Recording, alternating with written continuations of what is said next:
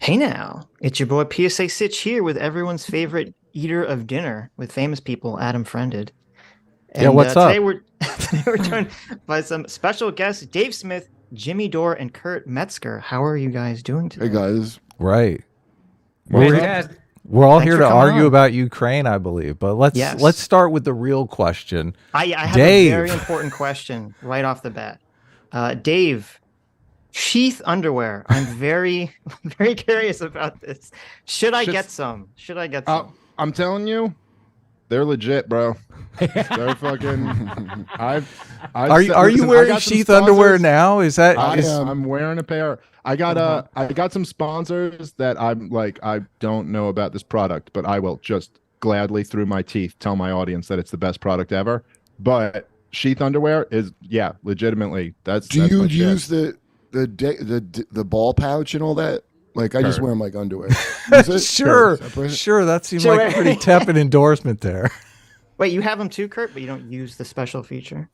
Well, you really don't have to. They're just good quality. They're good quality boxer briefs. But yes, I do. But to answer your question directly, Kurt, yes, I use the pouches. I can't figure out how to use it. I'm gonna be honest. I don't know if my going or like. But also, they gave me a bunch of good underwear. They're all in like crazy paisley and leopard colors. Like, oh, you too good for leopard underwear, Kurt? Yeah. What's up?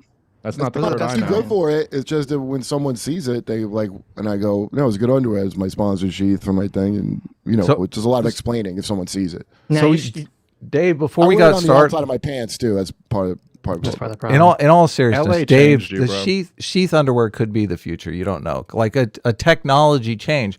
Like there was a time when people would never consider dating out of the classifieds. Now, like online dating is the only thing everybody does. So maybe Dave is ahead of the curve here. Sheath underwear.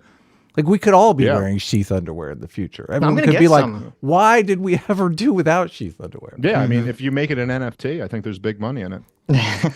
So we did a live.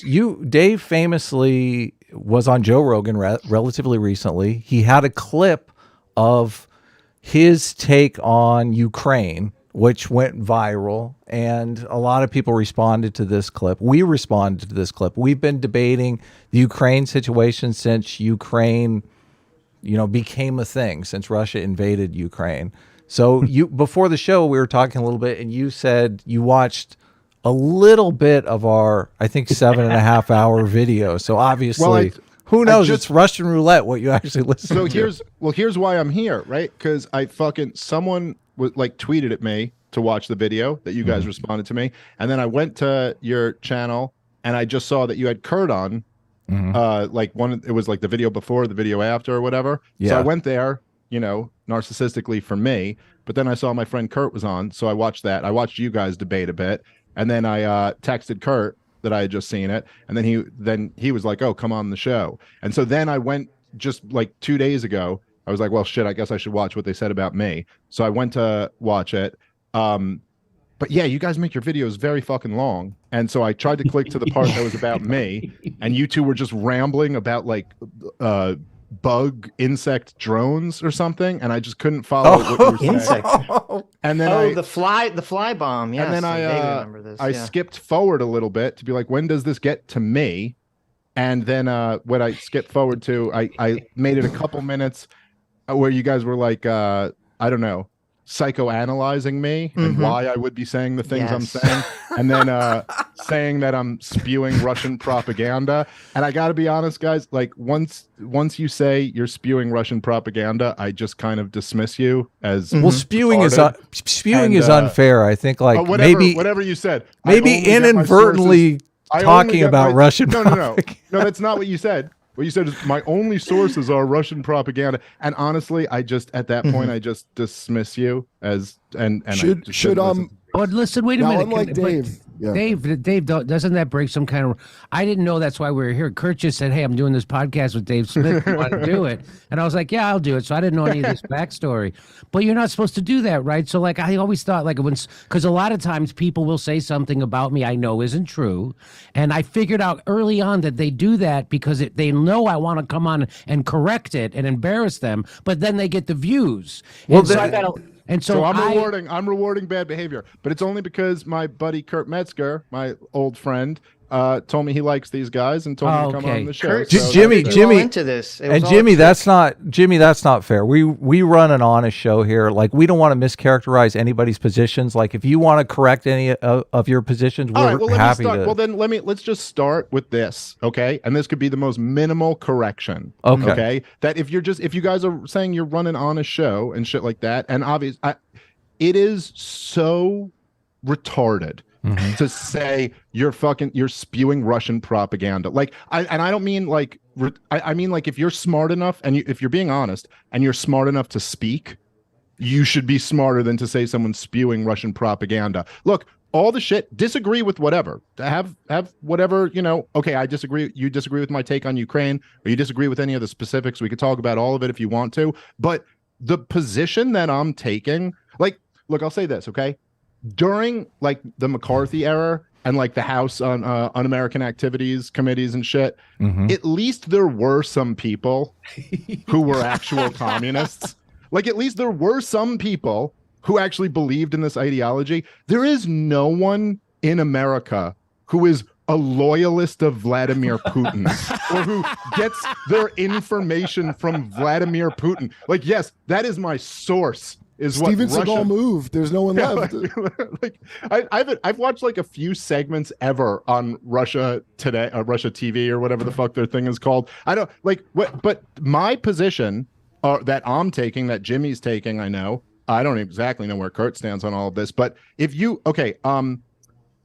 figures like George Kennan, the guy who like was basically the founder of the containment strategy, the Cold Warrior.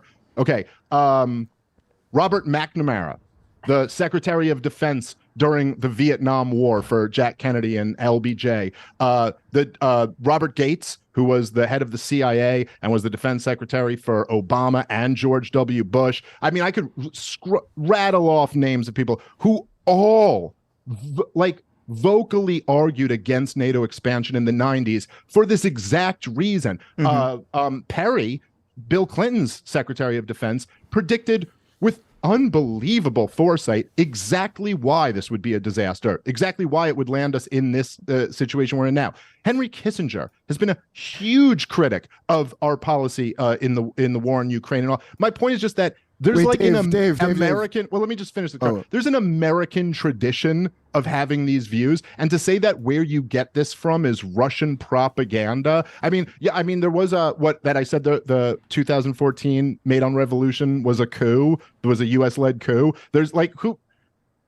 Stratford, Stratford, that Russian propaganda outlet, their founder said it was the most blatant, George Friedman said it was the most blatant coup in world history. So disagree with what I'm saying, have the argument, but to just say this, like it's literally on the level of if in 2002 someone was saying, I don't think Iraq has weapons of mass destruction, and your response was, that's Iraqi propaganda. So that's if you want to be honest, at least don't do that. We're gonna have to. There's 5 of us here. We're gonna have to let Sitch respond, and then Jimmy. I just want to. Okay. And then we'll. I want to hear Jimmy's take on our Ukraine as well. So go ahead, Sitch. I mean, this is going to be a conversation where me or Adam or anyone say like, "Oh, you're just spewing Russian propaganda." I'm not really interested in any of that. I do want to get into the. But that's what you said. Well, we had. That was what your video against me was. Can I finish? So fine, admit that was a stupid take on it. Dave, we had an 8-hour live stream, and you watched 5 seconds of it. Okay. Yes. And you went into one part where I believe I didn't even say you were spewing Russian propaganda. If I recall correctly, and it's been a while since I was in that stream, I believe I said you were reading or listening to people who were in charge, who were spewing Russian propaganda. Can I ask a question, please? I think I could clear up something. No, just let Sitch respond. Right. Yeah. There's a middleman. In your video that I watched after the Joe Rogan thing, it was like an hour video. You said that you want to talk about the specific issues, and that's what I want to talk about today. So I understand that you watch this one part of the stream and you know, you didn't like it, and that's fine. But so I just want to talk about the specifics and not kind of get But into it's not just saying, but that's such a dodge to say you didn't like it and that's fine and move on. I'm saying that is there any point in the conversation of you saying you said this Russian propaganda thing, and then we just argue about that for 2 hours? I mean, it doesn't seem. I'm not suggesting we argue about it for 2 hours. Can I just ask this, and I'll clear it up for everybody? Let's say Dave was just spewing Russian propaganda. Hypothetically, let's say he was. It would still be worthwhile to talk about the specifics. But so, yes. no, wait. What are you calling propaganda? Is it like, you know how we didn't free the last slave until 1942, and the only reason we did is because Japan was using it as propaganda against us, and it was true we were guilty of that crime. It was called debt peonage, and the defense, when you get arrested for it, was no, it's just slavery, Your Honor. And you would get off. 1942, literally the last slave was freed because they wanted Japan not to have the propaganda. Now that's let's not get sidetracked on the definition of propaganda. No, but what I want to understand is propaganda to you stuff that's true, but it helps the enemy, or is propaganda lies? Lies. That's all I'm asking. It's lies. Okay. I would define propaganda as lies. Yeah. So look how easy that was. Look, this is definitions on the board here. Look, I think that's fine. We're an honest, serious. Well, actually, we're a comedy show. The first thing I wanted to ask, because I wasn't 100% sure, Dave, because I've only watched a couple of your videos, is how do you identify yourself politically? I'm a libertarian. Mm-hmm. Like okay, what is that? So. Okay. Well, I mean, a libertarian in the Ron Paulian sense of the word. I'm believe in, private property, laissez-faire, free markets, non-intervention, self-ownership, non-aggression principle. That not like not like the European. How big should the government be, Dave? 6'1", like, that's what the ladies like. 6'1". Yeah, I mean, I'm an ANCAP in theory, so I don't know. I think that a voluntarist society would be the ideal. I don't think we're anywhere close to that, but I would in general support any rollback of government that you could think. And Jimmy, how do you identify politically? Well, I was a Democrat up until 2016, I guess. Mm-hmm. And then when they cheated Bernie, I was like, that's it. Okay. I see. But Bernie will forever, go to his grave sucking the blue cock. The red cock is corrupt. The blue cock will give you liberty. And freedom. They're for a woman's right to choose. Mm-hmm. So anyway, after that, I thought we were all progressives. I thought what that meant was that we understood that the Democratic Party was the real impediment to change in America because they're a big fake out, and that they make people they give people the assumption that there's a difference between the two parties as if they serve a different agenda. And turns out if you voted for AOC or Bernie, you were voting for Joe Biden and Nancy Pelosi because they've just gone along with their agenda 100%. Now, and they don't take corporate money, yet that's how weak they are. And so all that stuff they said about Bernie was that he's just a sheepdog to get the progressive revolutionary energy and funnel it back into a pro-war, pro-Wall Street, anti-worker party, turns out was correct. And so here we are, all those people who I thought got that, the people who went to Bernie rallies in 2016 and chanted CNN sucks, CNN sucks. It wasn't Fox News, wasn't the end. The enemy was the people who pretended to be our friends, the sheep and wolf clothing, right? And so they had to find a bigger and bigger monster to keep you voting Democrat. They did it. They got Donald Trump, who's just a game show host who wears a raccoon on his head, who turned out that they said was a Russian plant. And then, of course, we knew that was a propaganda, meaning a lie, all along because they couldn't prove it. They wouldn't prove it. The FBI wouldn't even look at the server. And so and then the Mueller report. So I kept saying that when the Mueller report comes out, this will clear everything up and everyone will see that I was telling the truth. My comedian friends would say, oh, you're nuts and all this stuff. And I said, well, wait for the Mueller report. The Mueller report came out, completely said exactly what I said it was going to say. Some of my comedian friends had integrity. integrity and said, well, how did you fucking know that? The other one said, no, they just changed the subject like Cenk Uygur and everybody else. So where am I politically right now? I don't know. As soon as Bernie Sanders decided to go along with the establishment and start going with whatever Joe Biden and being Joe Biden's water boy, his whole movement, he disbanded it.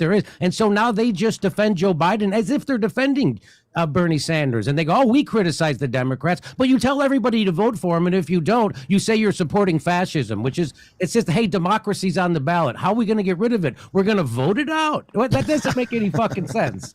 Okay, so where I am politically is I'm homeless. I am politically homeless in America, and the things I am for against imperialism and empire, and now Bernie Sanders is a cheerleader for it. In fact, not only is he a cheerleader for it, when people show up to protest him voting for war and imperialism, he smears them and asks them who's paying them. Protesters, activists, peace activists. Bernie Sanders is literally smearing right out in the open. So that's how bad it is. I am super politically homeless in America. So I'm against the wars. Those are all bullshit, just transfers of wealth to the military industrial complex. And by the way, Barack Obama was not a break from George W. Bush. He was a continuation of the George W. Bush policies, which is why black and brown people voted for Barack Obama twice and their lives got worse, which is why they wouldn't vote for Hillary Clinton. Not because racism got invented or Donald Trump got invented. It was because they voted for, if you want to know why people wouldn't vote for Hillary Clinton, it was because they voted for Barack Obama twice, and it was black and brown people in places like Milwaukee who said they weren't going to vote for Hillary Clinton because of that exact reason. And where did I get this from? Some underground lefty magazine? It was in the front page of the New York Times. Everybody ignored that story. The New York Times actually did reporting and sent a reporter to talk to black and brown people in those districts and in those cities in Milwaukee and in Wisconsin that they couldn't carry, and they found out why. And so Barack Obama took us from 2 wars to 7. He dropped more bombs than George W. Bush. He deported more Hispanics than Donald Trump in his first term. And he kicked 5.1 million families out of their homes while he made sure the bankers got their bonuses. And he didn't give us a healthcare plan with a public option like he promised. He gave us a right-wing giveaway healthcare plan. There was nothing more than another wealth transfer. It didn't change regular people's lives because if you have a $10,000 deductible, you still don't have fucking healthcare. So that's where I am politically. He did some bad stuff too. Is that enough, Sitch? Me and Adam we feel pretty similar. We're politically homeless. We've been very anti. I think we were both pretty much in like the liberal bubble for many years, and we kind of woke up to this, ironically, when the woke stuff happened, and we realized like, a lot of people that have been talking about freedom of speech and all these freedoms, like that's not true. Like the second that a lot of those people got in power and they kind of had society under their control, they immediately just threw that all away. And so, but putting that all aside, I assume that you're still want like a public option. You're still in favor of, business regulation. Like you're not, how could you, you're not like a libertarian or something like Dave is. I don't even think I don't know if libertarians are against a public option is you decide to buy into a Medicare. So it's not forced on anybody, but you get to do that. So to me, I think at the least we should give that. That's what Joe Biden actually ran on. And of course, as soon as he got elected, he never brings it up. Not only does he not bring it up, but Bernie Sanders doesn't bring it up. The squad doesn't bring it up. AOC doesn't bring it up. Nobody brings it up. No reporters bring it up. The only people who bring it up, I think, is the people on my show. So that's it. Right. But so democracy is at stake, Jimmy. We don't have time for your problems. Yeah, and so the thing is, the idea that when you vote Democrat, you're voting for the lesser of two evil is not actually true. Bill Clinton was not the lesser of two evil with George Bush the first, and this is talked about by Thomas Frank in his book Listen Liberal, which is the book that actually radicalized me. It made me realize how bad the problem really is, because I used to think that Bill Clinton was the lesser of two evil, but if you look, he got things done that a right-wing Republican could not get done, like George Bush the I tried to pass NAFTA, and he couldn't because the Democrats were still at that point in bed with the unions and representing workers. And so the Blue Dog Democrats wouldn't vote for it. Well, Bill Clinton came in, and he was so popular, he gave cover to those Blue Dog Democrats to vote for NAFTA, which cut the legs out from underneath unions for a whole generation. So he was, and then he went on to deregulate media, which took us from 50 giant companies down to 6, which is why you don't have any actual reporting, which is why people don't know what's going on in Ukraine, because we've gotten rid of all the media and people like us who actually do tell the truth. People say we're doing Russian propaganda. One more thing is that Bill Clinton then deregulated Wall Street, and he repealed Glass-Steagall, right? The crowning jewel of FDR, but he got rid of it, and within 10 years they crashed the economy, right? And so then you go from George Bush to Barack Obama. He did all those things, like I said. He took us from 2 wars to 7. Remember when Donald Trump, his first thing he did when he became president is he banned Muslim refugees at the airport, and all those Democrats said that's racist. But they never stopped to ask, why are there Muslim refugees at the airport in the first place? And the reason why is because Barack Obama spent 8 years bombing the fucking shit out of them. And look what he did to Libya. Look what he did with his drone program and killed 90% innocent people. If you walk into a mall and you mow down 90% innocent people, you're called a mental case maniac. But if you do it as president, they give you a peace prize. So this is the world we're living in right now. So do you remember, Jimmy, there was this it was when Trump first got in, there was that Iraqi who was held at the airport, like under the Muslim ban. And there were all these people protesting outside, like, how could you do this to this poor Iraqi? And I remember thinking, this is the nicest thing our federal government has done to an Iraqi in 30 years. We've never treated an Iraqi so kindly as to hold them at one of our fine airports. He didn't have to get in a pyramid or nothing. Sitch, where are we going? Well, I was curious to like where everyone's kind of political. I didn't say where I am. Intuitions are. Kurt. I was going to ask you. Well, do we care about Kurt? No, I'm just kidding. We know where Kurt is, but go ahead, Kurt. Let us. I thought God was going to kill all of you 20 years ago. Do you have a? I feel like an idiot sitting here talking to you alive. I never believed in none of it. I was in Jehovah's Witnesses. They don't believe in government. Well, in a 5-minute or less answer. No, not 5 minutes. Like a minute. Give us your minute answer. We want to. We kind of want to get into a back and forth here. So I just wanted to know where everyone was sort of. Look, there's a heavy claim on the table here. Someone has accused us of saying untrue things, and we would like to settle the score here with Dave. So. I didn't accuse you of saying shit. You guys made a fucking video about me. Look, Dave, we streamed for 7 hours, and you can inadvertently say the same thing that someone else is putting in propaganda. Wait, here's a more bit. Like, let's say Dave was spewing lies, propaganda, Russian propaganda. Who gives a shit? Like, what? Does America have propaganda? Does America spew propaganda? Wait. Do you think it doesn't? Wait. This is all worthless. Okay. So, Ukraine. Okay. So the thing that I was curious about, Dave, is that as a libertarian, I mean, and I assume we'd all agree that the war right now that's happening between Ukraine and Russia is a direct result of starting from the conflict that started in 2014. When Russia invaded and took Crimea. And it seemed unusual to me that as a libertarian... Wasn't that in 2015? 2014. They took Crimea in 2014, was it? Or was that 2015? It was 2014. Maybe you're right about that. Sorry. Yeah, it was 2014.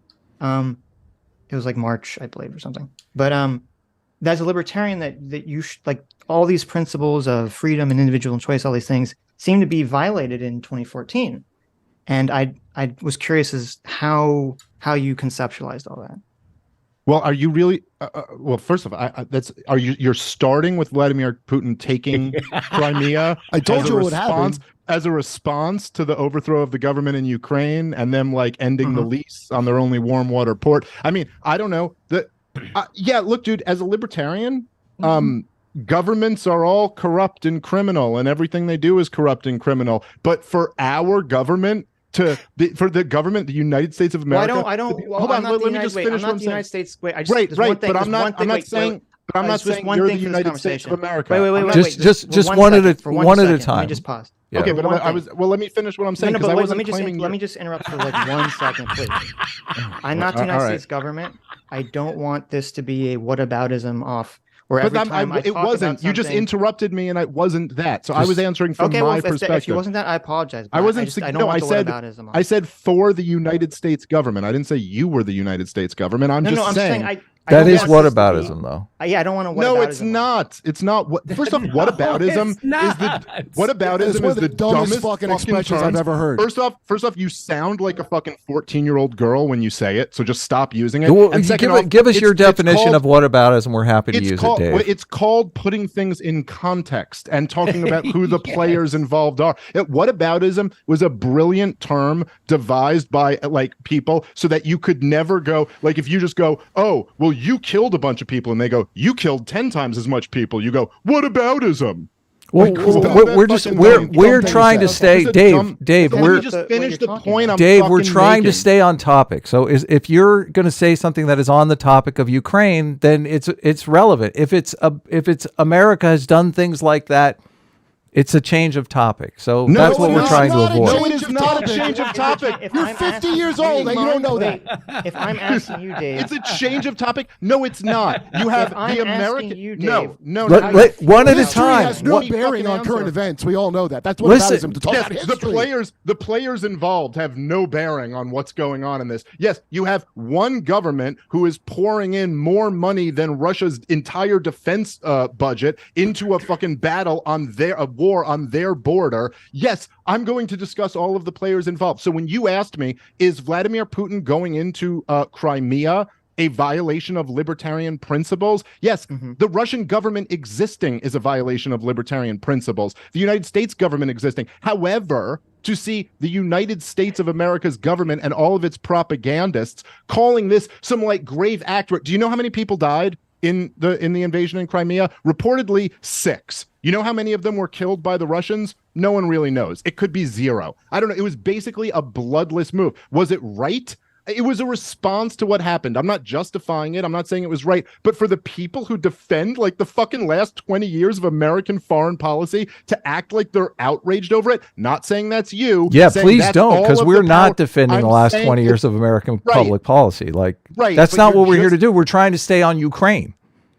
Right. But okay. But the same what on earth is wrong with you? What are you out of your fucking mind? We're just trying to stay on this thing. So let me get this straight. You only want to talk about the thing that Russia did in the present with no factors around it, and then you want some kind of. He's a libertarian. What does he give a shit about what Russia does in Ukraine? Kurt, Sitch has not even made a point yet, and you're going insane here. You interrupted here. Dave in the middle of his point to make the dumbest shit ever. I already failed at keeping calm. Dave. Wait. Let me explain. Dave interrupted Jimmy. Adam, stop. I interrupted Sitch? Yes. Are you kidding me? Everyone stop. Okay. This is recorded. You interrupted Dave. I just watched it. Kurt, you don't understand what I was asking. Okay, and what I said. If I asked a question about why an event happened, and you say, well, it happened because Russia did X and America did X, that's not a whataboutism. That's totally fine. You didn't ask why it happened. Who's interrupting now, Dave? I've let you guys speak uninterrupted for very long periods of time. And all I ask is the same. As you should. So if I say, oh, why did some event happen? And you say, well, it happened because Russia did this and America did this. That's not a whataboutism. That's totally fine. Okay. But if I say, do you think it was moral for Johnny to do something? And you say, well, Susie did something else. What Susie did is not relevant to the conversation. Who gives a shit about the morality of Russia? That's a stupid fucking. It's a stupid comparison because yes, it is because let's keep the ad hominems out of this, okay? Fine. Let's try. You're basically calling him stupid. So no. I said that's stupid. That's not an ad hominem. If you want to be technical about it. Well, who Susie is a very relevant that? player. Okay, yes, that's right, but that's not what an ad hominem is. It's immoral to invade. Move on. It's immoral. It's immoral. Move on. Yes, by the way, I don't know. Johnny's actions, it's relevant. Okay, fine. So here, if you want my actual, if you want like just my answer in a bubble of like whether it was right or wrong, whether it was justified for Putin to invade Crimea, I'd go, look, my pure libertarian and abstract theory answer is that, well, no, it's never justified as long as there's a minority of people who like are against it. It's not justified that it's forced on them. But the truth is there was a fucking plebiscite there, trust it if you will or won't, where the people of Crimea voted to be part of the Russian Federation, and that was backed up by independent polling afterward. So it seems like Crimea, with a majority of ethnic Russians who kind of would rather has history being a part of it's not so clear that it's like they should be a part of Ukraine and not a part of Russia. I don't know. Is it moral? No, none of this is perfectly moral. Okay. On the grand scheme of what governments do, it doesn't even register on the scale of being some type of outrage. Why were the people in Ukraine in 2013 and 2014 protesting against their government in the first place?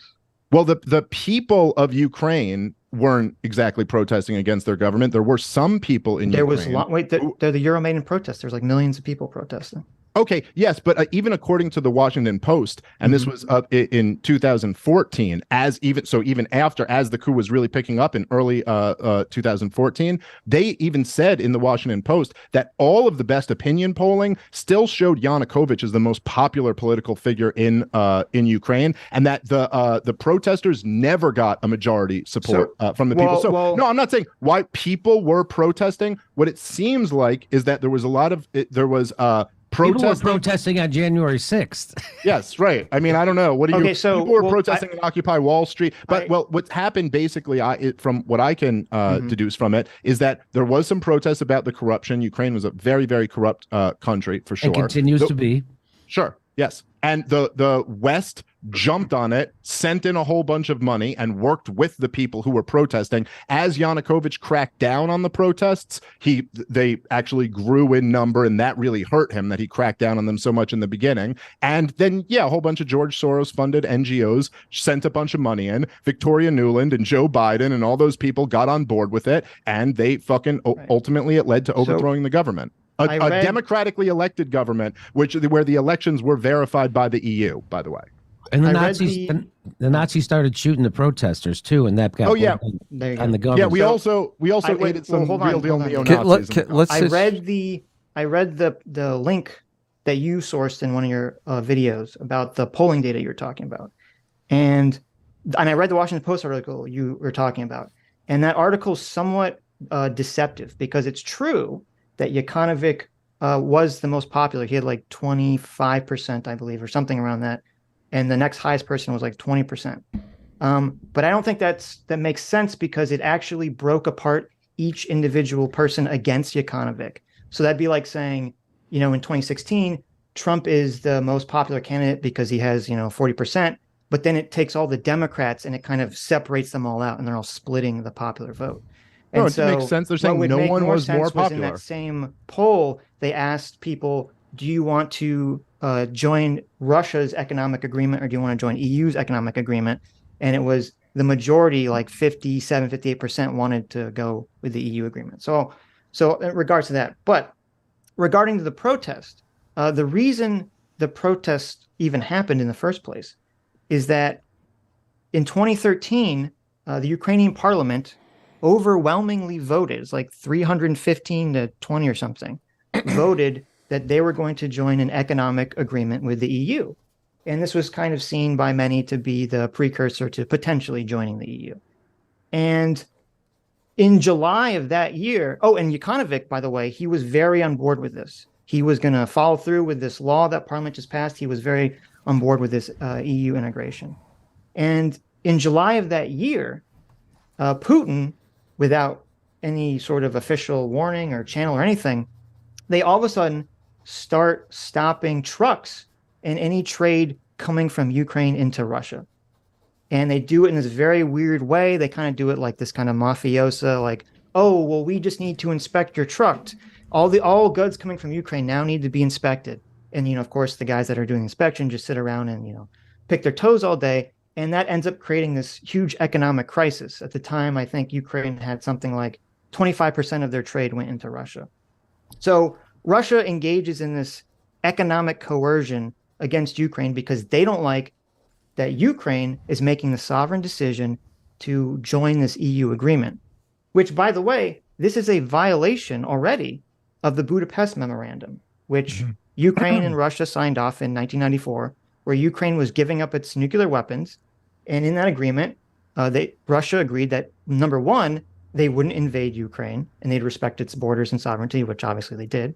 And number two, that Russia wouldn't use any forms of economic coercion against Ukraine. So already in July of 2013, they're violating the Budapest Memorandum. They're using economic coercion against Ukraine because they don't like that Ukraine's decided that they're going to go with this economic deal with the EU. And so, but at first, Yukanovic was still steadfast. They still said, hey, we're going to still join the EU. It's totally fine. But something happens. It's not clear why exactly. It might be because the IMF didn't give Yukanovic the loans that he wanted. Maybe he took a bribe. Who knows? But it's like November, all of a sudden, Yukanovic completely changes his position and he decides to cave in to Putin's demands. And he says, okay, I'm going to violate what the parliament passed overwhelmingly. And we're not going to join this EU agreement. We're going to instead join this Russian economic agreement. And that's what started all of the protest. And this is what I was getting at, is that I would think that I'm assuming you favor free trade as a very important part of your ideology. And considering what Russia's doing in the situation, this should be a complete violation of that. Well, yeah, I mean, look, if my argument was that Vladimir Putin is a perfectly moral character who doesn't interfere in the countries like on his border, then that would be a devastating counter. Well, your argument but that's was not my argument. Video, Since when it is a crime to interfere with countries? Remember, Cuba said, "Hey, we want to go be part of the." And we're Kurt, you're literally changing the topic. We're not talking about Cuba. But it's the same fucking topic. It's not. It's not changing the topic to say what would happen if that happened over here. It's saying put yourself in the other person's we're shoes. not in favor of America using economic coercion either, okay? Right, that needs to be stated. About someone else doing the shit we do. Okay, so let me just say, look, let me just say this here. Fine. Yeah. So then maybe we're all on the same page here, right? I just to make this clear, I am against America's intervention in Mexico. Okay, we send our DEA agents in there. We side with one cartel versus the other one. We send money in that we prop up the cartels through the black markets and all of this stuff. That being said, I can be against it and also recognize that it is the nature of the world that big, powerful countries have their sphere of influence and they tend to intervene with their neighbors if they're not allied with them. If Russia then went in and overthrew the government of Mexico and poured in a whole bunch of weapons and started posturing toward a nuclear conflict with America, I'd go, that's very bad, because you know what? This is 5,000 miles from Russia. They have no need to be here. And this is like way more risky and dangerous than anything else we could do. So yes, my argument is not that Vladimir Putin didn't interfere in the internal, dealings of Ukraine. He certainly did. He certainly bribed the shit out of him to try to get him to stay loyal to Russia. My point is that America has absolutely no, it's an insane and reckless policy to intervene in Ukraine to try to, as Gideon Rose put it, steal Robin away from Batman, which is what the whole goal of this plan was. So in your video that I watched where you're talking about this, you said that the question, you agreed that it was a fair point to say we shouldn't allow countries with nuclear weapons to just do whatever they want. And so you said the question was, did we provoke Russia, or did the West provoke Russia, or did Ukraine provoke Russia? So that's what I'm talking about when I talk about how in 2013 the protests that started all this started directly because of Putin incorrectly, and I assume you agree, immorally using economic coercion against Ukraine.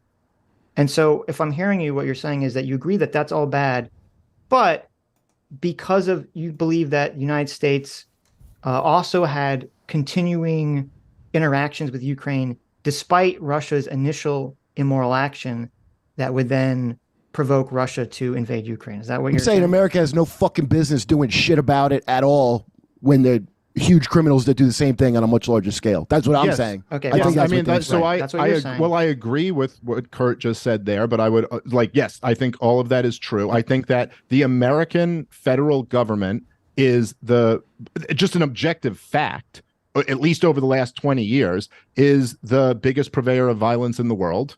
They've started more wars, and it led to more people dying and all of this than anybody else by far. They're in no position to go play humanitarian around the world. They don't do it for humanitarian reasons. And if you still believe that they do it for humanitarian reasons, God help you. I don't know like what planet you're living on. And then I would also say that yes, you're starting like the story at a very convenient point for you. And that actually, the American government also overthrew the government of Ukraine in 2004. Like it's not, this wasn't even the first time we've overthrown their government. And that, yes, we've been like all of the people that I rattled off to you before, former heads of the CIA, several former defense secretaries, all were talking about how we were provoking Russia in the 90s. We basically started a new Cold War with them a couple years after the last Cold War ended. So yes, all of our policies have been provoking Russia. It is not, there's no threat to America's national security. There's nothing to be benefited from us intervening in this part of the world. And all we do everywhere we go is provoke further and further disastrous outcomes, including in Ukraine, where this whole thing probably would have been over by now if we hadn't sent all of these weapons in there.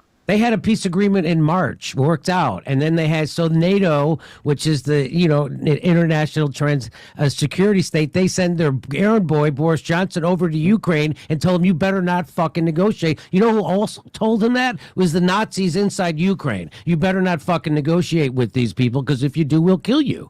So he's got the NATO, United States. He's got the enormity of the West coming down on him, not allowing him to negotiate. We all know how this is going to end. And now it's just going to be how much destruction do you want to have in Ukraine? And the idea that we're going to sit here in the United States and we're going to try to adjudicate who's right or wrong in Ukraine, it's wrong for us to be there. The only reason we're fucking there, it's because this is what's called a proxy war. So the idea that we want to adjudicate who's right or wrong, that's not why we're there. Again, we're not there because we give a fuck about liberty or freedom or the people of Ukraine. We couldn't give a shit less. They don't care about their own people. They don't give a fuck about Ukraine people. In fact, they're being used to be slaughtered right now in an economic proxy war with the West and Russia. And that's all this is about. And by the way, it's backfiring left and right. And this is so we can sell more liquefied natural gas because Russia already gives 40% of the energy to Europe. And then the United States company, they wanted some of that. And so, no, Jimmy, come on. Jimmy, we need to have democracy in the Ukraine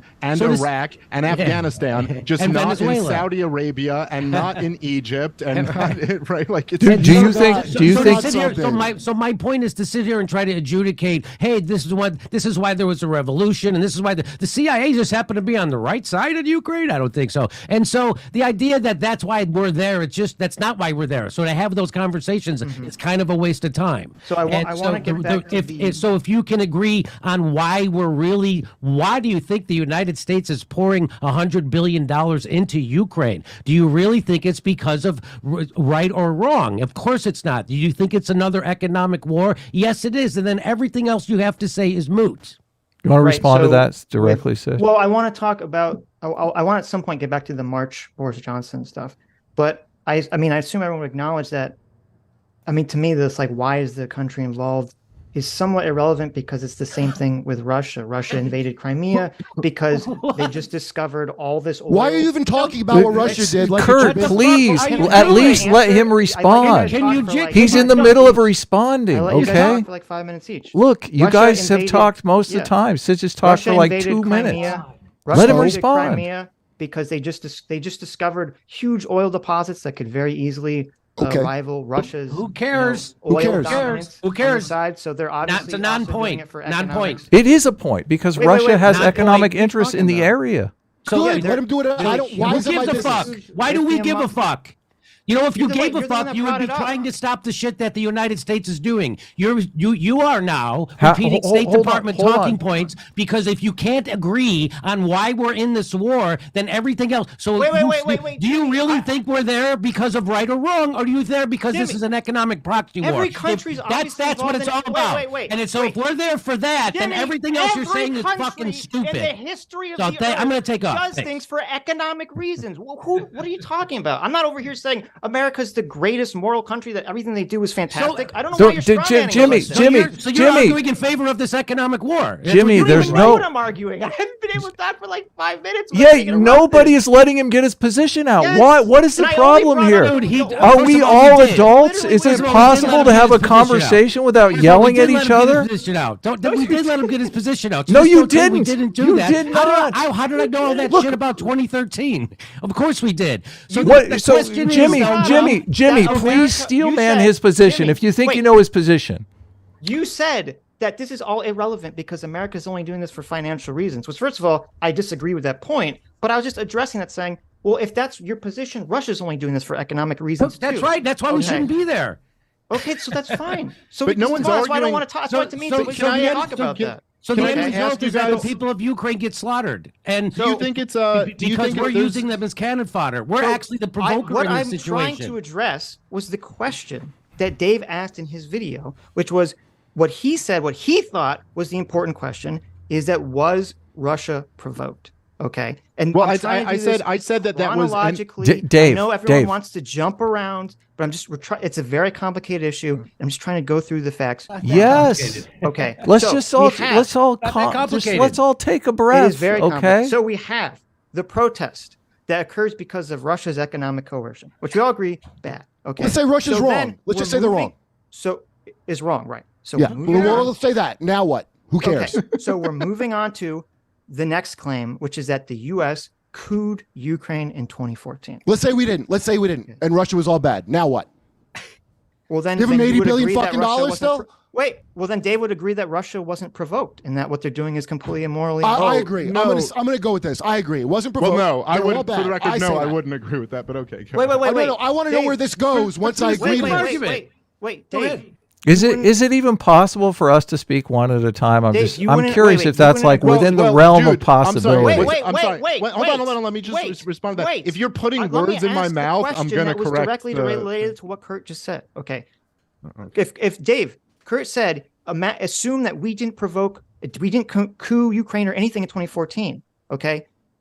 Wouldn't change anything in your mind, Dave? That wouldn't answer the question that Jesus did we provoke Christ. Russia? I mean, into I'm this not saying conflict? that wouldn't change anything in my mind. I'm saying that you just said if there wasn't a coup, if the U.S. hadn't led a coup in 2014, I Right. would then say they weren't provoked. And no, I don't agree with that. We've still expanded NATO all the way up to Russia's border. We still put dual-use rocket launchers in Poland. I mean, like, no, there's a million different things. By the way, can I just ask you guys real quick, just a yes or no question, just to see how far gone you guys are? Do you believe that Donald Trump and Vladimir Putin were involved in a conspiracy to steal the election to install Donald Trump? Of course not. Come Okay, on, okay. you're not Okay. talking No, to no, no, no. morons here, Dave. Jesus no. Christ. No, hold on one second, dude. So follow my thought instead of interrupting it. So then that's a provocation You asked of Russia. me a question. Yes, I and you answered. just- I'm not right, and interrupting gave you.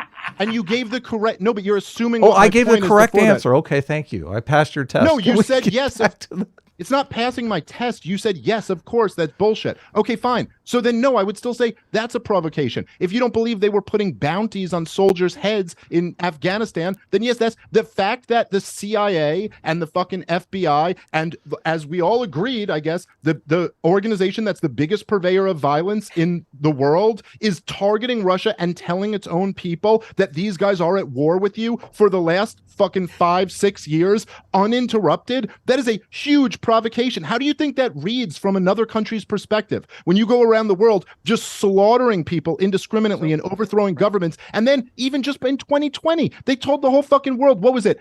Jimmy, you probably have these numbers. 4 former CIA directors, 50 intelligence people all said Russia's interfering again with this fake Hunter Biden laptop. So no, even without the coup, we've been provoking Russia at every single turn. Like, if you know that this shit is bullshit, if you know that the whole Russiagate thing was bullshit, how do you not see this all as a provocation of Russia? The problem with the sort of like branching out when you're talking about history, world events, and conflicts is that it's nothing happens randomly. No country just randomly does something. Every country is reacting to some country doing something.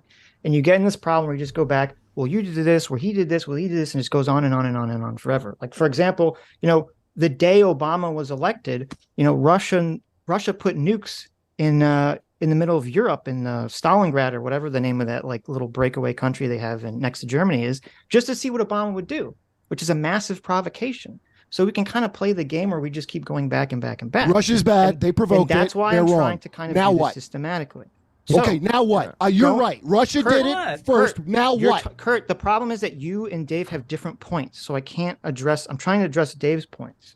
Okay, and Let's stop wasting time on if Russia's bad. But Kurt, I thought you were.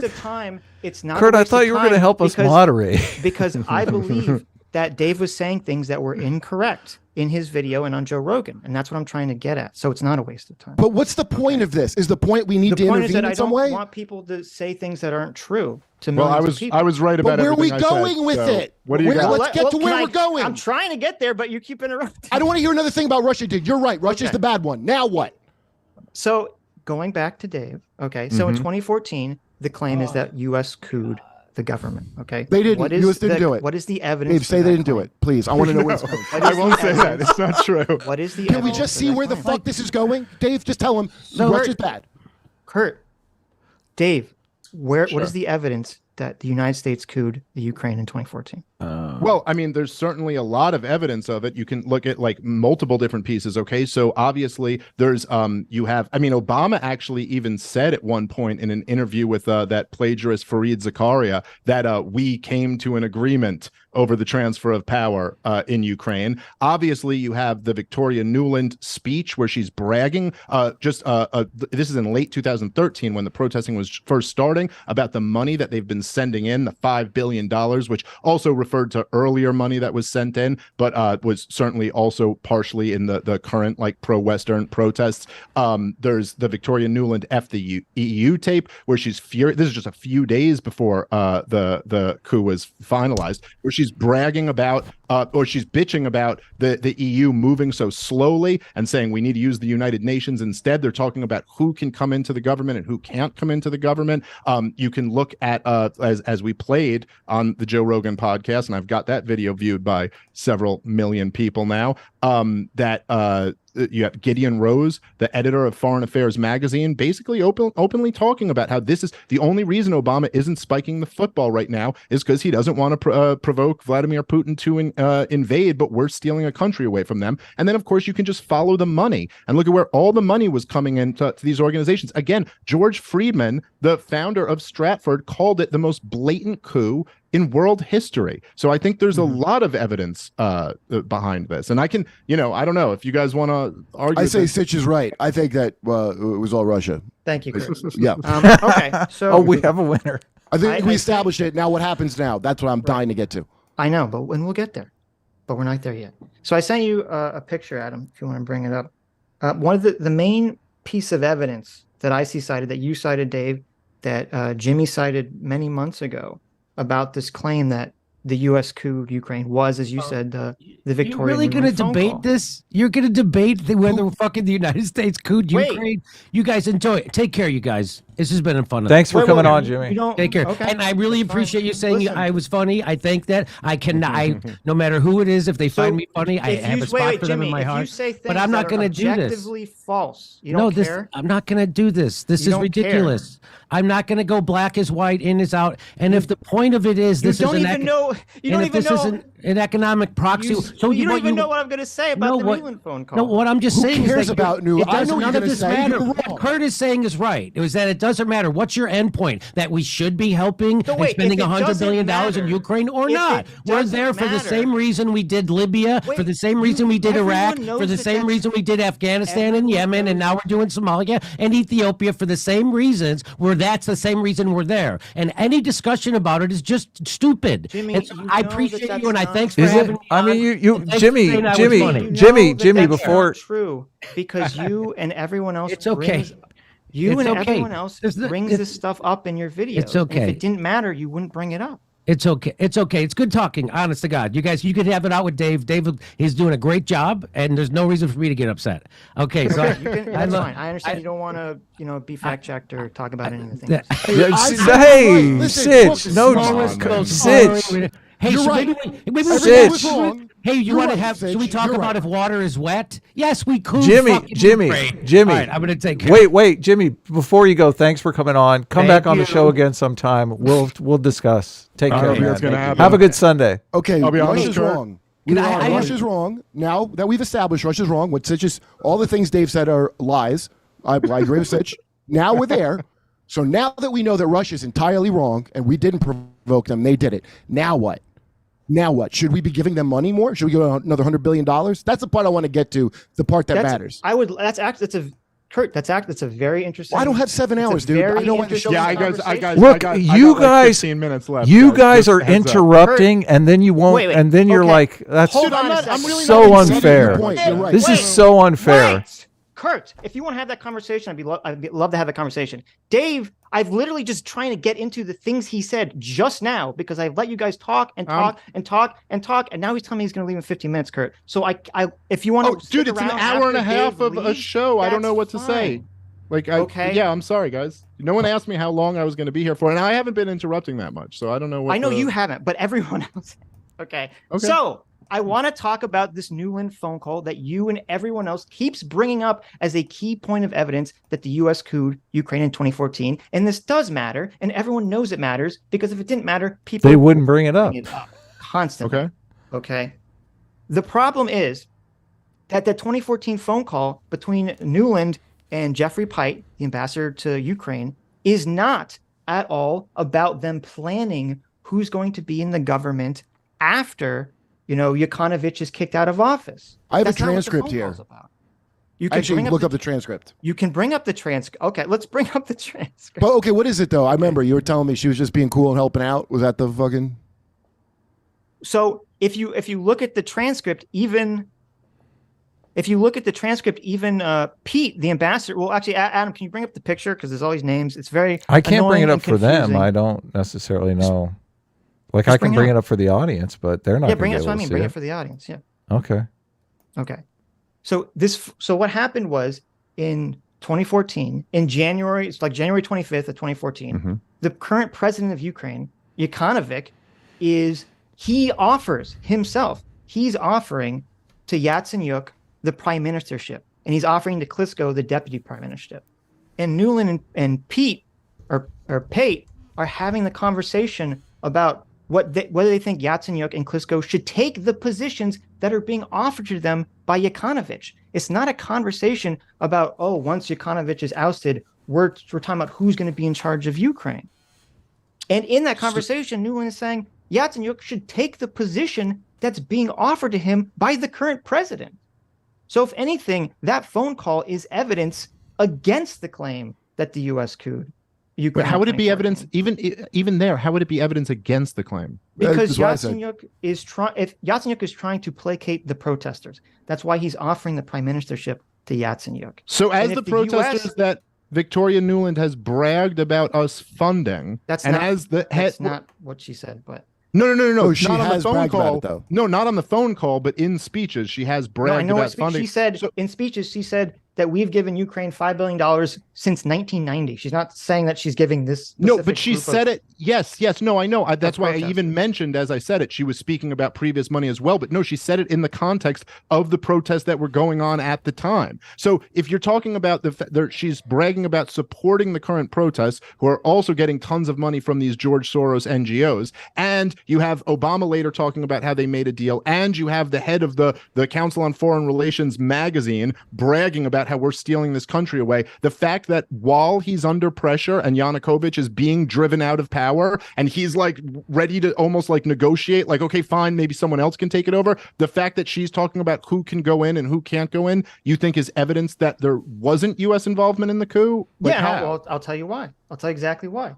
If the president of Ukraine, the guy who's supposed to be couped, Yukановich, if he's offering this position to someone to placate the protesters, if he's offering this position to Yatsenyuk to placate the protesters, if America wants a coup, they're going to tell Yatsenyuk, don't take that position, right? Because they want things to get out of control. They want the chaos to continue. They wouldn't suggest to Yatsenyuk, hey, you should do the very thing that will calm things down in Ukraine, which is what U.S. did. We would like a Directly calm transition to puppet power to us. So that's why we do that. That just doesn't make I don't any know how sense, you dude. wouldn't I don't see know. that. Wait, how does it not I make don't sense? know. Explain how it doesn't make sense. We're fucking burning their country down the one hand, so the guy's like, please, well, I'll do whatever you want, and then go, cool, we can just switch it out with the people. That's what she's talking about, the people we want in there. Yeah, she's talking about who she doesn't want in and who she does want in. So it's, So it's you, just you there's push them no up against the wall, and then they'll do whatever you want. not You don't you're have not to say answering- you're not I'm not answering- hearing a You're not response. answering my question. No, I am answering your question Yes. very directly. I'm saying she's talking about who she wants in and who she doesn't want in. This is kind of like the power play. Now that the We pressure's put him been in that put on- position, so we Yes. have to do that. We Yes. didn't want Like- just Okay, chaos. so wait, we didn't wait, want pure the chaos. claim We has- wanted to take over. The You claim see the has difference? just changed. Wait, the claim has just No, the changed. claim hasn't changed at all. The My original claim hasn't claim changed was at that all. Victoria Nuland was talking about who was going to be in power once Yanukovych was impeached. Okay, and now it's changed. No, to- I didn't say that. No.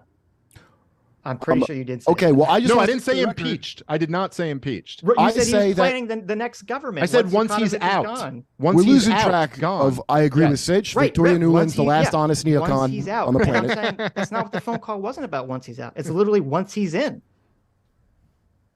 Once Yanukovych is in, Well, it's while he's Yanukovych is the one offering the position to Yatsenyuk. that would take him out. No. In Ukraine, they have a president and a prime minister, and the prime minister is assigned to the position by the president. He would be working under Oh. Yanukovych. Right. Okay. But that wasn't settled on anyway. It's not as if they came to that agreement and Yanukovych stayed in. They Right, brokered a and you know deal where they why? said And because you they know said why? you pull back your police forces and we'll pull back the protesters, and they pulled back their police forces and the protesters seized all the fucking And buildings. the reason it wasn't settled is because even though Nuland had a conversation, supposedly, with Yatsenyuk, where she said, hey, you should take the position that's being offered to you by Yanukovych, Yatsenyuk said, I'm not going to do that.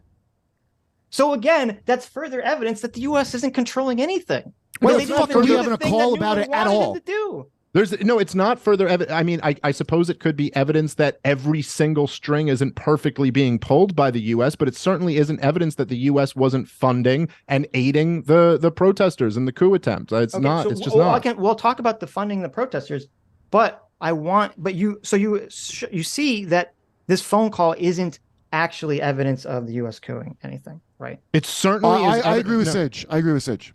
Victoria Okay. Nuland, I know nothing you but do, honest. Kurt, because you don't You're care about any of this trustworthy. conversation. They're not up to anything bad. Why would we not give them the benefit of the doubt after they're great? I don't want to get whataboutism here, but No, they have a I great mean- record so far. So, of course, we should It's- assume the best about a Victoria Nuland We're call. trying to figure out what actually went on, though, Kurt. That's the difference. Why? Yeah, Yes, Why? but What's that's going on? okay. Why? Happened, Kurt. I don't care what happened. I want to I get to know, why I we're know you involved. don't care what happened. Well, let's Russia's honestly, bad. guys, You're right. Russia's bad. They did it all. We didn't help. I Now would what? say Now what? I would say it's evidence of like the U.S. government's like being very involved in the situation at the very least. But why don't we? Because I do have to run in like 10 minutes. Why don't we talk a little bit about like what Kurt's trying to get to of like, so what now? Like, what is your actual justification? Tell him he's right so we can get to that. Just tell him he's right. Okay, yeah, sure. We Let's concede get to on that. all points. Now explain what happens now. That we know Russia's the criminal here. Well, I agree. Here's the problem. If your guys' position was from the beginning, what Russia's doing is immoral. What Russia, Evil. is evil. It's a war that crime. They should never have fucked with Ukraine. Ukraine is a sovereign right. Country. They can do Yes. whatever the fuck they want. Blah blah blah blah blah. And you said all this stuff, and you said, but I still feel like that America should not be funding Ukraine or sending them weapons. If that Yes. was your position, Dave, this conversation literally wouldn't happen. I'd have no interest in talking to you about it because it's like, well, okay, fine, that's his position. But that wasn't. Okay, so I don't. Okay, so that's not my position, and I don't. I agree know. with That's that. why Right, I'm right. trying to talk But about let's- facts, but but Kurt just- wants to keep jumping the conversation just to somewhere because- that's irrelevant. Fine, but No, well, the it's relevant not, part's it's the not nuclear war irrelevant, that dude. might happen. That's what's it's relevant. Not the I mean, it's nonsense certainly, that you're talking it may about. not be. It may not be exactly what you wanted to talk about, but it's certainly not irrelevant. It's the most Because- relevant thing. Is No, what Kurt's because trying you to get to. agree. You No, agree. But okay, that so fine. you But can't if you just would let- say, Are you But- in a Agree nuke-proof that you can't bunker? Is just that why let- you think it's irrelevant? You agreed, Dave, that you can't just let a nuclear power do whatever the fuck they want. You agree with that. That's why America it's irrelevant. can. Sure. Okay. We're a nuclear power. We can do whatever we want. You guys said it to me.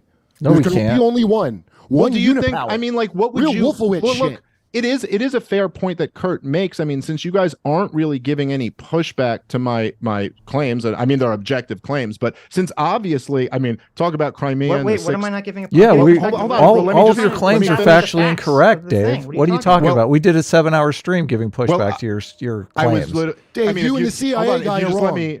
If you let me finish the sentence, you would have known what claims I was talking let's about. hear it. So if you guys are complaining about, the interrupting, I'm saying you're not giving any pushback to my claims that America is the greatest purveyor of violence in the world, and that the 6 people killed in Ukraine, whoever knows how many by Russia, that's really not up to the, say, like millions of people who have been killed in the wars in Iraq and Afghanistan and Syria and Libya and Yemen you're doing and Somalia. it again, Dave. Hold on. You keep doing it again. Why are Maybe you he doing thinks this? mass murderers should shut the fuck up and not judge other people for less murder. Well, let me Maybe just, that's that. again, see, this is the thing. It's like what's annoying is that you keep complaining about other people interrupting, but you're doing it just as much, and you're not responding to my point. So I'm doing it just as much. I think if you listen back to this live stream, you'll find that is factually incorrect. I was doing it a lot myself. Okay, Kurt was doing a lot. Sure, Quite whatever. a bit. Anyway, back to like the fucking point, I guess, that I'm trying to make here before it's getting broken up, is that if you'll agree with the idea that, like, okay, America is way more guilty of all this shit, and if you'll take the position that, well, okay, like, why don't we just have one standard here that we judge everyone on? What if we can't let nuclear countries do whatever they want? What should happen to us, the people of America? Like, what the fuck should other people do to us? Should we all be impoverished? Should we be bombed? Should we be killed? I mean, you can't just let someone invade Iraq, Afghanistan, have drone campaigns in Pakistan, have a proxy war in Yemen, have a JSOC war in Somalia. You know what I'm saying? Like, what should happen to us? It should be probably 100,000 times worse than what Russia should be punished with. So it's not just like, do you think this is right or wrong? Well, what's funny about that?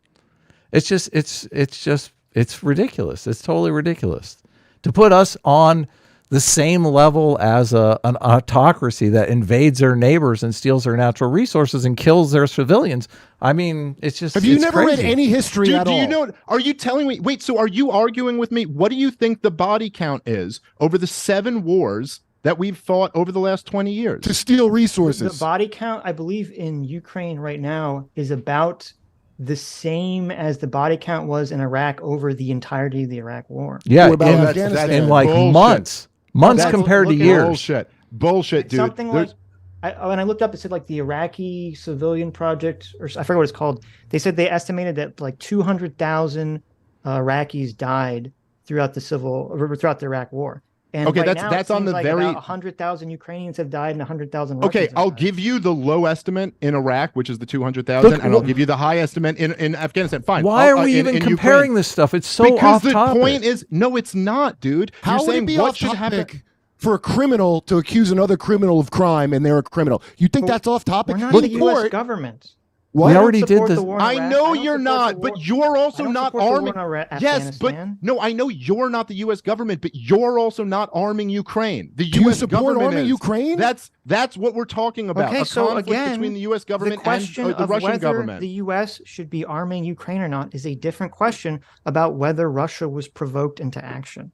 Okay, Okay? fine. And so that's do the you problem. It keeps are jumping you back and arguing that we should be doing this, that we should be arguing, or are you just conceding that argument? Because you're just saying I'm not that's a even different having that argument. conversation because I don't think it's worthwhile to have that conversation until we can settle, well, was Russia actually provoked to do Well, this? I say Well, yes. okay, so how about like, I mean, do you not see, just granting, okay, what we just said about how big a killing force the U.S. federal government is, and granting even the stuff that you agreed on with us framing Russia for overthrowing our democracy, putting bounties on our troops' heads, all this stuff, the Hunter Biden stuff, all that, do you think that could maybe be seen as a provocation? Could that antagonize a country if you had this big killing force that was setting up the propaganda that you've actually gone to war? How many powerful people in the media and in Congress have you heard say 2016 was the new Pearl Harbor? You know what we did after Pearl Harbor? Like, do you think that's not a provocation? Does Russia putting nukes in the middle of Europe when Obama's president, the day he's elected president, a provocation? Sure. Now answer my Okay. question. So yeah, that's the problem. No, That's what hold on. with I this. said We're sure. going back. I said yes. Now answer my question. Yeah, everything can, of course, everything. So you just can hold be on. interpreted as a So you provocation. then you just conceded that Russia No, I was didn't. provoked. Okay. If said you're- yes. Wait. Okay. You let said me- yes. You answered. I answered your So- question. You answered mine. So then okay, we've let me answer your question, Dave. If you walk out of your house and you go to drive to work and your neighbor says, "Hey, if you drive your car again, I'm going to burn your house down. And you're like, what the fuck? I don't know what the fuck's wrong with this guy. So you go and you drive to work. Then when you get back home, he's burned your house down. Okay. Did you provoke that guy burning your house down? Well, if I accused him of murder and overthrowing my house, let's before not add any yes. extra I mean, elements. all right. I guess, Okay. yeah, no, in a reasonable sense, no, you didn't. Who's Right, who in this analogy? Right. So I don't get what the so point when we use the word provoke, there's an implication of like, well, there's a reasonableness to the provocation, right? And that there's a Right. reasonable, reaction to the provocation. So that's what I'm trying to get at. Like, yes, technically, every time someone in America says, Russia bad, that could be a provocation. Every time But someone in Russia says America's bad, that's a provocation too. I mean, Right. there's But so I'm many not Russian talking about. philosophers But I'm not that Putin- talking. like Putin has the government in their schools teach Russian philosophers that say things like, Russia's the glorious empire that should, cleanse the world because, Western liberalism promoted by the Americas is a fucking horrible, degenerate thing. Well, It's okay, like, is that a but my provocation? Yeah. right. Okay, yeah, we could get into like the kind of these abstracts of what is a provocation is, and I'm just saying like my example is the biggest killing force over the last 20 years by far, saying literally in a like very deliberate, prolonged propaganda campaign that this guy has committed an act of war. They literally, there's still right now tens of millions of Americans, almost all Democrats, who believe that Vladimir Putin stole the election from Hillary Clinton and put Donald Trump into the White House. They are saying that he did something that the worst of the Soviets could never pull off, the Nazis could never pull off, the imperialist Japanese, that he did something worse than any of them.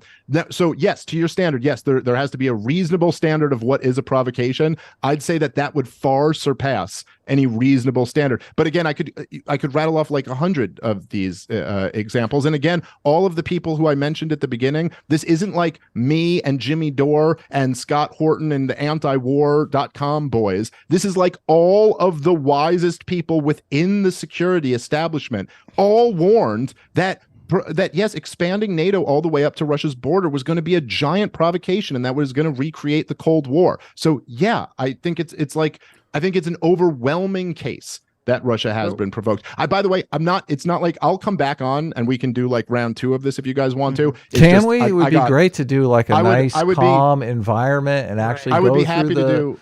Go through Dave, all the Dave, stuff. You know the original provocation, right? The original provocation was Russia was selling more gas to Europe than we were. That's the original provocation. And that's what we consider. You could argue. I know it is. I watch Condoleezza Rice. We cover this all the goddamn time. I don't even like to know about this fucking shit. I watch Condoleezza Rice go, this is an exciting time because we're going to get the natural gas. Who's the guy who started, it's not Ted Cruz, who was like, he wanted to call it liquid freedom, the natural gas that we were going to send. The provocation is always stuff with fuel, and they say hydrocarbons now. If you see these scumbag think tank reports, they got a lot of hydrocarbons. The provocation was that Russia sells more gas, and we want to sell gas. All the human shit that you're talking about, nobody at the highest levels gives a fuck about that. Okay? Well, look, I mean, obviously, if we really, and I imagine you guys would agree, but tell me if you don't. But if this was like a humanitarian impulse that we really wanted to like help people, I mean, there's been like a goddamn very close to, if not legit, genocide going on in Yemen for the last 8 years, and we've been propping up the regime who's doing it, refueling their fighter jets. Of course, I'm talking about the Saudis in their war against the Houthis in Yemen. So if we cared, like if we were humanitarians, that like Dave, probably we Dave, would put... Dave, there's a giant difference though, because obviously we tried that in Iraq, and the Iraqi people were not ready for some sort of democratic institutions. Like the reason that we're making our push with Ukraine is because Ukraine is already, they had a push towards instilling democratic institutions in the country. They fought the Maidan Revolution over free trade. Like they've done all of these things. The reason it didn't work in Iraq, which I agree we should have never gone into Iraq, is because none of these things had not happened. Like the chessboard is right in Ukraine. The chessboard is not right in Yemen. I think you're. Why are we playing chess? Why the fuck are we even doing anything like that? Look, if you want to go hide in your room, Kurt, you can go ahead and do that. But there are people in the world that are about spreading liberty to the rest of the world. So you take them at their word that this is like a moral human. So by the way, that didn't at all answer my question. Look, I was asking. Wait, hold on. You do Let too. me just say. Well, hold on. No, I don't. No, you can't. You cannot say that you're making an argument that if the U.S. had not sent weapons to Ukraine, that there would be a lower body count. You are literally saying the same thing. You're saying bodies matter. Yes. No, right. I'm not. Hold on, but that's a completely separate thing than what you just said. So let me just to be clear. I didn't ask about why we fought the war in Iraq. I said why didn't we try to stop the war of genocide in Yemen over the last 8 years? This is a completely different war. Has nothing to do with trying to spread democracy. No one's claiming to try to spread democracy. It's Saudi Arabia leading the war. So it's just a completely different thing. I'm saying if you cared about like babies puking and shitting we have themselves a limited. to death, hold on. Let me just. You're a libertarian. We have a limited number of resources. Obviously. So if you cared about babies shitting and puking themselves to death by the hundreds of thousands, maybe you would try to pull maybe you wouldn't be refueling. Obviously, we care about babies being killed. No, okay. Oh my God. I don't care. You're not even following what I'm saying. You're not even following what I'm saying. Look, your argument is that we need to save all the killing babies in the world. No, it's not. So stop telling me what my argument is. Okay, go ahead. Let me finish the argument. My argument is if the powerful people in the U.S. government cared about that, they wouldn't be refueling the fighter jets over the last 8 years that are dropping the bombs on the sewage plants and the farms and fucking like and just genociding the people of Yemen. That's my argument. That could easily be done. Now, as far as your whole point, are you saying we're genociding Yemen now? Is that what you're saying? How do you get this wrong every time? Like I don't understand that. If you just said we are refueling the jets. Here's his point. We're funding the Saudis who are genociding the Yemen. That the U.S. Then we're responsible. What the fuck? And look, I don't support funding the Saudis. I know you don't support that. Listen, man. I just want you guys are just not getting the point I'm making. So I'm just going to try one more time, and then I really do have to run. But listen, the point I'm making is that you are inserting these like noble goals. Like we went to Iraq because we wanted to spread democracy. It just didn't work out. But we could maybe spread it here in Ukraine. And I'm saying if they actually had these noble goals, if they cared about like babies not dying, why would they have, and they're not doing this anymore, but they were for the majority of the last. You just changed the subject though. The point is we don't do anything to spread democracy. That's a lie. Do you get it? That's the point. Bullshit. We don't actually care, into that? and we wouldn't be refueling the fighter jets and selling the weapons to a country committing genocide if we actually cared about. Is genocide and nation building? Is genocide and nation building two separate things? We shouldn't be nation building. We should stop nation building. We suck. We suck. Kurt, listen. We can do part two, guys. Simple but I do have to run. Let me say something. I'm down to do part two, but I do have to run. I'm sorry. Got little kids I got to put together. All right, very quickly. It's my point from the beginning of this conversation was always not to talk about any of the stuff that you're talking about because I don't think it's relevant to the question you asked. My point was I want to go into the facts about Russia's actions and US's actions in Ukraine. And people keep trying to drag this conversation into, well, why do you think the United States is doing this? And I literally screamed this as Jimmy. I understand that every country is acting under its own self-interest that are often immoral. So I don't understand why we have to keep dragging the conversation back to this point that we all agree on. Because it's not. We don't all agree on it, and that like we do agree on it. What are you talking about? No. We don't. No, but like your point about saying we were trying to spread democracy to Iraq, but the conditions weren't right there. But when we try to spread it to Ukraine, the conditions might be right. I mean, forget the fact that it's basically a one-party authoritarian country. Leave all that stuff aside. But no, that's like we don't agree, and I think you guys aren't getting the point that I was just trying to make. But look, I'm happy. Next time we'll come back and we could talk about all this shit that if you want to get into the specifics of Ukraine and the history of the conflict, I'm happy to talk about all that. Hey, what's the best way to reach out to you, Dave? Email or? Yeah, Kurt gave you guys my email where you sent the okay. Link. Just email me that. That's perfect. Take care, man. Thank you guys for having me. I appreciate it. Have a good rest of the show, everybody. Later, Kurt. Later, brother. And then there were three. Yeah, I know. Kurt, I thought you were going to help me moderate. Jesus. Dude, I don't understand how you could think we should be doing any of this stuff at all ever again after the last 20 years. Listen, I still don't get it. I'm trying to have a conversation about that, Kurt. You're having a conversation about a moot point. Like Russia's bad. I'm with you. They provoked everything. Now I want to get to why are we even involved at all? But you understand that your point Adam is answered. not Dave's point, right? Yeah, listen, why bother arguing that when we're at the brink of a nuclear war? That's the most relevant thing there is, okay? And the war's not going to go well. Okay, so should we just let countries with nukes do whatever they want because we don't want a nuclear war? Is that your position? It's not in our hemisphere, right? I don't give a shit what they fucking do. In fact, we won't let anyone come in our hemisphere, right? So why wouldn't Russia want that? So what happens if Russia invades Ukraine and the rest of the world says, you know what? They have nukes. We don't want to spark a nuclear war. Just let them like Georgia, or like you mean like Georgia, or what the whole yeah, like Chechen Georgia, war? right? What Nothing. happens? Who cares? What happens when that occurs? What is the when they world invade look like? Ukraine? Why do I give a shit at all? No, but I'm saying like what is going to happen in the world events Are other if people allowed to Russia give a invades shit? Ukraine and we all say let's not do anything because they have nukes? What happens after that? We have nukes. What are you talking about? Why? Like you're missing the whole point of why are I'm we asking intervening? you what does the world look like? If the world says any country with nukes can invade any country without nukes, what does the world become after that point? We became that when we did that. We already are that. We have nukes. Okay. We can go wherever we want. So we live in that world. Looks like this. We don't live in that world. America doesn't go wherever it wants and it has nukes. No, America. No. Do you even know all the places we are? Because I didn't if- until recently. If Russia invades Ukraine and we say, okay, well they have nukes, we can do whatever they can do whatever they want. What happens? think we is have the authority? Immediately after, I'm answering Yeah. a question. What happens is immediately after China takes Taiwan, and every country in the world says, oh, we have to get nukes as fast as possible because that's literally the only guarantee that we're not going to get invaded by a nuclear power. Yeah, that's And why so North Korea does every that. country scrambles to make nukes as fast as possible. No country has any authority now at this point to stop nuclear proliferation because the world has just thrown their hands up. And now you're going to have more and more countries that have nukes, which drastically increases your chances of a nuclear war, which is the entire point for 60 years that the globe has been against nuclear proliferation. So you're actually saying right now we're closer to nuclear, that scenario that you described, we're way closer to nuclear war than what you just described. So we're much closer from intervening than if that scenario you described happened, as a matter of fact. We're not. The We're problem right is on that the edge of it. There's no way. There's no clean way out of the situation.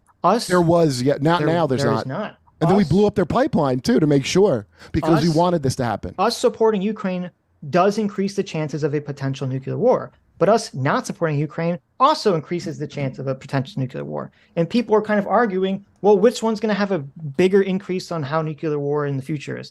This I one. believe that doing nothing is going to actually increase the chances of nuclear war down the road. So it's worth risking it in the short term to prevent it in the long term, is what you're telling me? Of course, it depends what the chances. If you say that there's a 20% chance that us protecting Ukraine or giving them weapons is going to start a nuclear war versus us doing nothing and having an 80% chance later.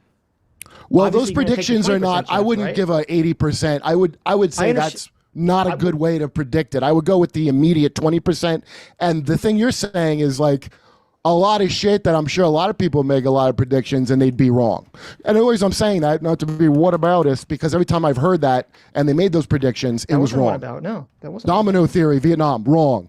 The fucking shit we did in the Middle East, wrong. Everything was that's wrong. not- So anybody saying that is probably a neocon dipshit who's for some reason still works, and they're wrong. That's what I But think. this to me is why the question you're asking isn't as interesting of a conversation because we're just disagreeing on what we think the likelihood is going forward in the future, and none of us have a crystal ball and we don't know the answer to that question. Okay, I know right now we're in a real bad spot. We're in the worst spot since the Cuban Missile Crisis. It's not a thing I made up. Anybody that knows We're in anything a will tell you that. no. The Cuban Missile Crisis was a far worse spot than this, so I don't think. I hope you're right, man. I hope you're right. I mean, my parents were like hiding under their desks. Yeah, well, during- they've got us doing programmed that missile drills a with mushroom helicopters. cloud is just like a fun symbol now. Like the kids care more about like gender I mean, and horse even shit. if Russia drops a nuke on Ukraine, which I don't think they will, and I hope they don't, that's not going to immediately trigger, the end of the world, right? Dude, if one nuke drops, that's one too many. I don't disagree, but I'm just saying it's not like that happens and then the world blows up. But you see how crazy it is to go, oh, let's say they drop one. It's not going to be the end of the world. And then No, you're saying it could be the end of the world if we don't invade and cause this.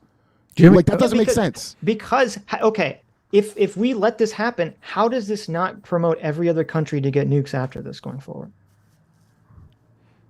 Every other country that doesn't like us would like to get a nuke. They would No, love every to. country that likes us, that doesn't like us, it doesn't matter. Everyone's going to get nukes after this. Finland, Sweden, Because Poland, we're putting nukes in every Finland. country's going to need to get. Every country's going to have to get nukes after this.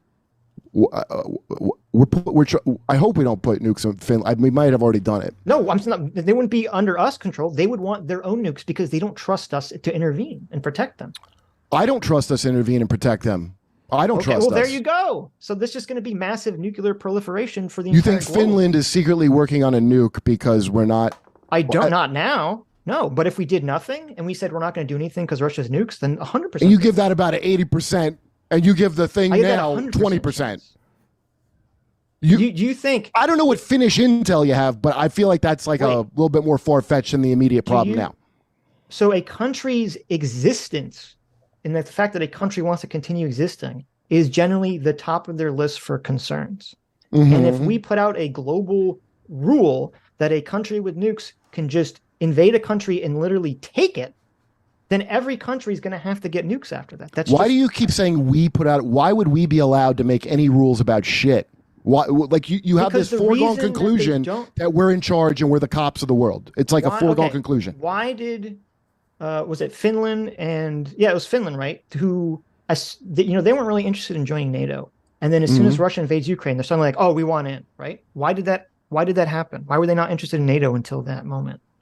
Well, I don't know if you know all these countries that we're the army for. They get to have things like healthcare and all that kind of shit, and we pay for all their military shit. Exactly. So I'd rather pay for our shit, and I don't give a fuck about that. And I don't think Finland's going to have a nuclear war with Russia. I don't think that would ever happen. No, I but think the chances are that big. The reason Finland, by that I mean Sweden, zero. and Poland, well, I guess Poland's part of NATO, but these other countries don't have their own nuclear programs is because they rely on the European Union or America or some idea to defend against that what? There's some kind of liberal order that's going to protect, them from getting invaded by Russia or some other foreign power. Yes, that's a pyramid scheme. The liberal world order. It's bullshit. I'm sorry to tell you, it's goes horseshit. Out the window. These countries have to scramble to make nukes because that's their only protection. I don't think that's true. I think that's kind of dumb because who are they protecting against? Is Russia going to invade Finland if they don't have nukes? That's what you're saying. Why would they not? You got a better shot of seeing Jesus blow Buddha than that fucking scenario you just said. Why do you believe that? Why would Russia want to invade Finland? Yeah, why would they not? I don't. Is Finland hot or something? I don't even understand. Why wouldn't Russia say, you know what, we want to make the Soviet Union again, so we're just going to start taking everything we took before? Do you think they want to make the Soviet Union again? Do you think that? I'm asking you.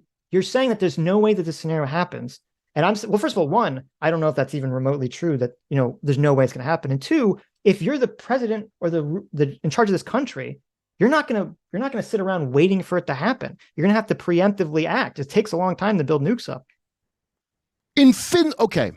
I just want to understand. Finland, I want to make sure I Estonia, understand what you're saying. In Lithuania, any country you want that's near, in Belarus, well, Belarus is kind of pro-Russia right now, but Romania, Bulgaria, any country that's near Russia. Okay. And what about the countries that are near China?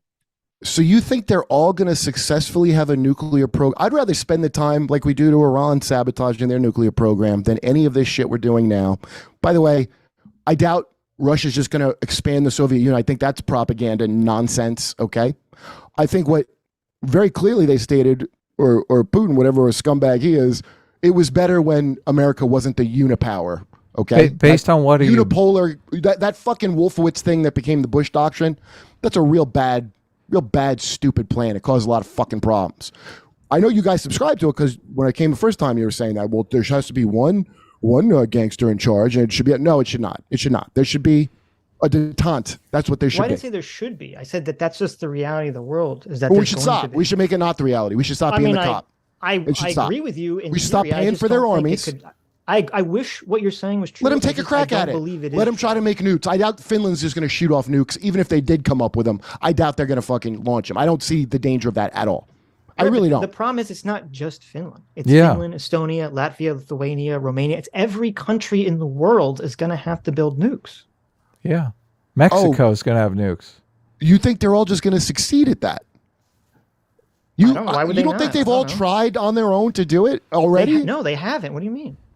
So I'm just trying to get my head around this idea that if North Korea can make nukes, I think a European country could figure it out. Well, North Korea, we could have gotten this stop, but they saw what we did to Libya, so now they need nukes to make sure we don't. Like I said, that's the world okay. So Exactly. I have one question, Kurt. Oh wait, no, wait. That's my entire point. Because North Korea says, hey, Libya is an authoritarian dictatorship, and the U.S. came in and fucked them up, and Gaddafi got sodomized by a bayonet. I don't want that to happen to me. I need nukes. That's my exact point. So can you blame them? You have Russia invades Ukraine, and all of a sudden it's like, well, wait a minute. A quote unquote European style democracy is not safe from being invaded by a nuclear power, and Ukraine is not a European style democracy. That's a nonsense thing. About it, and North America isn't going to do, and Europe isn't going to do shit about it. We need nukes to protect ourselves from Russia or China or whomever. You don't think there's a difference between Ukraine-Russia relationship and all those other countries you're talking about? And also, what do you mean? All those countries used to be part of the Soviet Union. Okay, but all we had to do is not. And by the way, we were never going to let Ukraine into NATO. We told them to say that because we wanted Russia to do what they did. We wanted that to happen. We wanted to be another Afghanistan for them. I don't think Zelensky tried to have a peace talk. That Boris Johnson. That's a fact. That's not propaganda. That was. You could look it up quite easily. The same source that leaked the thing about Boris Johnson, who was a Ukrainian insider, also said that the West was saying to Zelensky that he should immediately surrender and flee the country.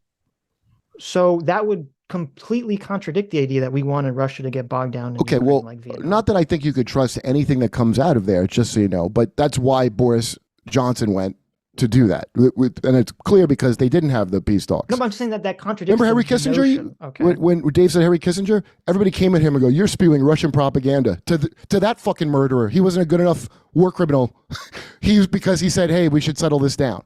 The only people saying this should be they just made that letter. The progressive, hey, maybe she kind of maybe think about talking. They had to rescind the letter. Okay, so we're agitating to keep this going as long as possible. Now you could say that's a good strategy because of your Finnish nuclear threat that you're talking about. Sure, well, no, the seems a little reckless to do with their lives, though. To me, the continuation of the war there's a reason that Zelensky's doing it that has anything to do with nuclear proliferation. It just has to do with, if you're being invaded by a country and you're losing. You try to reach some sort of peace agreement, obviously, because you're losing. But if you're winning and you're afraid that, hey, if I reach a peace agreement with Russia and I'm not really sure I can get a security guarantee going forward, why would you give Russia time to basically rebuild its army in 8 years and then come back and invade you again, which is literally what they did from 2014 to now. Okay. Ukraine is a very specific place that's in Russian interest to not let us bring them into NATO. Those other countries really are not. So here's why that's important. About why Ukraine would not want to negotiate right now and want to continue. Well, because Zelensky will be killed by the fucking people. He's got it from both sides. All he's got right now is the Oscar that Sean Penn gave him. It's within Ukraine's interest to keep fighting right now. It's not in their interest to negotiate. Whose interest? The people that live there? Because they're winning. Because they're winning. Yeah, I'm sure. Okay. I'm sure they are. I'm sure you're getting reliable information where we have no reporters embedded. Look, you can they actively suppress information here. Say Ukraine reaches some deal with Russia.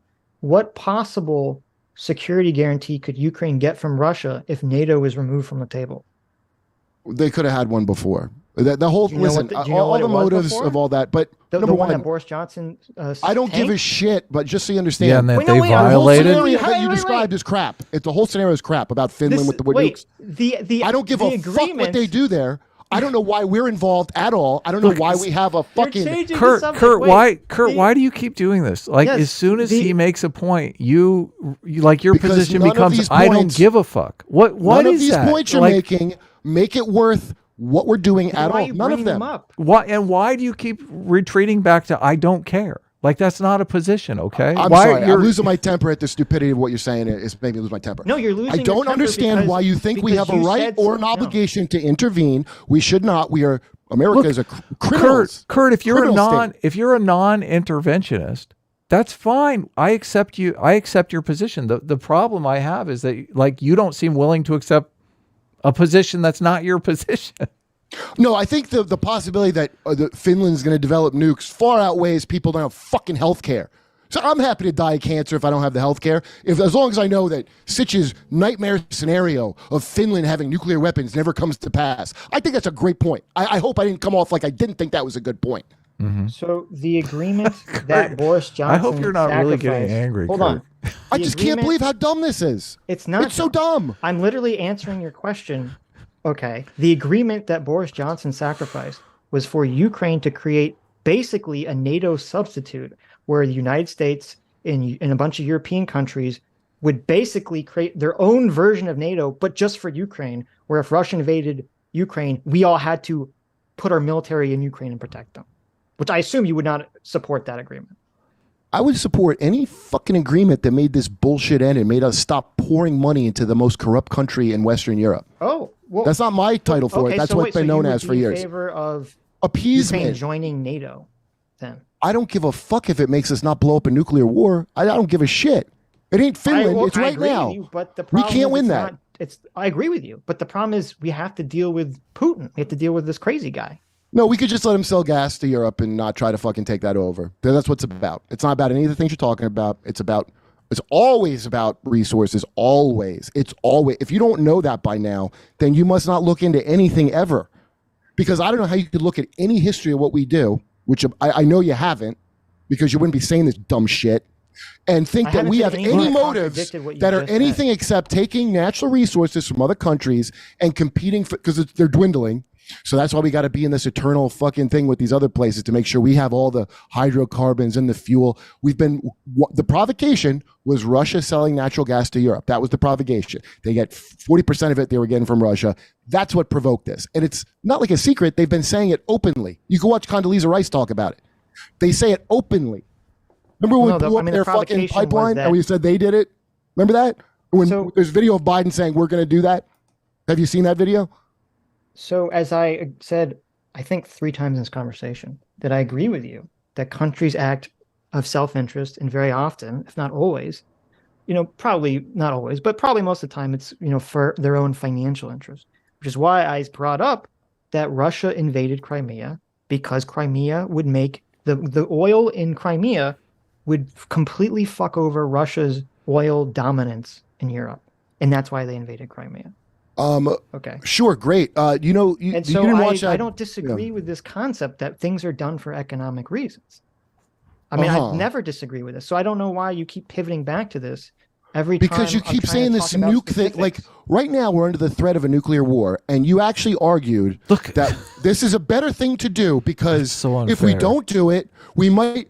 All these countries might, I don't know, somehow invent nuclear weapons because Russia's just going to gobble. It's all bullshit. That's all So bullshit. if we went, okay, so The economics are the only thing. None of the other shit is real. That's all bullshit. Well, it's not just economics, because Putin could very easily say, "Hey, America," Putin could very easily become Saudi Arabia and say, "Hey, America, I'll be your friend, and do a bunch of bullshit as long as you just let me, sell gas to Europe and let me blow up Georgia or Ukraine or whatever." Good. So this is the deal. But Done. but that's never happened. So obviously it's not just about the money. There's obviously something else going on there. No, I mean, Russia's very heavily invested in the idea no, that they want to be a world power. That is very true. no, Sitch, no. You're getting off the fucking thing. I'm not getting They off sold the the thing. gas. We want them not to sell the gas. We make threats about. We never intend to let them join NATO. In fact, Zelensky, we showed this on Jimmy's show. They said, say you want to join, we're not going to let you join because we wanted to provoke Russia into this bullshit. We wanted this to happen. Okay, that's what we wanted to happen. Why did we tell Zelensky to surrender if we wanted this to happen? I don't believe you that we did say that. I don't really believe Then you. I can't think you don't know believe what that the fuck Boris you're Johnson talking about. That's what I sacrificed think. the deal I think you don't because know it's the shit. same That's what I source. think. It's the same source that said Boris Johnson sacrificed the deal. Or sabotage, not sacrifice. Okay, Boris Johnson went there to sabotage that deal. The other part is probably some bullshit to kind of ease up on it a little bit. Okay, you can't trust anything I'm from saying it's the Ukraine same at source, all. So okay, You can can't believe the trust source when it says anything. something you like, but not when it says something you don't like. I'm sure they spun it so you could say that stupid shit you just said. That sounds like nonsense. Okay. I'm sure they did because Ukraine has lied you're from sure the of beginning. this. You The know ghost this. of Kiev, all the fucking shit we get. Right. 70% of the weapons we sent disappeared. Only 30% of them get where we wanted them to go. Mm-hmm. You know that, right? It's a lying, corrupt country.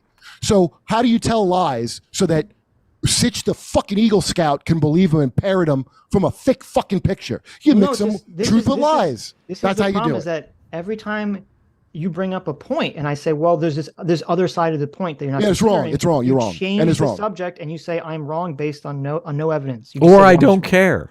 Or you don't care, right? Dude, Like, I it's said, okay. Number one, I sent you guys that Lev Galinkin, that Ukrainian guy who's very anti-Putin, explaining the whole situation. I know you didn't fucking watch it. I know you didn't. I did okay? not watch it. No. Yeah, if you had, Liv Glinken?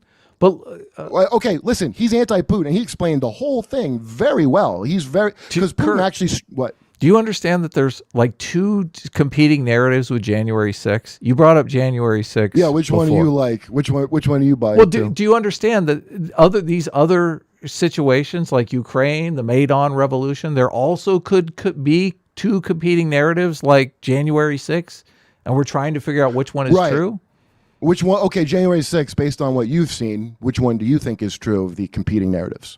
I think it's off topic, but I think Trump lied to his voters and they went to protest because they thought the election was stolen. What do you think?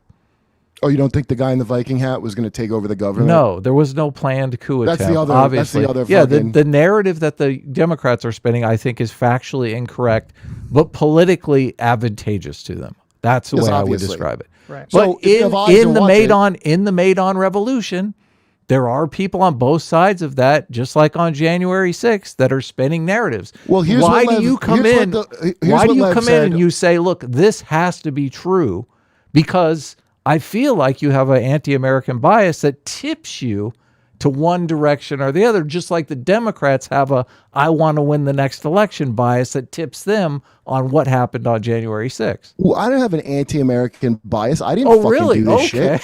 I didn't No, realize. no. I have an anti-American government bias, which, unless you're slow, you would have. Okay. If you've been alive and you're older than me, so you should have seen this shit.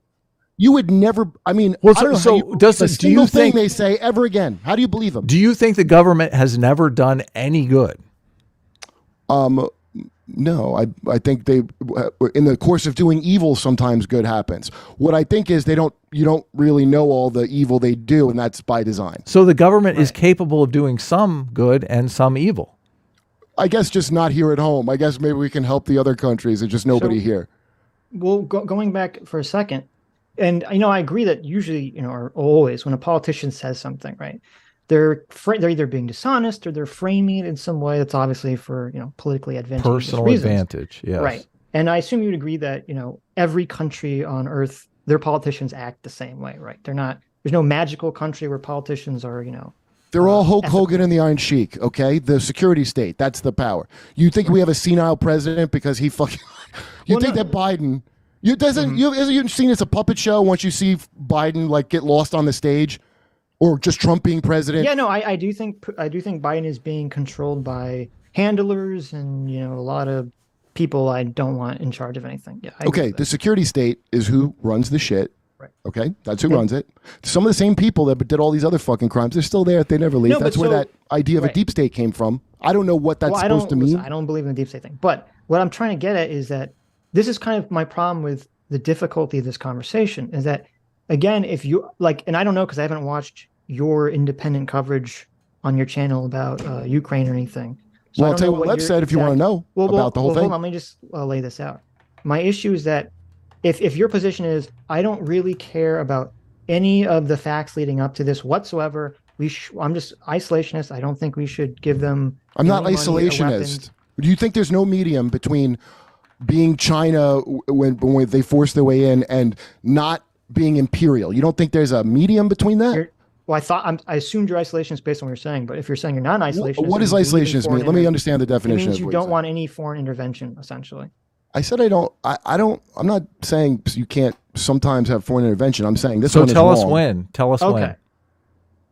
When is it directly under appropriate? threat? If we're directly under threat, So that's I don't think it. we should That have wouldn't NATO. be NATO should be done. That should be Right, over you with. can be an isolationist and still say, well, when we're attacked, obviously we're going to defend ourselves, right? Like that's not. Well, see, here's the thing. A lot of these things where we get attacked is the other problem. They're directly caused by our previous adventure. That's why it's dumb to say whataboutism, because we got an Osama bin Laden, a disgruntled freelancer. You ever see a New York Times where it says freedom fighter Osama bin Laden fighting the Soviets? You ever see when Saddam Hussein got the key to the city of Dearborn, Michigan when I was a kid because he was fighting Iran and we didn't like them? So we arm maniacs because it's big money for I think you've heard of that, right? The military-industrial complex. That's a thing. It's not okay. So to pay all the media, all the regular media, which is propaganda, and I didn't know, by the way. I thought they just kind of sometimes get it wrong until I personally had the media just lie about me for a week straight on a slow news week. I guess they're liars, and everything Noam Chomsky. I don't even like that guy, but he's goddamn right about manufactured consent. But this shit disturbs me even more because Iraq. I remember actual people like tying yellow ribbons around the old oak tree and all that shit. This one, all of a sudden on Twitter, everybody cares about Ukraine. They didn't even know it wasn't called the Ukraine until like a month into the conflict. And now suddenly like everybody, and now if you talk too much about it in the way you shouldn't, you get suppressed. That's a little odd. On Twitter, you get in trouble. You get in big trouble for not going along with this Ukraine thing. That's really strange. Why would, let's say I'm just spewing propaganda for Russia and I love them. So what? Why can't I do that? Because I'll erode support. Listen, I'm in favor of free speech. That's a little authoritarian. Right. So, but what I was getting at is that I assume you agree that just like our politicians are lying, that, Russian politicians, China politicians, all these politicians, they're all just, whenever I assume they're lying. I assume they're lying. Yeah. Right. Mm-hmm. And so again, and I don't know if this is your position, but again, if your position was just, I don't care really about, whether it's right, or I don't really care about the facts regarding Ukraine. I just think that we shouldn't be involved. That's fine. Then I wouldn't really have a reason to really have a conversation with you about that, because I don't think that conversation really go in a lot of places. But the problem is that, and I don't know if you're doing this, but I know that Dave was doing this, and I know that Jimmy is doing this on his show, where even if that's their end position is your position, we shouldn't be involved. They give all these quote unquote factual reasons about how it's really the US's fault, the US could Ukraine, et cetera, et cetera, et cetera. Mm-hmm. And I want to say, I want to go over those and say, wait a minute, those fact claims you're making are all untrue. I know you're wrong. You're wrong. Everything you said was wrong. If you want to get to the same place you want to get to, that's your choice. But you have to address that these fact claims are not true. And then when you get you didn't refute any of them well. You didn't refute any of Dave's claims. You didn't refute a single one well. Kurt, you weren't helping out. You kept interrupting. The second I brought up the first fact claim I wanted to refute, which was the Newland phone call, Jimmy ran. Where are you getting that from, by the way? Where did you get that fucking awful take on the Newland call? Where did you get that? Did you make it up, or where do you get your news from? Look, from the actual source. We went to the actual source. We listened to the call on stream. Why do you think our streams go so fucking long? Why is she even having that call? Why are we involved in the first place? You should have noticed that. That's a completely different question. Yeah, Kurt. Like we've been debating this since it happened. Do you know they suppressed when the call got leaked? They suppressed it. Did you know that? They took it down. I think somebody finally got put back up. Isn't that suspicious? Kurt, where are you getting your information from? I can give you a Reuters article from January 27, 2014, which literally says Arsen Yatsenyuk, one of the opposition leaders, had formally turned down the offer of the post of prime minister, which was made by Yanukovych at the weekend. Like, is that shown as proof? No, Reuters is bullshit. You think Reuters is... You do not understand how the major... Reuters is lying. Oh, my God. Anything that is for war, that is for U.S. intervention, you can bet your fucking life that any major media organization is going to lie in favor of war. It's like an old joke. It's not even, it's a cliche now. Is Radio Free Europe, Radio Liberty, is this a trusted source? I don't know what the fuck that is. I'm telling you. I guess if I can't use Reuters, if I can't use Washington Post, if I can't use the Kiev Post. You can't use anything that disagrees with Kurt. You don't know how to play this game. Here's what you got to do. You got to go in all of them. This is how we do on Jimmy's show. Yes. No, you can. Here's the trick. You take the stuff they just said in 2014, such as Ukraine has a massive Nazi problem. Right? Which is all those sources all said that because it suited them at the time to mention that very real problem. Then later, now the New York Times is celebrated as of, you say neo-Nazi as of, now they say celebrated. That's called propaganda. Okay? So all you got to do, you're basically as a good citizen supposed to forget the shit they just said 2 years ago, but I don't forget it. I would like to. I smoke a lot of pot. I don't forget it. Okay? So all you got to do is read their own fucking words and just compare them to the shit they said like a year ago, and you can start to piece together the story. Then what you got to do is read all the things that you thought, well, I'm not looking at that, that's propaganda. And maybe it is. You got to hear it out. And then you kind of mix it together and figure out who's telling the truth. That's how you do it. So what you don't do is that's what we do. Well, you just don't seem to know shit about shit, so I don't think that's true. Well, wait a minute. So when Reuters puts out this tiny article in January 27, 2014. This is before the phone call has been leaked, by the way.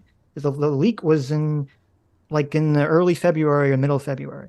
Before that leak even occurred, Reuters puts out this incredibly boring article that's repeated by every outlet at the time that just says, Arsen Yatsenyuk turned down this offer by the prime minister. What would be the point about lying at that moment? Well, so that you could make these dumb arguments. In fact, you just said... How did they Wait, know? you just said it in your How sentence. did they know? Wait, if this is before the phone call They're leaked, amazing why would mind they readers. make this, how would they predict that the phone call is going to be leaked? Because they have sources from our State Department and our intelligence agencies. They're not on the ground doing reporting. They just get fed a story. That's what we did all during Iraq. The CIA tips them off, Sitch. That's So, what okay, happens. so wait. Well, how do you think that Follow me. happens? That what So you wait. think we have embedded journalists? We Wait. don't. Is the claim that Reuters was told by the State Department, who knew in advance a week or 2 weeks Intelligence before, agencies- that the Newland phone call would be leaked, and so they're creating a counter narrative 2 weeks ahead of time? Is that the claim? I would. That could absolutely be a scenario. I don't know that it was, but that absolutely could be a scenario. You don't think they know about shit and get ready for it before it happens so that you could absorb it Okay, but like a good you've Eagle Scout? Okay. Well, first of all, if you look at the transcript of the conversation itself, Pate literally says, especially the announcement as him as deputy prime minister. Okay. So that should tip you off. They're talking about someone being announced to be deputy prime minister, which completely conforms with everything I've been saying. Do you know what tips me off is the fact that the whole tone of the transcript sounds like some British fucking imperialist drawing up the lines of the Middle East wrong. It's like this fucking colonial era, and that's, I think, our guy. I don't know why they're there having that conversation at all. We're the ones that cause. By the way, the way the Nazis got in, the guy Lev, you really should have watched the video. He's on your side that Putin's the bad one, by the way. I try to tell you that. I probably did watch the video, Kurt. You're completely I do blasting. not remember it. It's fine. You can say I don't want Well, I've watched so many videos on Ukraine. I don't necessarily remember you what should it have watched is. this guy then. You should have watched it because I didn't fully understand. I've watched videos on all sides of the issues. So you should I watch mean- the ones I give you because I think I probably give you better Yeah, but ones. I watch all the videos you send. So I mean, you're just blasting not me this for one, no but reason. not this one, but not this one. What's the name of the Directly guy? pertains. Wait, okay, Live- forget the video. The problem is, Put it you- on and watch you- what he says and tell me. wait. You tell me if it sounds bad. you laid out a claim, Kurt, and I said, this isn't accurate. And then your defense is, well, it's a conspiracy. And I said, well, wait, in the phone call themselves, they talk about the announcement. And then you change the subject. Yeah.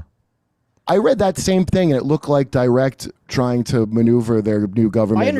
Let me bring it up. Let's read it and you can show Okay. me where I'm off. Okay. Okay. Because listen, when I first read the conversation, without any context, you go, oh, that sounds really fucking bad. Because you don't know what the context. It's like if I had a phone call with Adam and I said, hey, I'm going to kill you this weekend, or let's go kill Kurt this weekend. You'd say, oh my Great God, idea. they're planning a murder, right? And it's like, well, there's no context of what we're talking about. We're talking about playing a video game online. We're talking We about in Minecraft. caused the Maidan coup. The protest. First of all, what Lev It's, said. it's just a video game, Sitch? I thought you were serious. God Yeah, damn exactly. it. What Lev said was number one. Ukraine this is not an- some. How the U.S. learned to love neo-Nazis in Ukraine? Yeah. Oh, okay. He could tell better. Not That to. doesn't Watch sound this thing. that doesn't sound biased at all, but That's okay. the clip on sent Jimmy's you- show. Listen, The that's front the fucking lines of this title war. of Jimmy's. But listen to what the guy's saying. I told you, ignore that part of it. The guy's not pro-Putin. That's why his perspective is quite interesting. Because Putin probably has strengthened the Nazis more than ever now because he invaded. He turned them into heroes. Those were all street gangs. It's almost like if MS-13 in Honduras. That's how their neo-Nazis are. One of these journalists that Jimmy had on, okay, was bragging about how he interviewed somebody who was actually in Ukraine fighting on the Russian side. And we looked into this guy, and it's so obvious that this guy he interviewed is just insane. Like he's Who? he's some American communist that basically immigrated to Ukraine so he could fight for communism with the Russian army against Ukraine. He's like Yes, literally half an of insane okay, person. do you understand the makeup of Ukraine? The western side Look, is the one look, that likes. do you- let me finish my goddamn sentence. Do Fucking you goddamn it. understand what I'm saying though? I'm saying this is a literal crazy person that a journalist interviewed as if they have inside knowledge about the Russia-Ukraine situation, and that person was invited on Jimmy Dore's show as a respected journalist with inside information on the I'm situation. sure he's better than anyone at the Washington Post. He might be just crazy, and he would still be better than any of the mainstream press. Any of them. a crazy They all person. suck. A crazy person who's You literally wouldn't hear him out. You wouldn't hear him out.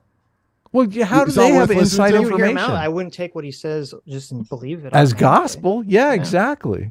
Okay, I don't know who that is, by the way. Just so you know, I didn't see it or whatever, but I would still hear him out. And also, the thing I'm trying to tell you to watch is not that. So just watch it. So I sent Watch this guy, Liv Glinkman, explain the situation. They are not a united front. Half of them towards the east were more Russian. The other half are the ones that are more Western. They've had a civil war for quite some time. We know all of this. Yeah, I know. Okay. Yes. So do you understand how, because you kept, well, Zelensky, this is the kind of points that you made last. Zelensky's Jewish. How could there be Nazis? Remember how you said that in that same tone? But Zelensky's a Jew. How could that work? Does Remember it that? count as a That stupidity you said provocation? to me?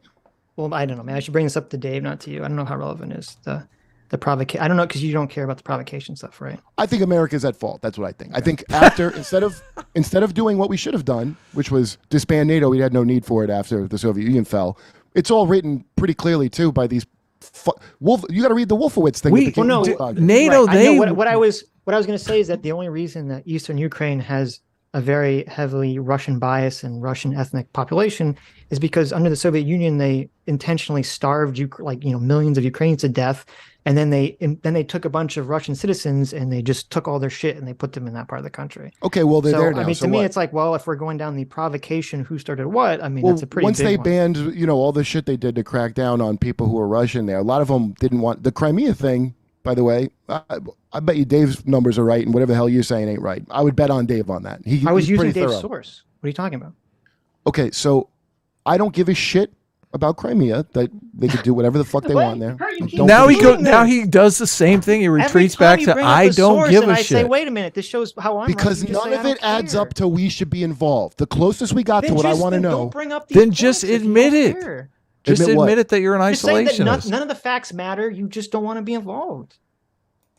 It's not that none of the facts matter. It's you have these like awful fucking counterpoints that are propaganda. Okay, 100%. Wait. Because you're on the side. Wait. Dave brought up, and I know this because I watched Dave's video on it, and he cited a source which was in fucking Ukrainian. So I had as the Washington Post cited a source that was in fucking Ukrainian. So I had to put it through Google Translate, and it says that yes, Yanukovych he had like 25% approval ratings, but the other candidates under it, they split out every single opposition candidate who are all on the same side of the issue.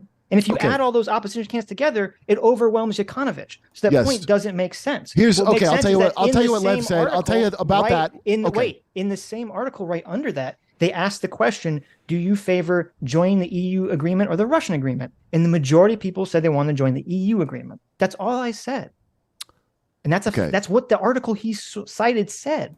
All right. So the way Lev explained it was that guy Yanukovych was so corrupt that the people, there's not genuine protests, okay?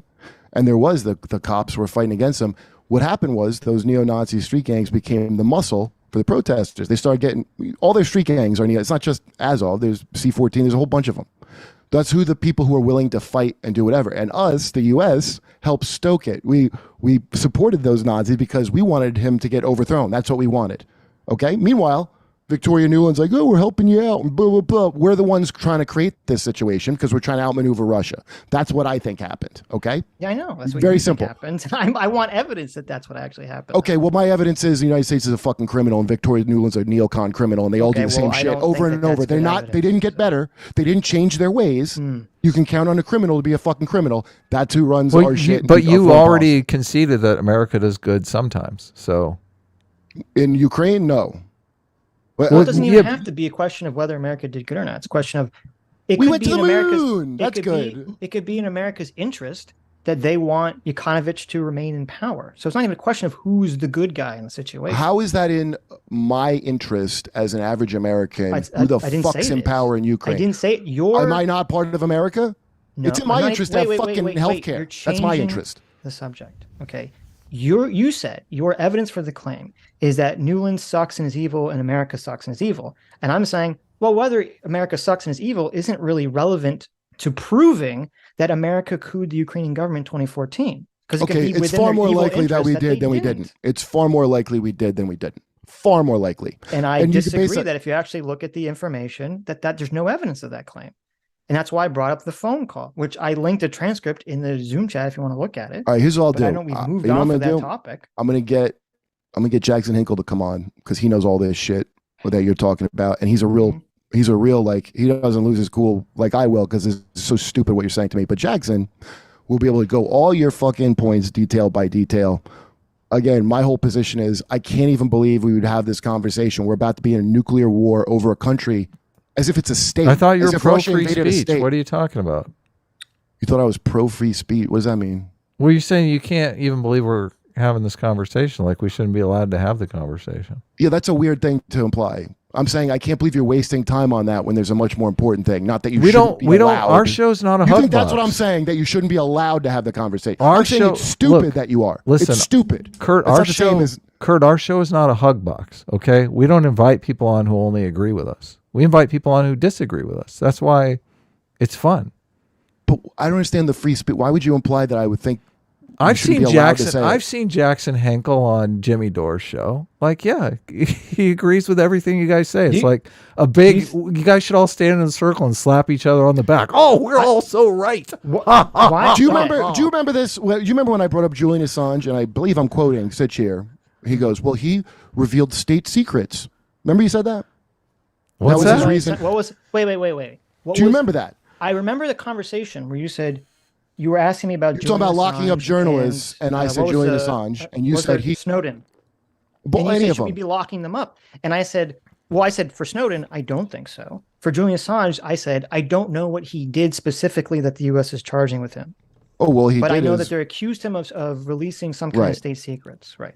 Right. So even if that was just a claim, he released some state secret. The state Well, secret. that's what they're. Isn't that what they're charging him with? I don't know what the U.S. government's charging him with. I thought he was charged for. some Oh, rape they're thing. charged. No, it's not for. It's not for the thing everybody thinks, which is something with Hillary's emails. It's for revealing that. Remember collateral murder video that came out in Iraq? It was that drop. That's what they're prosecuting for. In fact, if they do succeed, that's going to be real bad for actual any kind of journalism.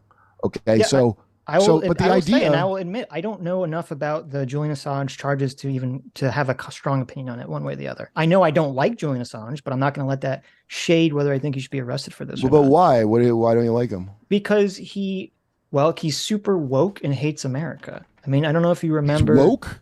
Yeah, he's super woke. I don't know if you remember in I think it was like 2011, 2012. Remember Glenn Greenwald had a story where there was like 5 countries that the United States was basically spying on all communications from those countries. Do you remember this?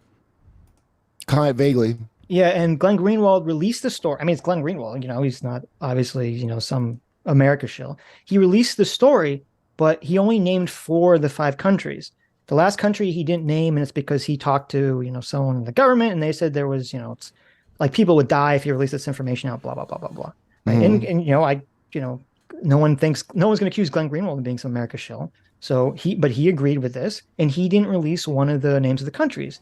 And on Twitter, Julian Assange lost his fucking shit on Glenn Greenwald. And he was like, you don't care about these people because they're not white and they're brown. And, you're just, you support Americans' imperialism and you're just racist, blah, blah, That's not blah, woke. blah, blah. That's woke is social bullshit. Woke is after 2011. All Well, I that think is accusing Julian Assange of being pro-American racist and not releasing the name of this one country because they're not white people is super fucking woke. That's like the definition. I guess. I don't know if you know what we're doing. We killed the leader of Haiti, and we're right now because we want them to work in our Okay. sweatshops and shit. Still, like nobody does okay, care. I don't know what that has to do with Julian Assange. I'm just explaining why I don't like Julian. It's not This is- woke to this is when I acknowledge said, what we do. "Oh, I It's don't not like this woke. guy." That's not what wokeness is. Okay, well, I define woke as someone making these bullshit accusations of racism in order for some political benefit. So Well, of course there is.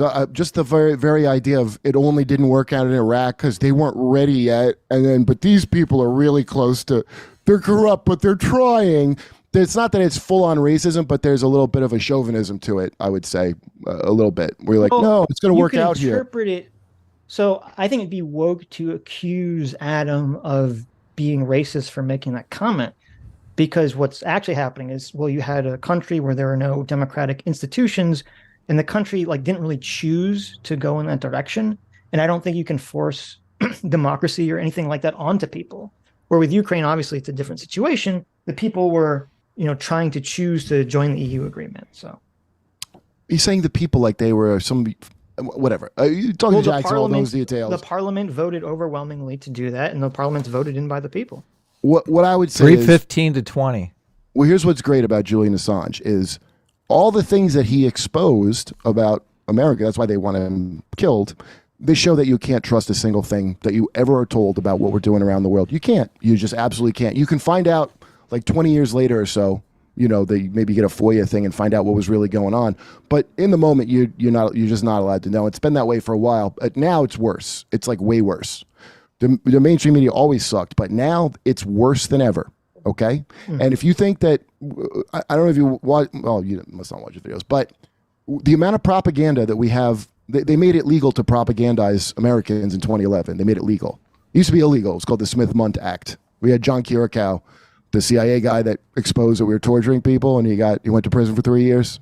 I never heard of his name. He used to consult with Sasha for The Dictator and shit. But he explained the Smith-Mundt Act in 2011. Obama signed it. And I remember people telling me about it, and they're like, he signed a thing that's going to hurt free speech. Real vague.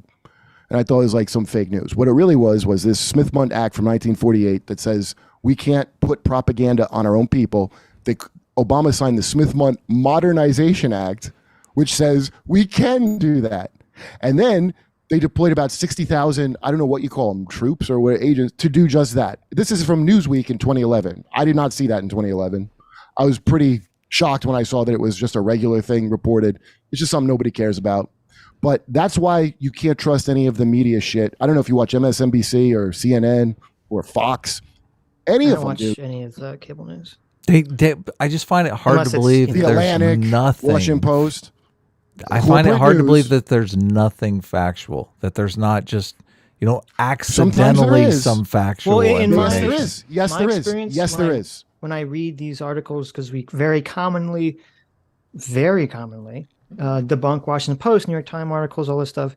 It's sometimes there's direct lies, but usually it's not a direct lie. Usually they frame things in very biased ways that like it makes you think they're saying something. They kind of frame something like you're like, oh, they're saying this.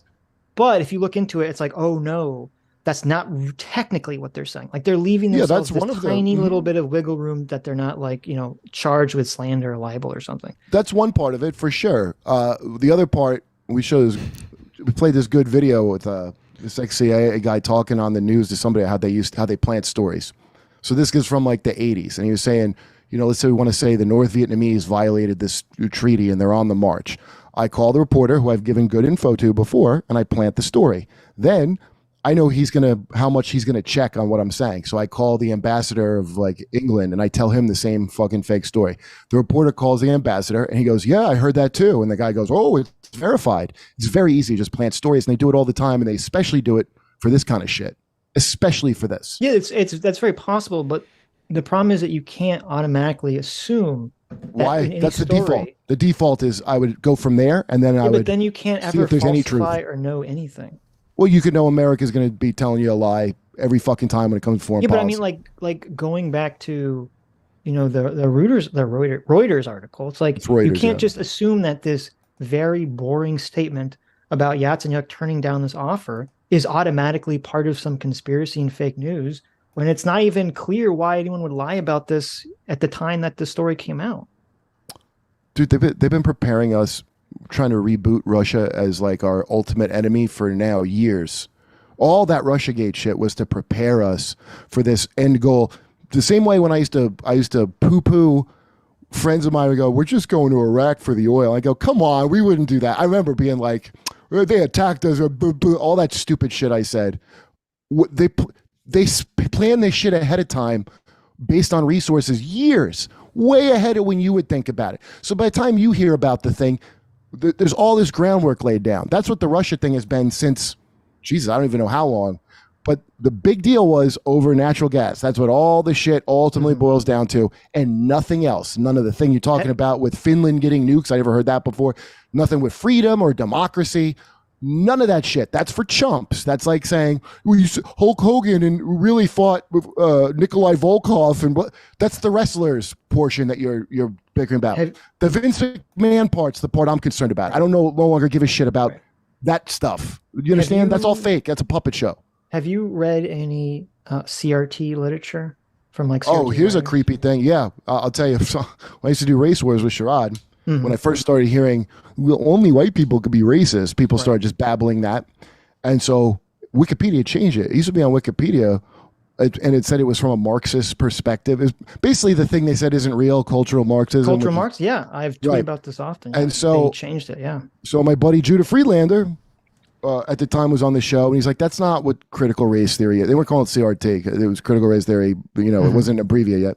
I go, yeah, no. He goes, it's not from Marxist. And it was in the... So when it became a big thing story now, and I used to ask people, what is this? I didn't know about it. And they go, I don't have time to educate you. Right. You know, okay, I'll read it. I like to read a lot. So I read it. I'm like, this sounds crazy. And then I noticed Right. people, then the media started pushing it like they would push the fucking Iraq invasion. Like, no, this is real. And then I looked up Wikipedia. They took all that shit out of the thing because everything's PR now. Everything's fucking Right. Right. So that's, I mean, I'm not, by the way, anti-capitalist or whatever, or free market or whatever, but a drawback of the pure profit thing we have with news is there's no one invested in telling you what you need to hear. Everything is PR. It's like, oh, the new, what's that, Wakanda Forever? Everyone already loves it, and there's 90 fucking % positive, and nobody. Right. That's what do you think? We don't do that with our fucking foreign policy? That's the number one. Basically, the techniques we've used for years are now in every corporation for everything. So all the news you see, mostly, they might as well be entertainment reporters. There's not real journalists anymore. They're just art. I mean, I think that Karamate I think that the profit-driven model of journalism, I mean, it incentivizes basically journalists to put out these clickbait stories that are going to get people angry, going to get people riled up, it's going to make them read the story. The journalists don't, I think, have even proper time probably to even really, or maybe they're just too lazy to really investigate the claims, and they just kind of repeat the claims that other people made. Right. And with CRT, I think you bring up this good point about how there's a narrative that basically forms around CRT where someone says, oh, the CRT stuff is bad. And then people who don't want to already believe it. So you have people on the left who already don't want to believe it because they believe in this, this notion that like, oh, the right is racist, right? That's the framework that they're starting from. That's right. That the right is racist. And so then they click on the Wikipedia article and they say, oh, Wikipedia says cultural Marxism is some kind of Nazi lie or whatever. And they don't do any further research or whatever. Yeah. Right. And so, but the problem is that and we're all kind of fall prey to this, is that we all have this idea of like how the world works or how things are. And this is kind of the lens in which we see the world. And the left right now's lens is the right is racist and the right is a liar. And so when it comes to CRT, when it comes to the anti-CRT bill that DeSantis put in Florida, when it comes to the quote unquote don't say gay bill in Florida, they say, oh, they automatically, because of the lens they're looking at this, because they're prejudging it, they look at these laws and they say, oh, DeSantis is racist, DeSantis hates gay people, blah, blah, blah. Mm-hmm. And then I go into the laws and I point to it, and I've had this debate with people, and I say, well, if you read the law itself, I mean, there's nothing really bad in the law itself. Right. And then they say, well, you could interpret the law's language in this very specific way, to make it racist. Or you're supposed to be on your team, and you're supposed to go with your team. And if something like the Kyle Rittenhouse is a big one to me that fucking made me mad watching it. And Kyle Rittenhouse, perfect example of that, right? So that, and I told you, my ex, she goes, I don't need to see the footage. I'm like, what am I, Galileo, bitch? Look in the telescope. Right, exactly. Okay. So, and then some people would kind of like Pac-Man, that fucking worm, would be like, well, I just don't want to encourage some nonsense thing where individual justice don't matter whatsoever. What matters is if we got to grind you up or me too, that pile of shit. Well, if a few men got to go down that didn't do shit, that's worth it. All the people that are in power that want power like that, there's like some built-in psychopathy where your individual justice does not matter. It's just big numbers. Okay. Right. Yeah. The same way we handle our foreign. Well, a bunch of Iraqis will die, but it'll be worth it. Right. They don't give a fuck about you. Any of these people at the top, they don't give a fuck. And especially, like, when you keep saying the left, we have a left and right here, like left Twix, right Twix. It's nonsense. Well, that's a whole conversation. What we have here is two sides of a court. We have an oligarchy. I used to hate that word. I know, but I just want to kind of, what I'm trying to get at is, since, me and Adam and you, to some extent, it sounds like, we were all kind of trapped in like our own liberal bubble at some point in our lives, right? We all had some event that kind of like woke us up to varying degrees about, looking outside of the lens that we're kind of we were using to judge the world.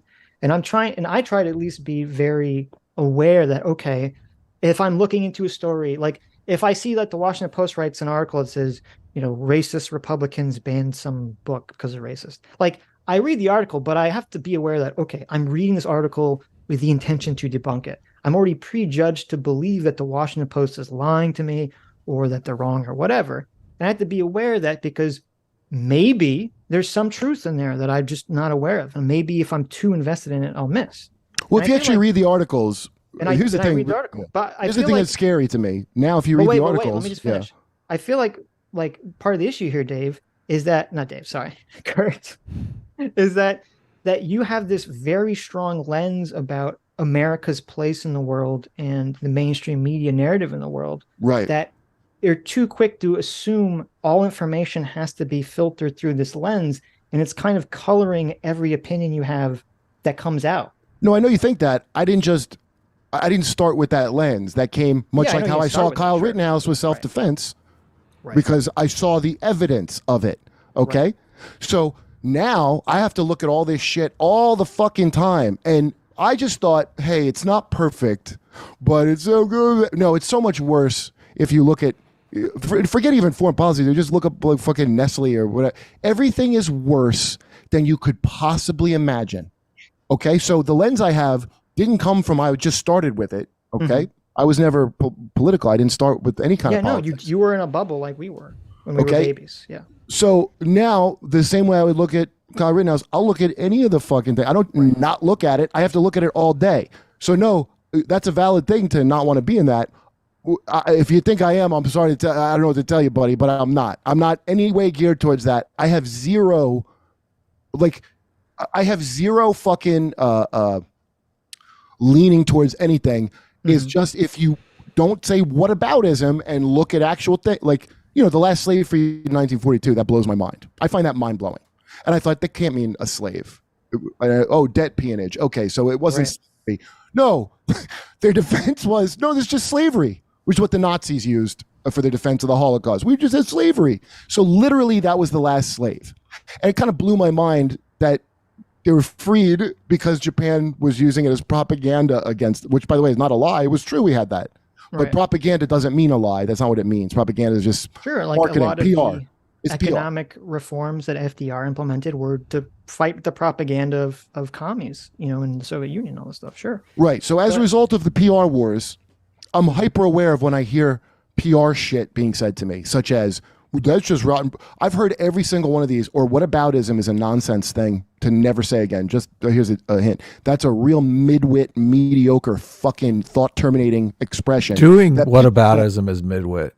Yeah. No, it isn't. No, it isn't. It is. It's not. There's no such thing as that. I'm telling you history and facts that pertain to the case.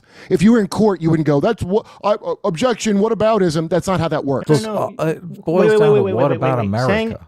Saying a whataboutism, you can disagree with whether it is a whataboutism or not, but a whataboutism is saying, oh, you're bringing up something that's not related to the topic. Yeah, it's irrelevant. Hypocrisy is hypocrisy.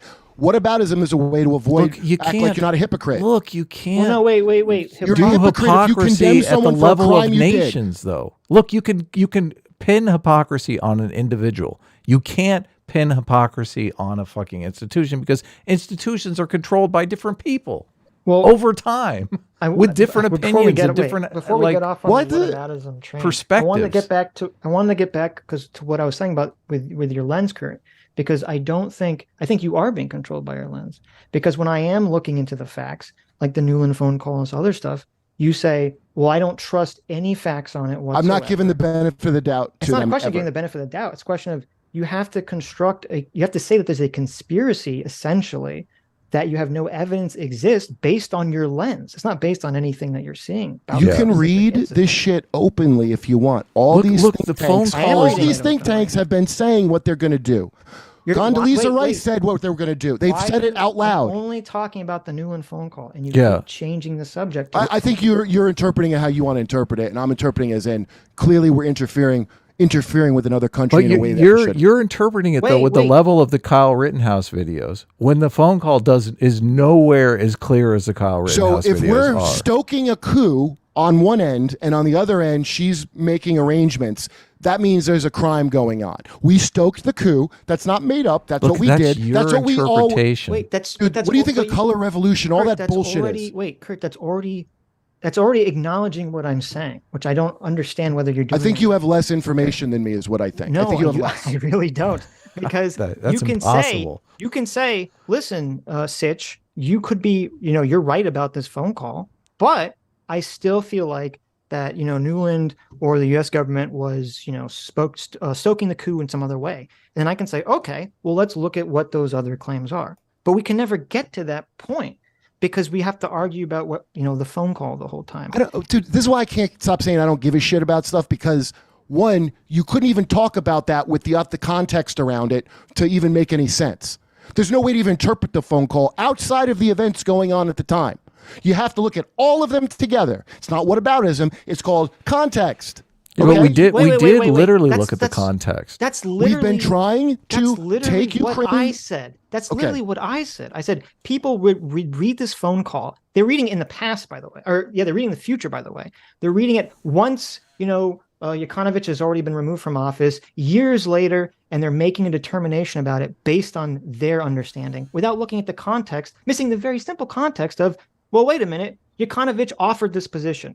So I'm the one looking at the context. The people making the coup claim about the phone call are the ones removing it from putting context. leverage on him with a coup. That's why he did that. That's a different claim. That's a completely different It directly affects the phone call. How would it be a fucking not related thing? You think he would have done that if we hadn't helped the coup? Kurt, Do you think he would have? Kurt, wait. If I said, Kurt, you killed my mother, and you said, what the fuck? I didn't kill your mother. And you explain, and I said, no, you killed my mother. I have evidence. And you look at the evidence and you say, no, you're wrong, Sitch. I didn't kill your mom because blah, blah, blah, blah, blah.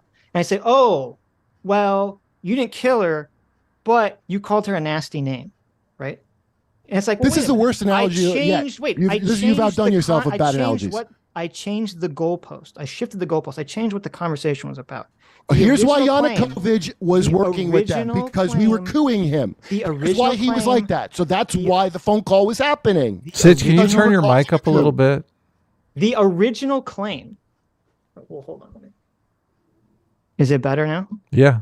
Okay. The original claim for the Newland phone call is that this is the number one piece of evidence that the U.S. was cooing the Ukrainian government. I didn't say that. I don't know where you're getting that from. I don't know if you said that, but that's what Jimmy is saying, and that's what Dave He did not say that's the number one evidence at all. He did not. I went back and I watched Jimmy's video when the war first started, and he was talking to Aaron Mata or maybe it was him, or who's the other Max. Journalist?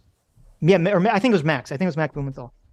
And and Jimmy's going through the whole thing, and he says, the first thing he says is, United States cooed the Ukrainian government. And the very first thing he says is, he brings up the Newland phone call, and he reads parts of the Newland phone call. Okay, but he didn't say the number one fucking evidence is blah, blah, blah. That's not true. Every single article I read, and I was reading Dave's sources, and I was reading Jimmy's sources, and I've read Max's sources, and I've read Aaron Mata's sources. Every source I've read that makes this claim that United States cooed Ukraine, the Newland phone call is literally the first thing they bring up. So what if it's the first thing they bring up? Did you read the rest of it? So wait. So if I go in and I explain and I say, wait a minute, this phone call, you're interpreting it completely incorrectly. You can't suddenly say, oh, well, that doesn't matter. Or, oh, well, it still proves this other completely different thing. It's like, no, you guys were wrong about your interpretation of the phone call. Okay, here's a better analogy. Just like the people who are wrong about Kyle Rittenhouse. It's the same thing. Exactly. Yeah, it's the same thing. It is. It literally is. How's it not? What is your contention about the phone call? Yanukovych asked her to help. Is that what your contention is? No. The claim was this phone call shows that Newland was planning the structure of the government once Yanukovych is ousted out of office in a month. Okay, that's what the claim was. And you say it's what? However, the actual phone call is Yanukovych himself, not planning to be ousted, offered this position to Yatsenyuk in order to placate the protesters. Yes. Newland is weighing in on whether he thinks Yatsenyuk should take the position. Yatsenyuk and Klinsko should take the positions that are offered to them by the current president. Why That's is a she weighing in completely on that? That's a completely Why is she different weighing in on conversation. that if it's not for anything other than a nefarious? You can Why have would she that. weigh in Listen, on it? you can say she shouldn't weigh in on it, but that's a worlds apart of saying that the phone call proves that they cooed Yanukovych. Of course, right? yeah. Okay, Like- I have never said the phone call alone proves that. I know Jimmy didn't say that because that would be fucking We didn't say stupid. alone, but he used it as a piece of evidence, right? It Yeah, is it's a definitely faulty part piece of of it's a puzzle piece in the puzzle for sure. Yeah, but I if don't know what the someone's fuck you're making talking about. If someone's making a claim and they say you're wrong and here are 5 reasons why you're wrong, I can only go through each reason individually and say, well, no, you're wrong about claim 1, claim 2, claim 3, claim 4, and claim 5. And so so that's what I'm doing with the Newland phone call. I'm saying, well, Will you wait a play minute, your that claim live 1 is video wrong. I showed you? Play that, will you? Play what? No, one I sent you. Come Right on. now? Well, I watch it because it's like I'm trying to tell you what's in What does it. it have I to do got with the 6 Newland phone minutes call? into it, but I didn't watch past It 6 has, minutes. So. I mean, it has a lot to do with the whole situation. You don't have to watch it. I have to let my girlfriend in right now, dude. All right, guys, I gotta go. I'll see you later. I love you both. Thank you very See you much for having me later. on. Thanks I'll Take talk care, soon. Kurt. Be nice to us. I'm gonna get Hinkle. I am nice to you. This is We don't. shame. Why do we calling want us to talk to stupid Hinkle? and What the attacking us, fuck? but- Yeah, because yeah. he can get into those. Like, Look, it sounds like you have a look, bias to we- not think the worst about America. We have a because you think we have a bias basically against good what we do. we have a bias against close-minded ideologues. Okay, the last not thing an we want to ideologue. do I'm is not an talk to ideologue. another I'm not an ideologue. close-minded ideologue. So I'm not an ideologue Well, at all. you kind of were saying Reuters is part of a conspiracy to fake print The fake billionaire news that based on owns Reuters, not Reuters, thank Reuters. Reuters. Thank you. Yeah. By the way, every time you hear about, we got to stop misinformation, all those cunt billionaires that own these things are all in on that, along with the government. It's a lot of things are tied into it.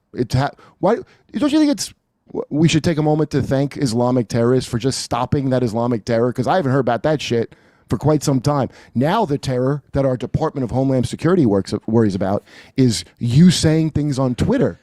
Isn't that weird that threat of Islamic terror just disappeared? And now we got to worry about American citizens saying misinformation about a war we're not personally fighting. Is that strange? It's very It's just strange. odd. Let your girlfriend in before she gets mad. Kurt, wait, no, I got one super chat for you, Probably Kurt. watching on the What say one nice thing about America? stand-up comedy is invented here, man. And you go any other country, There you they have go. good comics, but it's an American fucking thing. Has some roots in China too, believe it or not. You would get arrested in Russia or China probably for. I doing did Yeah, stand for up in comedy. comedy. I did stand up in China. I didn't get arrested. No, Now, I mean if you were speaking about America the way China the way you're speaking about America in China. why would I go In, to China? and in speak Russia, about they them that would way? make him like they would make him a senator. What are you talking Would that about? be a brave thing to do to go fucking? I mean, No, that's not my point. But it's You'd be fine. invited Well, into Putin's inner circle I don't know in if you Russia. know. Oh, you think I get in some trouble? I don't know if you know the shit that happened to me just saying the truth here in America, but it wasn't pleasant. It wasn't fucking pleasant. Oh yeah, no, I don't know if we should get into it because I don't know if you. Well, here's Yeah. the thing about China that I found that was interesting to me. It was like a funhouse mirror of here in many ways, but in China, like nobody cares about the cops. They just give them the finger and shit. They're not armed. We ran from the cops on the second day because of a dispute, and they don't follow you. You have to stand in place, so they're not coming. Those are cops. The culture ministry, that's like ski masks and fucking Uzis and shit will come get you. But the thing is, you know what not to say, actually. It's very clear. Like they said, talk about whatever you want, any government you want, and there's not the Chinese government. Now, at the time, I didn't know shit about the Chinese government, so I was like, deal. That's great. Okay. Here in America, you'll notice we have a retroactive freelance free market system of people. Basically started with me with like wannabe comics that also work for HuffPo or the Daily Beast. And these shitbag companies, these reporters like sharecroppers, they pay them dick. They like go get like rumors and shit. Then an editor slaps the clickbait headline. The fake reporter doesn't even write the headline. The editor, I learned this from talking to these people. They put the headline on it. And so there was an incentive to just try to destroy as many people for nonsense. Well, who cares what a comedian said about anything, anywhere, ever? Who gives a shit? Why would a paper have to report on something like that? Well, these are like wannabe comics and people not paid enough, and they have an incentive to. That's how it was called call-out culture back when I went through it. And then that cancel shit became a thing. Right. But that grew directly out of the clickbait media, and it's all underpaid fucking losers that aren't real journalists. There was like bloggers and wannabes and shit, and some of them were probably like fans of me from things I did, and they viewed it as their jurisdiction.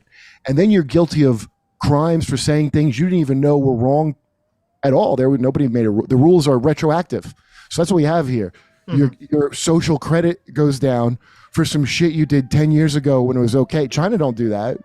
They have it very clear, and then they'll tell you the new rule. Just, I don't want any kind of system doing that to me, but it did make me laugh how you knew at least what you would get in trouble for, and they didn't just make up a new thing every other day, freelance, how we have it here. Right. Well, I'll take, even though I'm vehemently against all this woke shit, I mean, that's what we spend, 99% of our time complaining about, criticizing. What do you think that is? What do you think that is? It's on purpose. It's on purpose. We should be talking about the 7 wars we have, but on purpose. Well, okay, but they that report bullshit. We've talked about Ukraine a lot. Okay. So what interests me is the woke stuff, and that's why we talk about it. And there's lots of people that talk about other issues. But as someone who talks so much about woke shit, talks about so in favor of free speech, and complains about all this stuff, I will take the woke mob canceling me any day over guys in ski masks who work for the government, blackbacking me because I dared to speak out against my government's actions. So, that's just me though. If you ever did whistleblow on the government, you'd be running to fucking Russia, because guess what? We're never gonna have a Pentagon Papers, which, by the way, that was a good thing that happened, that those papers were stolen from Rand, and then they were exposed as state secrets, and it showed us the crimes. Right. And they want to make sure that never happens again. And it wasn't the right wingers. It was fucking Obama. Well, I guess he is right wing. Obama's the one who fucking tortured Chelsea Manning and made sure to put that because his drone program killed 90%. I don't know if you picked up on that. Right. So, 90% innocent people. From talking out against your government, which we all do every day, to whistleblowing about some sort of government secret. And there's a big difference between those two actions. Well, one's really impactful. Justified or not. I'm just saying there's a huge difference between those things. Like, you can't say that America is comparable to China in regards, because if you reveal a state secret, you get arrested, versus, well, if I say that the president of my country sucks, I get arrested, right? Those are very big difference between those actions.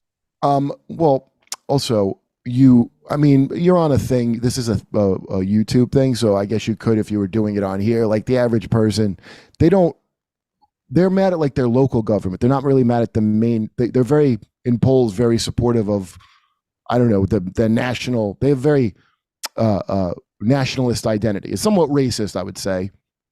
And on the local level, though, that's where they get real mad and speak out all the time. There's all kinds of fucking crazy shit that goes on, and because it's so kind of draconian, you could get, like, if you got arrested for, I don't know, robbing someone, that wouldn't be as bad of prison as if you were a deposed leader from some committee. You'd be in a rock breaking. Remember they're like about Hillary, lock her up. Like, even if they locked her up, what do you think? She'd have a bad time in there? Like, in China, you can have a fucking bad time.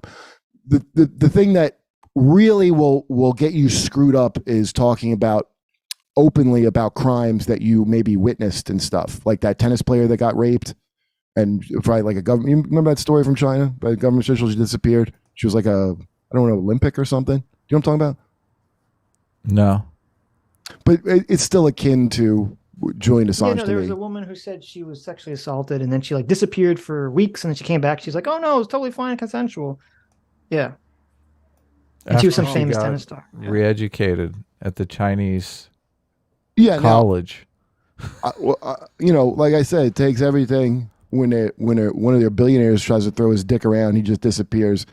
I don't want to love them for that, even though I really would like to see some billionaires here not be able to throw their dick around ever the fuck again. I would like that. But I don't think that would be a good system ultimately. What would be good is if our government wasn't just able to be bought. That would be the ideal situation to me. But I don't think it's going to happen. I got no faith in none of it. I don't know what president you're going to elect that's going to change it. I don't know what local government you're going to check. It's going to get worse and worse because this is a pyramid scheme we live in. It's basically like Herbalife. That's why we got to keep bringing illegals in. They form the base of our Herbalife pyramid scheme that we call it's a democracy. All right, I got to go. I'll talk to you guys later. Take care, man. Take care. Thanks for coming on. And then there was 2. Well, that went fucking terrible. Yeah. I really didn't expect. I guess I should have. You said that I will actually never have Jimmy Dore on the show again. That was insane. That was the most shockingly cowardly thing I've ever seen on YouTube. Okay.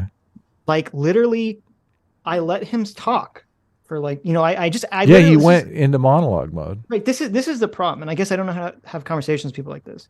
You know, I just want to like see what people let Adam just you gotta let Adam just fucking kick ass. Like I'm serious. But so I let Jimmy go on like a 20-minute tirade monologue which about where he is completely off topic. Which by the way, didn't answer the question at all. Of course, yeah. He went in full politician mode. Like, yeah, it was kind of insane. That's why I was like, well, wait a minute. I assume you're in favor of like these policies, right? And even that, he's like, well, you know, who's in favor? You know, I don't even think, he said, it's interesting. He said, I don't think Dave is against a public option, which I was dying to ask Dave. Yeah, of course he's against a public option. Of course, what are you talking about? Right, which was shocking. But then after he gives his massive monologue, it's like, okay, well, you guys said something factually wrong, and let's go over it. And he fucking runs out of the call as fast as humanly possible. I've never seen anything like that. That was totally insane. Jimmy Dore's show is kind of a hug box. It really is. I mean, the equivalent. I mean, it's a different kind of hug box in the other. He was terrified. He just fucking was like, oh shit, they're going to talk about facts. Well, I'm getting out of here. And listen, maybe I'm being unfair. Maybe it's actually Kurt's fault. Maybe Kurt didn't explain, because we didn't, first of all, we never asked for Jimmy to come on. And all of a sudden, we're just like notified a couple of days ago. Kurt's like, oh, Jimmy Dore will come on. We're like, oh, sure. Okay. So maybe I'm being, let me give a tiny bit of charity to Jimmy. Okay. Because I'm assuming someone will clip this and he'll see it. Maybe this is 100% Kurt's fault. Maybe Kurt didn't tell Jimmy, oh, I'm going to go over, you know, things that Dave Smith and him said about Ukraine and say that I think they're wrong. Maybe he didn't tell Jimmy that and Jimmy was completely blindsided by the conversation. Maybe. But still, it's just insane that a political pundit who gives their opinion about political issues to thousands of people every day would just run screaming from a conversation about someone saying, well, I think you were wrong factually about this claim. Yeah. Hundreds of thousands of people. Yes. And they all claim to be truth seekers too. That's the thing. Right. So that was totally crazy to me. And I don't know. I mean, I'll talk to Dave again because I feel like I can actually have a conversation with Dave about the facts. Though I don't know if it's even that productive, but I feel like it's possible to at least have that conversation. Dave seemed to settle into, oh, okay, we're gonna have like a substantive conversation here. Like, it was so strange because, yeah, obviously that's what we wanted to do, right? Like, what signals were we sending that we wanted to just be insane? Well, and the thing is, like in Dave's video about this, he literally said, I'll debate anyone. Topic, yes. And no one's talking about the facts. Yes. And so I'm like, okay, I'll be the guy to talk about the facts. And I do think Dave is open to have that conversation. But then the problem is that Kurt doesn't give a fuck about the facts. Yeah. At all. Because I thought he was going to help us moderate. Really? No, he made the opposite of the conversation. Okay. He did the exact opposite. Because he had his own point that was completely different than Dave's point, which, as I said, I'd be happy to talk to him about. Well, we've just had this conversation with Kurt a million times already. Right, but it's like, okay, but it's a different conversation, and I want to talk to Dave while he's here. And yes, yeah, because it's a different conversation. I'll try to set up a talk with Dave. Dave seems open to it. So, I mean, I messaged Dave privately and got zero response. And Kurt stepped in and said, let me help. So, right.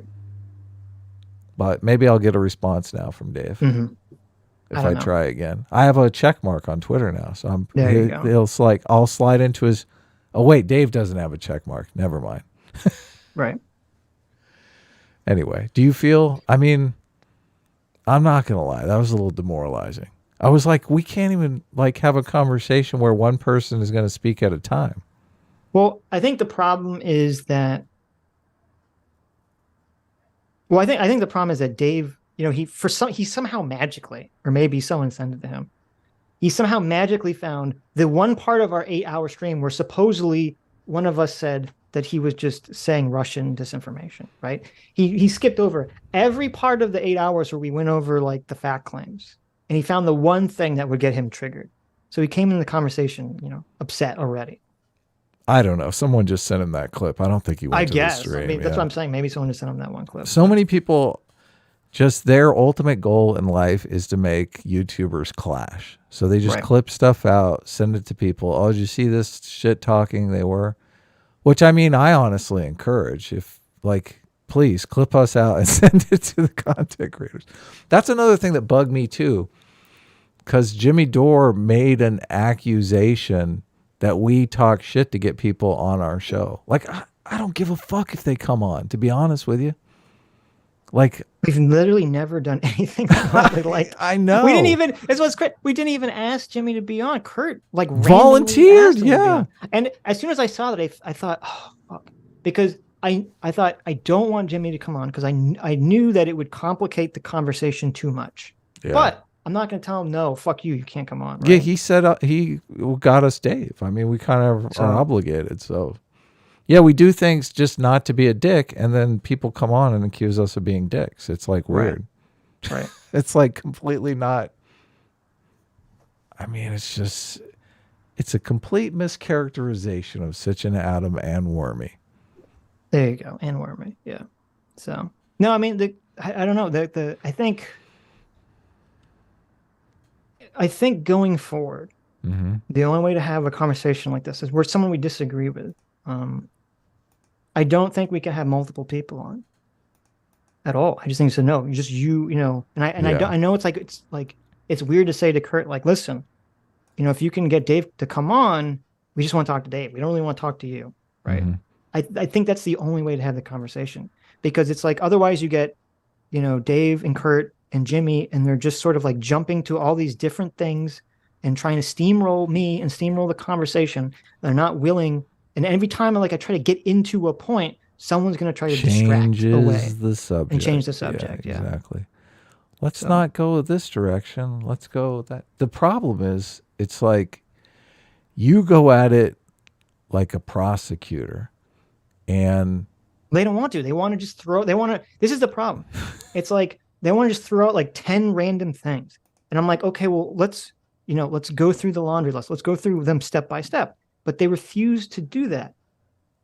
Dave seemed like he was somewhat willing to do that, but Jimmy and Kurt refused to go through the things step by step because the facts don't actually matter.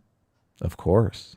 So I kept wanting to ask him about the Covington kids situation, because that to me is just like the phone call situation. It's like, sure, I mean, a lot of people were like, just look at him. He just looks guilty. Look, the tone of that smile. It's like, he literally was saying, like, the tone of the phone call is bad. Like, oh, okay. Be like President Sunday. Say, Kurt, what are you talking about? Dave and I are having a more interesting conversation. I don't want to be like a total piece of shit. I mean, that's the problem. It's like, do I have to be a total shithead to have these conversations to people? I don't want to sit here and shit on Kurt or anything, but it's just like, you can't have a conversation that's even remotely productive if this is the way people are gonna scream over each other, are gonna interrupt, are gonna keep changing the subject. Here is the real problem. Monologuing. People going on a tirade for 30 minutes and being like, you can't even get half your point out before they interrupt and go on another fucking monologue. That's just that these people you can't have a conversation with. Look, we've been doing this show relatively successful for a long period of time. We don't fucking do that. Okay. I know. Like, we try to build on actual substance, not just changing the topic. Status hierarchy games. That's what I feel like most of this stuff is. It's status hierarchy games. It's like, my political opinion is better because I have more followers, and my followers just want to hear this slop that I give them, day after day. So don't challenge the slop. It's a very lucrative business, the slop farming. I don't know. We are both Team Truth. And like, if somebody came on and could challenge our position with with factual evidence that was moving, I would change my opinion. But so much of the stuff is, even like on the Ukraine stuff, it's like January 6th all over again. Yet they think, they understand that there are two political sides in January 6th because they're here locally and they can see it. Some people really can't even see it. Some people only can see their side. They don't even acknowledge that there's another side. But the people who do acknowledge that there are two sides, suddenly that goes away when they look across the pond to Ukraine and they're like, of course there's only one side in that situation. It's Right. America cooed them. Right? Right. It's like, well, maybe the Ukrainian people, I mean, I hear a lot of people complaining about democracy, and sure, I have my beefs with democracy, but I sure as hell know that I don't want autocracy. I sure as hell don't want the same president of the United States for the next 30 to 40 years. Like, that doesn't sound good to me. And if the Ukrainian people are in that situation, why would it sound good to them? Why would they want, a president forever and like no free institutions, no free speech, no economic freedom, no ability to join whichever economic pacts the majority of people are in favor of? Why would they want that? Why would the Ukrainian people want that? Mm-hmm. But so much of the counter position to that is, well, because Russia is more powerful and just shut the fuck up. We shouldn't get involved. It's like, I always want to ask, well, when is it okay? When is it okay to get involved? That's another annoying thing, is that Yemen thing. Because you can never really say, like, okay, there's all this shit that's going on in the world and we want to concentrate our forces where we're going to have the most success. Doesn't that seem pertinent? Doesn't that seem reasonable? Right. But see, the problem is when you're talking to people who are engaged in this sort of like Gish Gallop tactic, you can't, everything you said, you literally cannot bring up in a conversation. Yeah. Because they're going to, every time you bring up a new point, they're going to bring up 10 different things. Yeah. And the conversation's never going to actually solidify anything. Like, they're going to keep jumping around and change the subject. So everything you said, you can't, which is true, you can't even bring it up. You have to just be just laser focused. There's one thing I want to talk about. And until we can agree on this one completely narrow, specific thing, I am not moving from this point. And it sucks that that's the way you have to have a conversation. But unfortunately, that's the only way to do it. Yeah. And I want to give a huge, I see Aiden in the chat. I want to give a huge, massive thank you to Aiden, because Aiden and Spoon came on and we had this debate. And Aiden was a completely 100% fantastic, better interlocutor than any of these people, because we would go back and like, I would say a point and Aiden would go like, and actually like engage with what I'm saying. And we would go back and forth on the actual facts of whatever, we were talking about. And even at the end, when we walk away disagreeing, I feel like, well, we're each like getting to say what we want. We're each like focusing on the facts, where it seems like most people just don't give a shit about the individual facts. They just use the facts as ammunition for their preconceived notion of, whatever argument they want to make. Aiden had other points beside the phone call. Like, to her credit, there was the I didn't even get that. NGOs set up. Remember the That was the second NGOs? question. I want to know, the claim that all this stuff is George Soros funding NGO stuff. Well, where's the evidence of that? I'm dying to know the evidence of We that. know the we evidence couldn't even from get to Aiden. that part of the conversation. I would not know the evidence if it wasn't for Aiden. I don't think the evidence is particularly compelling, but at least we understand it. At least we know what it is. Right. And what's the thing? I tried to look into these claims and I found some things, and I didn't know what they were. I have no clue what they're going to bring up because I never heard them talk about it. I just heard the claim being thrown out. Yeah, they throw all these claims out like it's just factual stuff. Right. But whatever. Yeah. Okay. Super chats. I mean, don't think I'm really going to listen back to that one. That one just seemed ridiculous. I get super triggered when people who interrupt massively accuse me of interrupting. I was like, I was a perfect angel on that stream. What the fuck? You were, yeah. And it's funny because before the stream started, I said, okay, my goal here is going to be as calm and non-aggressive and non-confrontational as possible. And I had to fucking scream at some points just because people kept interrupting me. And even after that, I didn't ad hom anyone. I didn't ad hom either, but I despite got the fact ad that hommed a lot. that all three of them were throwing insults at us, Right and left. and I didn't react. I didn't get bogged down in the mud whatsoever about any of that shit. But see, here's the thing: you can't say that you're interested in the facts and then have a conversation where you don't care about the facts. Okay, Yeah. then you just don't, and that's fine. You just tell me you don't care about it. Don't care. Just tell me you don't care about it. That's fine. Yeah, but they're covering Ukraine like nonstop.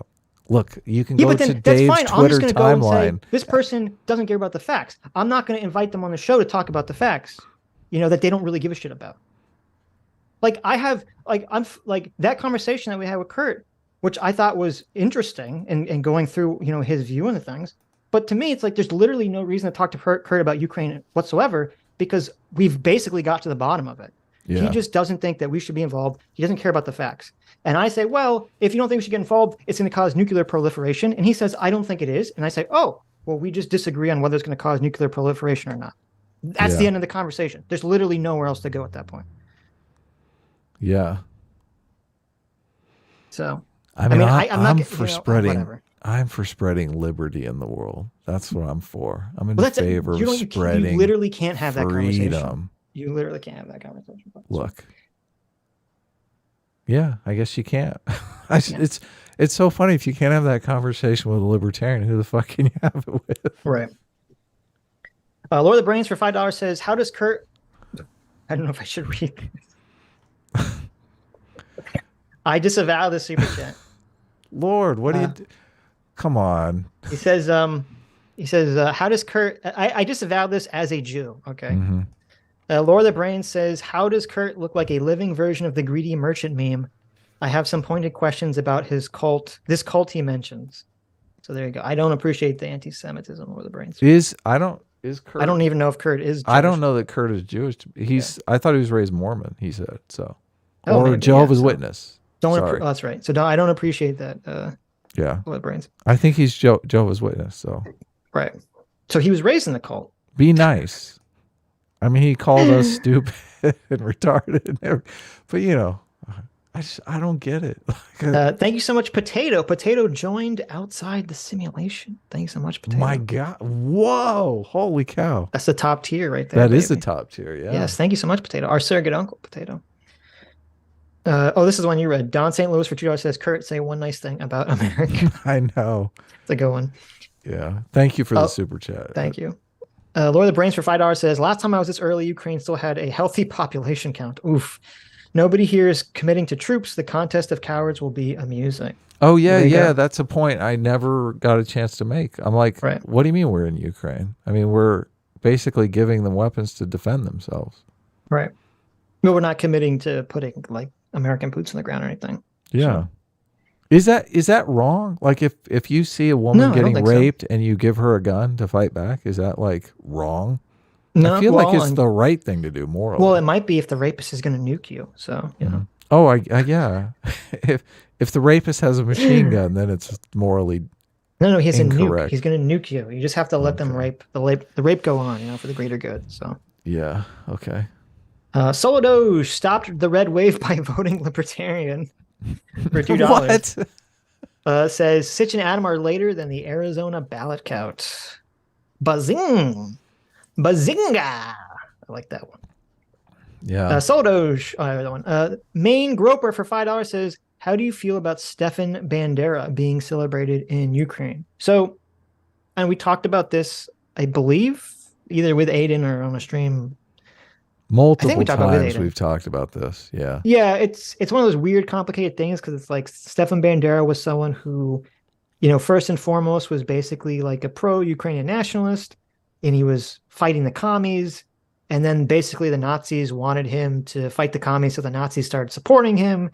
And then so it's like, well, maybe then he became a Nazi because the Nazis are supporting him. It's like this whole complicated mess of crap. Obviously I, as a Jew, don't appreciate, when a country is celebrating someone who has Nazi affiliations, but, we kind of get into that same boat of like, well, in America, we celebrated Columbus Day for how many years? And, Columbus was a a mass murderer, a rapist. genocidal, a homicidal maniac. So, I don't know, yeah, I don't like it, but unfortunately, this is sort of the way historical narratives are created about people. Bottom line is it's not just the death knell of any Ukraine-Russia debate. So Right. Well, unless your point is that Ukraine is a neo-Nazi country, it's irrelevant. right. And I don't know if any of those guys. I know that on the video I watched from 8 months ago that we actually covered on our stream that we went over, Jimmy does say that at one point, and Max, I believe it's on Max Blumenthal, actually tries to walk the claim back a little bit. So even Max is like, wait, calm down, Jimmy. Even Max Blumenthal, that's the guy who talked to that crazy guy and was like, oh, this is a reputable source that I have. I have eyes inside of Ukraine. I know what's going to go on. Yeah, I believe Jimmy, this is like 8 months ago. Jimmy's like, oh, well, the U.S. couped Ukraine and replaced it with a Nazi government, right? And then Max is like, well, there were, there's some, Nazi, people fighting, and there's some, minor candidates that have Nazi affiliations, but he's trying to get him to soften the position. So it was pretty fun. Yeah, we covered a Jimmy Dore Ukraine video. That's the video I believe. I'm talking about. Yeah, that's that video. Sketch for $2 says the elephants will run wild today. My elephant was fine. I mean, I was I think we were both completely in control of our elephants for the entire conversation. The problem is how do you deal with the monologuing? You really just... I don't know. Yeah, we just had to interrupt. It's bad faith. But as soon as you interrupt, they get so fucking triggered. Why are you interrupting me? Look, you talked for 45 minutes. Jesus Christ. Right. What the fuck? Right. Yeah, I don't know. I don't know how to handle it. It's not... it's unfair.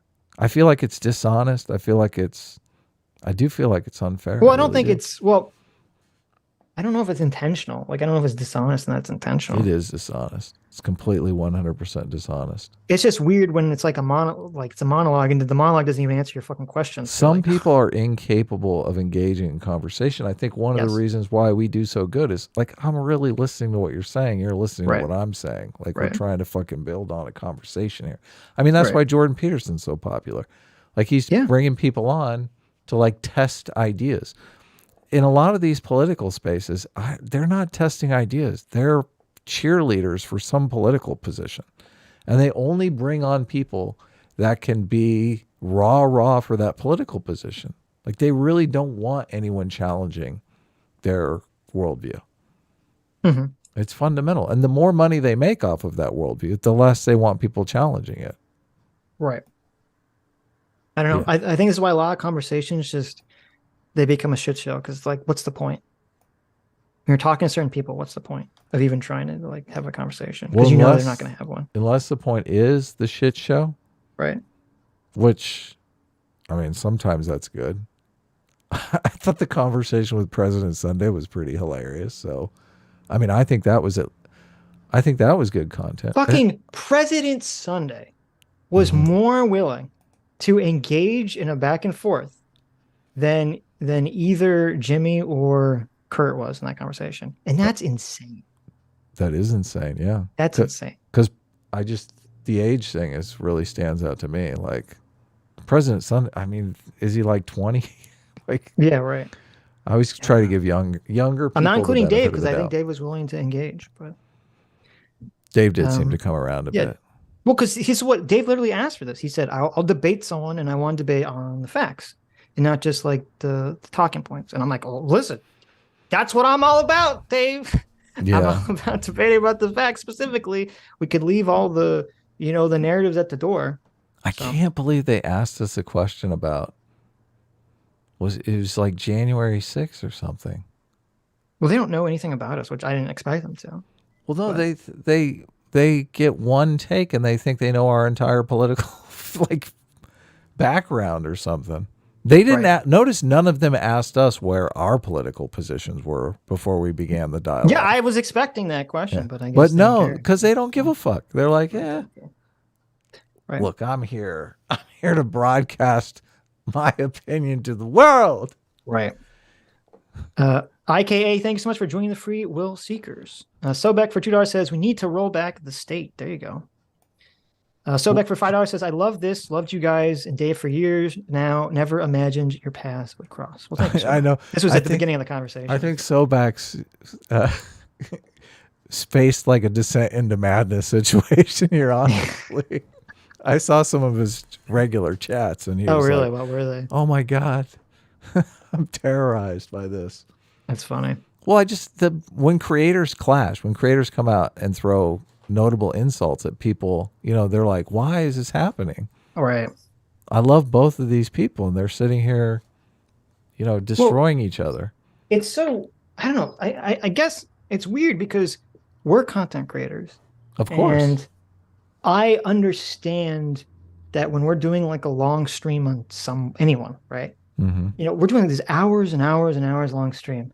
And, there's always going to be some part of the conversation where like, we're going to be hyperbolic. We're going to insult them. It's going to lead down, this person's stupid, blah, blah, blah, blah, blah, right? And I watched Dave's videos and he does the same fucking thing. Of course he does. Yeah. He was commenting on a video and he's like, oh, this guy's fucking stupid. The people that say this to me are stupid. Like, and it's like, okay, that's fine. Like, but then, and this happened with Jangles and LSB too. It's like they come in the conversation and they can't let it go. That like, oh, on the stream when we were talking about you said something about us that was an insult and it bothers me. It's like, okay, but I'm trying to talk to you now in person and I'm not insulting you, right? I'm just trying to have a conversation about the facts, and you can't let go something that I said supposedly, because I don't even know what the fuck I said, months ago.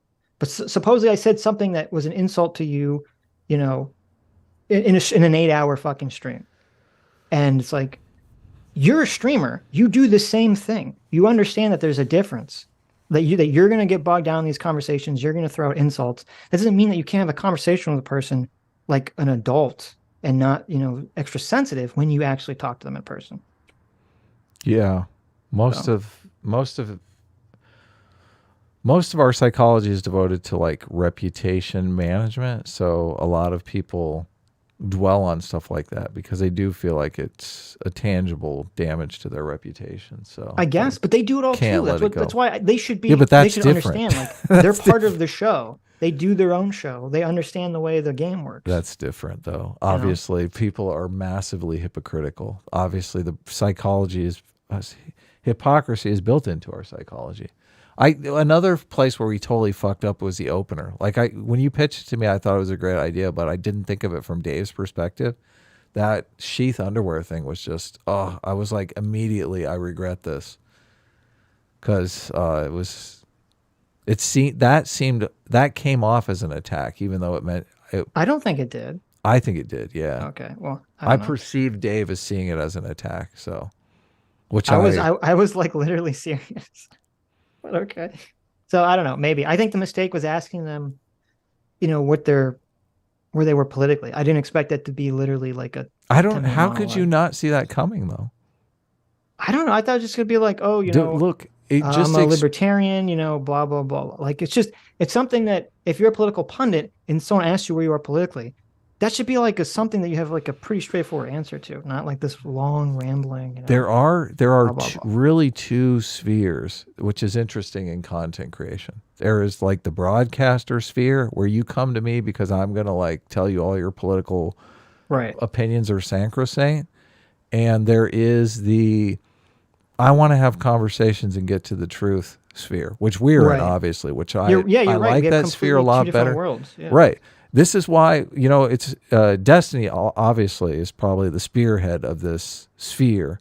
But you notice when Destiny introduces himself, it's like, I'm Destiny, I'm a streamer. Here, let's get into the fucking conversation, right? But these other guys, it's like they're here to fucking broadcast their show and to build their audience and get more people into the church to put money into the coffers. And like it's just a completely different business model. So. Right.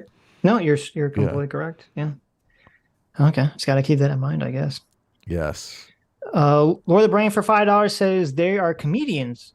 You have to find your sack, or they will never shut up. Don't give a comedian any more than 30 seconds top to make a point ever. Yeah, I mean that definitely seems to be, the issue. But well, the thing is, I I mean, I have to figure out a way to do it without coming off looking bad. Because every time I do, there's overwhelmingly more comments about people who are like, why did you have to be mean, Adam? Oh my Right. God. There are people, just these fucking crybabies in the comment section acting like if I didn't step in and kick some butt, this person wouldn't fucking steamroll us. It's like Right. they believe this person has the utmost charity in mind when wake the fuck up. They don't. They will steamroll you. They will talk over you for 20 minutes. And the first time you try to respond, they'll accuse you of interrupting. Right. Well, and this was my philosophy. Maybe I need to change this. Is that my philosophy was, okay, for this first answer, I'm going to just let them go on for as long as they want, just for the first answer. And then we're going to start interrupting. And it's like, maybe you can't do that. Maybe by just allowing them to go on and on for the first answer, you already paint You're this false established idea. a role that you're a fucking Right. pushover. Right. And maybe that's the problem. Because so I don't know. So just no longer will we do that. Just gonna This say is no. why we have to come out in the very beginning. We have to say, listen, Right. I want to have a productive back and forth conversation. So if you're going to talk for 20 minutes, I'm just going to kick you off the stream. Okay. You're gone. Right. I don't want to fucking talk to you. I don't want to hear you broadcast your fucking political opinions for 25 minutes. I want to have a back and forth. Right. Octasy for $20 says, Adam, you're going to need to be well supplied. Here you go. And it's like a million. What about emojis? So, The whole look, anyone, True. I'm trying to keep it nice. It seems like we might be able to have a productive conversation with Dave. So I want to preface this. mhm. Dave, you seem like you're tilting towards Team Truth, which I like. Okay. Right.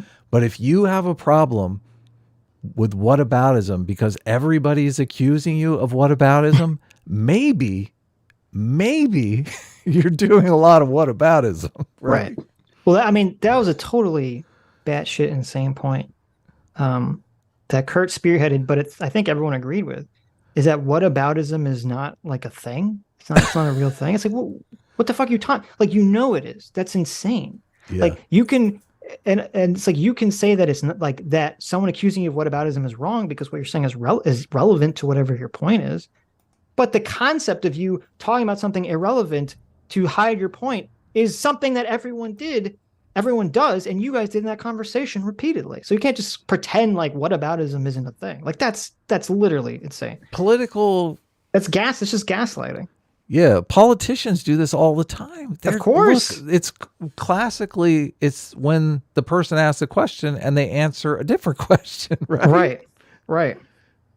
No, I mean, Yeah. it's so annoying because, like, is this how we have to have the conversation? Like, does every single part of the conversation have to be explained Contested. in the most mind-numbingly simple way? Like, whataboutism isn't real. Oh, okay. So, like let me give, maybe this is how you have to do it, because this is how Destiny has to have some of these conversations where you say, oh, well, let me give you a hypothetical.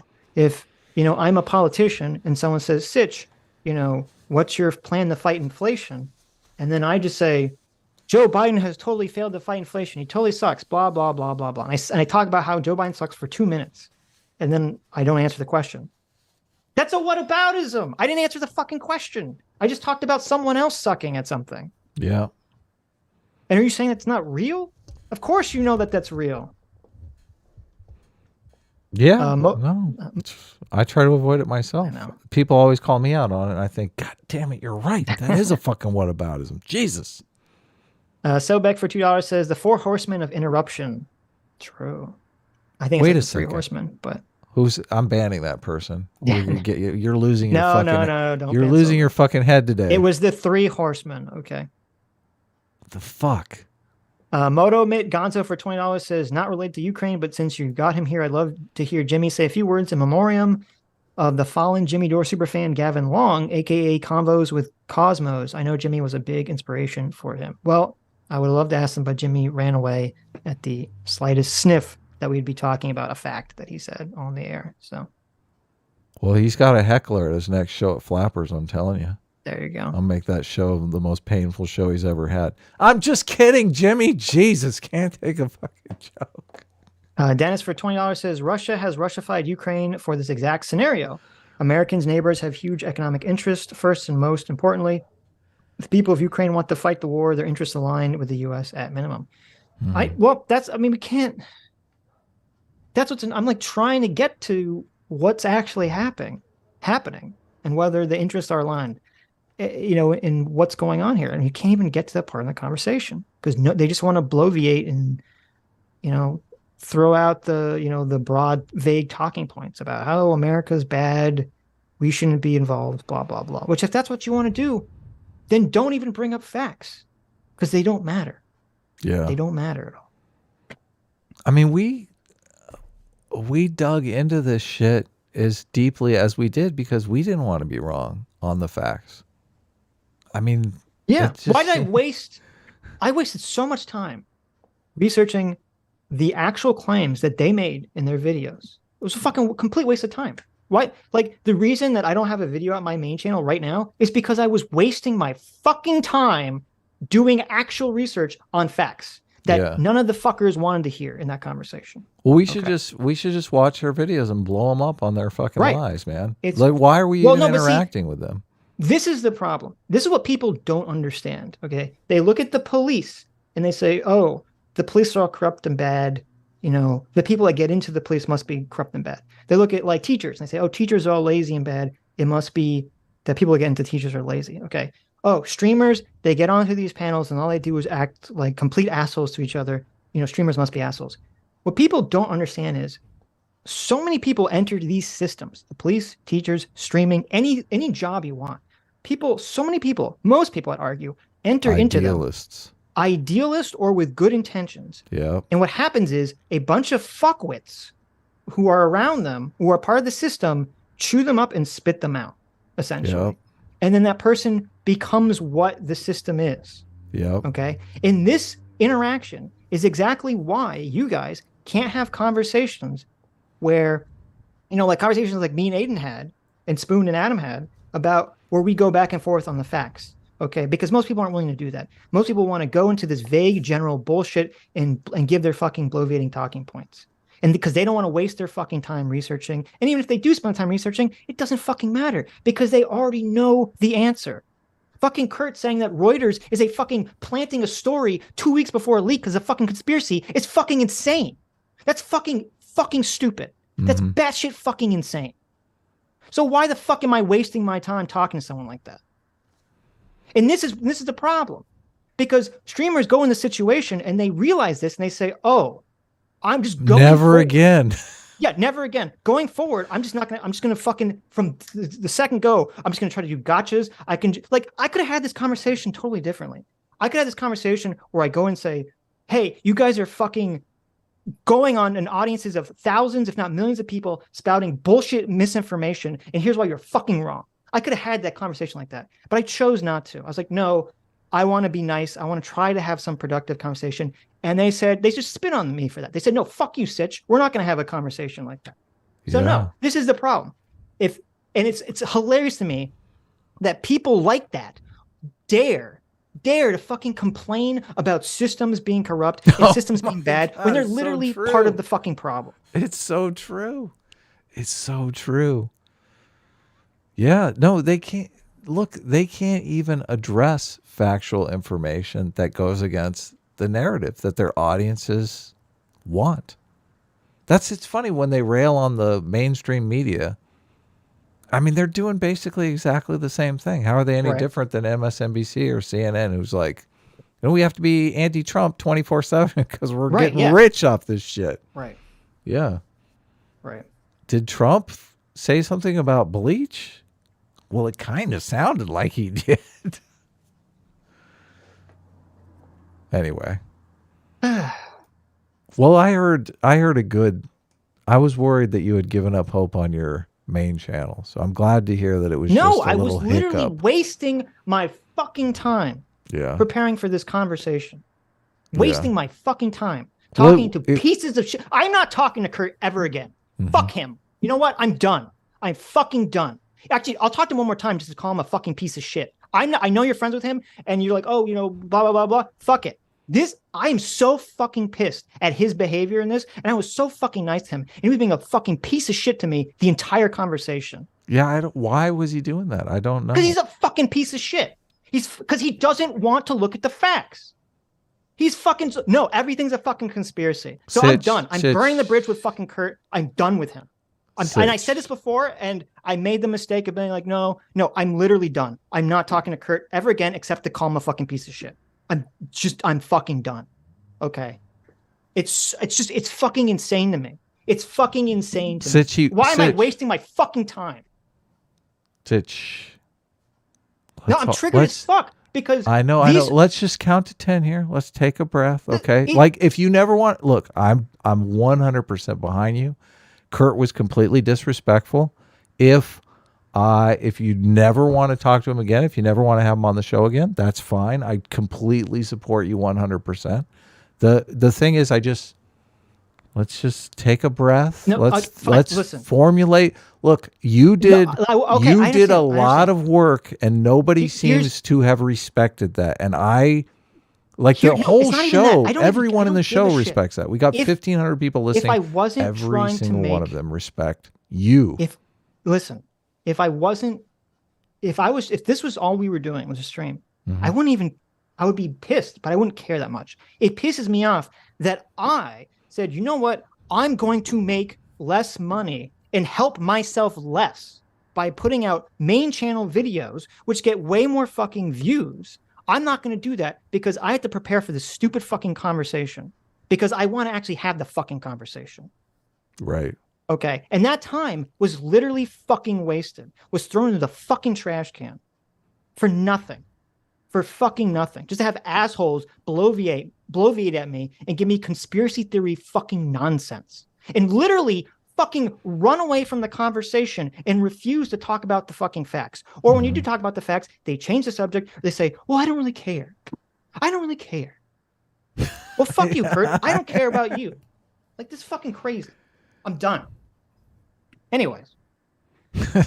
Okay. Joe the Mig for $5 says, quote, it's all about the oil. Ignores Russia invading Crimea for the oil. True. Fucking true. True. Hold I'm on. not going to be nice to any people anymore. Who, what? So where are we at on the super chats? Come on, I want to pay attention. It's all about the oil. Ignores Russia invading Crimea for the oil. Yeah, I know. It's complete hypocrisy.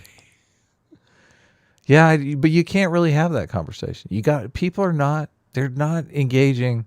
I hate to use the term because it's way overused, but they're not engaging in good faith. Like a good faith conversation is like I want to understand your perspective and I want you to understand my perspective. The non-good faith conversation is I want to call you stupid and mischaracterize your position as much as humanly possible and preferably drive you off the internet. Right. But I mean, we're not going anywhere. This is like, of course not. We should just destroy these people and their videos, and because at least we can shut them off. I'm totally willing. I enjoy talking to people. I enjoy debating people. I'm not going to talk to or debate someone who can't come on who has and they no self-control. Right. Yeah, they have no self-control. They don't know how to have a fucking conversation. Yeah. It's just a waste of my fucking time. This is a huge waste of my time. Well, this is the thing. I've seen, like, Dave Smith did a debate with Nick Fuentes, and he treated Nick Fuentes more respectful than he treated us. What does that tell you? What the fuck does that say? Well, because he knows that there's going to be a lot of eyes on him from Nick's camp, probably. He doesn't want to get attacked. He wants to try to come across. Are you saying that our audience is too nice to people? Maybe. I don't know. I don't fucking. Oh, well, I mean, compared to the Groypers, that's unequivocally true. But yeah, we don't have a lot of Hellraisers. We're much too. Well, that's reasonable. a good thing. That's because we're not like that. Because we're not like that. Of course, it's a good thing. So, hypothetically, I'm joking. I want you guys to know I'm joking. So. Arthemesia for $5 says, this is embarrassing. I agree with Kurt 100%, but he acts like a child. Zero respect for him. He needs to grow up. Well, there you go. Yeah, I don't understand why. I mean, Kurt can't really just sit there and listen to the conversation. It's like he's got ADD. Right. But Well, he does, but oh, okay. I'm assuming. Lord of the Brains for $2 says, Dave mentioned my favorite CNN cannibal. That's right. That's right. When he ate the brains. Yeah, that was crazy. Christopher Keaton, thanks so much for being Free Will Seeker for 2 months, says, Sitch, it's Victor Yanukovych, not Yanukovych. Oh, well, listen. If they wanted me to say their names properly, they get good old-fashioned American names. Mm-hmm. Okay. Yeah, of course. I don't know. Some people, I think Counterpoint's one to come on. Mm-hmm. I'm not really sure. I'm not really sure it'd be productive because it's just going to be like more. I mean, just I me feel like we shit-talking, should just so. get. I feel like we Right. should just get through super chats and then, Yeah. Right. like move on from this episode of Yes. our lives. And Yes, I agree. Joey Mick for $5 says, quote, the U.S. drove the Native Americans into reservations, so they shouldn't say anything about the Nazi concentration camps. Dave Smith, probably. Yeah, that's why it's so tiring. It's like, it's just so pointless. It's so pointless. History is just a series of people doing horrible shit to each other. And you can forever play the game of, you did this to me, you did this to me. We just go back forever and ever and ever and ever. It's just pointless, right? yeah, of course. I mean, I'm reading this book on the psychology of finance, and he links all of the economic collapses to the seeds of the economic collapse was actually planted in the previous economic collapse. So it's like, Of course. Does this mean that like the woke CRT people are right? Because in the past, America did bad stuff to black people. Like, is that Yeah. literally the level of logic we're operating under? yeah. I don't. And it's just, you can't really have this conversation either that, there's competing interests in the world. And just because you want to be isolationist doesn't mean every single person in America wants to be isolationist. Right. So you have this super niche political opinion that you are basically trying to foist on everybody. Aren't you the authoritarian then? I mean, how are you not? How's my mic volume right now? Is it louder? It's Softer? Okay. Why are people saying you're too low? Well, yeah, I mean, you said that, and Enlightened Centrist for 2.4 pounds says, Sitch, turn your mic up. Everyone can speak over you. So I had, unfortunately, the Zoom, I don't know why. It was set on automatic adjust microphone volume. I've set it to maximum right now. I mean, is it any louder? Turn the Zoom automatic off. I did. Okay, good. I turned that off. But is it any louder now? Yeah, it's great. Okay. I mean, the only other thing I can do is just boost the gain on my mic to like insane levels. So if I'm ever too quiet, Adam, just tell me, because I obviously have no clue. Yeah. From my end. Alex Karras, thanks so much for being a Free Will Seeker for 8 months, says, I would like to use my membership chat for PMA. I really like Kurt's scarf. Bam, positivity. Thank you. Nice. Eric Cecil for $10 says the Euromaidan protests weren't representative of the whole country. Imagine if the British government was overthrown because London didn't support Brexit and the EU financially supported it. Yeah, well, listen, we can have a conversation about, how much of the protest was in favor of what and all this stuff, and that's fine. I mean, I wasn't even trying to get at that. I don't think that Dave or Kurt or Jimmy at all, before I said so, knew that the reason the protest even happened was because of Ukraine moving away from Yukanovic, moving away from the EU deal and basically caving to Russia's economic demands, which they all agreed was immoral. I don't think they literally knew that before I said it. I don't think so either. So Andrew Clark for $2 says, I'm in favor of not hosting conspiracy theorists. Yeah, me too. Me too. These people have giant platforms, which is what's discouraging. Well, Kurt doesn't, but Jimmy does. But I like the fact that Jimmy literally ran away from this conversation like a coward was crazy to me. But Anno in for 4 months. Thanks so much. Says Ukraine is about money and weapon manufacturers' profits. Maybe, but someone would actually have to provide evidence of that claim to me. It's as opposed to just saying it's true. And when I say, well, what's your proof? They just scoff. And they say, how dare you disagree with me? It's so obvious. Don't you have eyes? Don't you have ears? Don't you see? my evidence of my claim is that 20 years ago, America did something bad. Yeah. Even the blood for oil thing in Iraq. When you have President Trump saying, we should have taken the oil, we were dumb for not taking the oil, I'm like, yeah, even fucking Trump knows. Right. That right. Nobody took the oil. I know. Well, but that's the problem. Like, we literally can't have a conversation. We couldn't even get to that part where you say, well, our invasion of Iraq is nothing like, the Russia's invasion of Ukraine.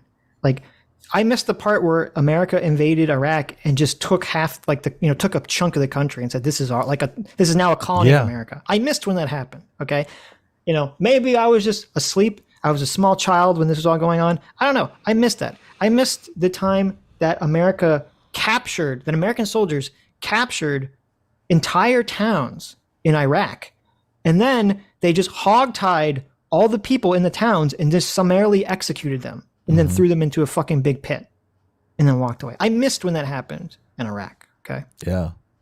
So remember the Abu Ghraib scandal when everyone, like all Americans, lost their minds over? Yes. As they should have. Yes. Right. Of course.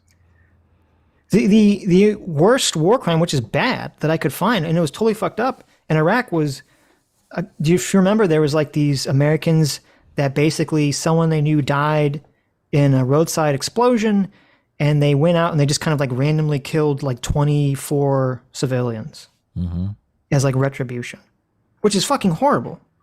This is horrible.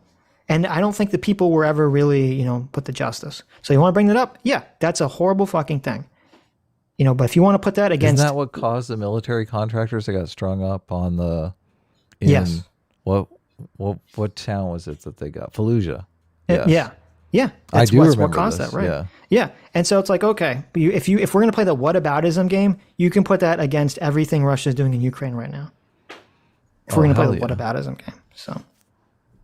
But why even play that game? It's just so boring. That's what I'm saying. It's a fucking waste of time.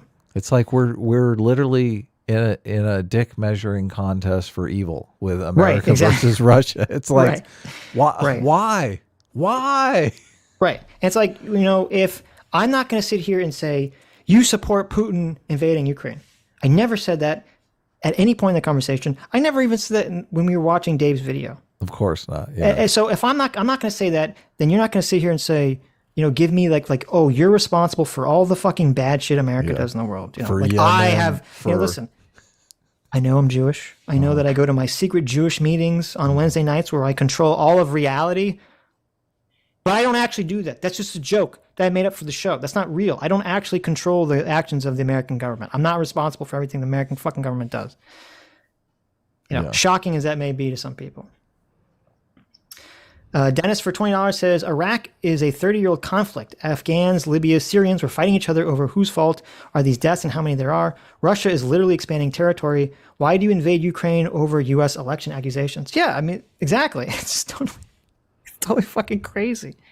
It's so ridiculous. Because that's the cover story. That's why they did it. Did you understand what I was saying about the hypocrisy charge versus institutions versus individuals?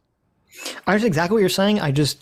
It's a waste of time to say that to them. That's why I bring it up now, because people were very miffed about that. But I don't understand how you can say the United States government, is controlled 50% of the time by Republicans and 50% of the time by Democrats, completely ideologically opposites.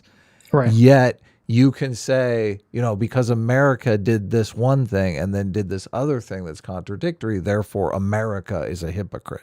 When I'm like, well, didn't they have completely different leadership when they did that other thing? It's like complete. It's people making that charge against corporations and just any institution is completely wrong-headed. Yeah.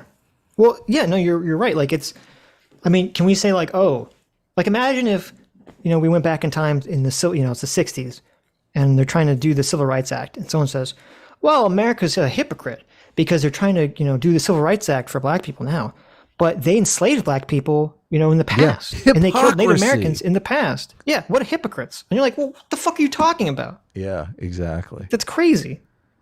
Okay. You need to adjust your mic settings because I can hear you like huffing and like It's too loud now. being completely agitated by this I whole know. interaction. Is that how's it sound now? Better. Okay. I'll You're just let gonna have you to know. keep letting me know. Because I turned the gain We've up. never and then had I any changed. problem with our audio up until Well, because I now. had the auto zoom noise suppression thing, which cancels out all your Hassan,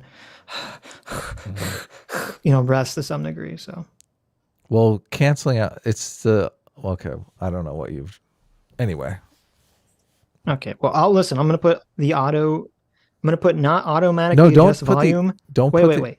Okay. I'm not changing the automatically adjust volume. I'm only changing the automatic noise suppression. Okay, do So- that. There you go. And I turned the gain back down. So Gain, it was probably the problem. okay, well let me know if I'm too quiet now. With just the two of us, I can always like turn me down a little if you're two. Well, I know, but instead of turning you down, just tell me and I'll turn myself up. I just try to make sure A team is just a hair louder than S class. That's what I Great. shoot for. It's a good idea. Alex Karras for 2 hours says, please turn Sitch's audio up. Yep, there you go. Unfortunately, I don't think Adam has the ability to do that. No, I did ask you to do it though when I saw the super chat. Right. Your Ray thanks so much for being a free seeker for 3 months says, all this would be resolved when a Caesar returns in glory and revives Imperia Roma. Adam, you're all right for a Californian. There you go. Why, thank Strong you. praise. Laura the Brain for $2 says, let's all wait for Sitch and Adam to care about Yemen. Yeah, we'll be waiting a long time. Well, I mean, I Okay. do care about people suffering anywhere, but I just Of course, but like in the context of this conversation, it's so irrelevant to anything that we're talking about. Totally. Bad Faith Gary D for $2 says, Kurt, thanks for doing your best to derail this conversation. There you go. Thank you. Bad Faith Gary D. That's apt. Very apt. Yeah. Very apt, yes. 1H1 or 1W for $20 says, next conversation gets Stephen Michael Davis. Yemen was once friendly to the Saudis, but got cooped by Iranian ally that hates Saudi. So Saudi declared war to get rid of the government, which is the same reason Russia did to Ukraine, which is the same thing Russia did to Ukraine. Oh, it's interesting. I didn't know that. That's interesting. Well, and see, that's the thing. If you want to say that, it's totally fucked up, for us to, and I think it is, and I've literally said this on stream. I think it's fucked up that we give the Saudis all this aid and support, to go kill the Yemen people or do any of the shit they do. But again, it's just, how many times can I say this in a conversation? And yet it always gets drawn. Like, that's literally all they have. Is just draw back to these whataboutisms. First of all, yeah, we're not in favor of supporting, anyone who's doing tangible damage to people, obviously. I think most people aren't. The thing that's completely different, though, about Ukraine is, like, let's say we did decide, okay, we're going to focus a lot of attention on Yemen. Our whole thing is that we have a, democratic capitalistic system that we feel fosters the most liberty and productive societies, right? That's our ideological bias. So we have that to offer to people. But the population at the same time has to want that. They have to desire that because it doesn't work unless those players want to play the game.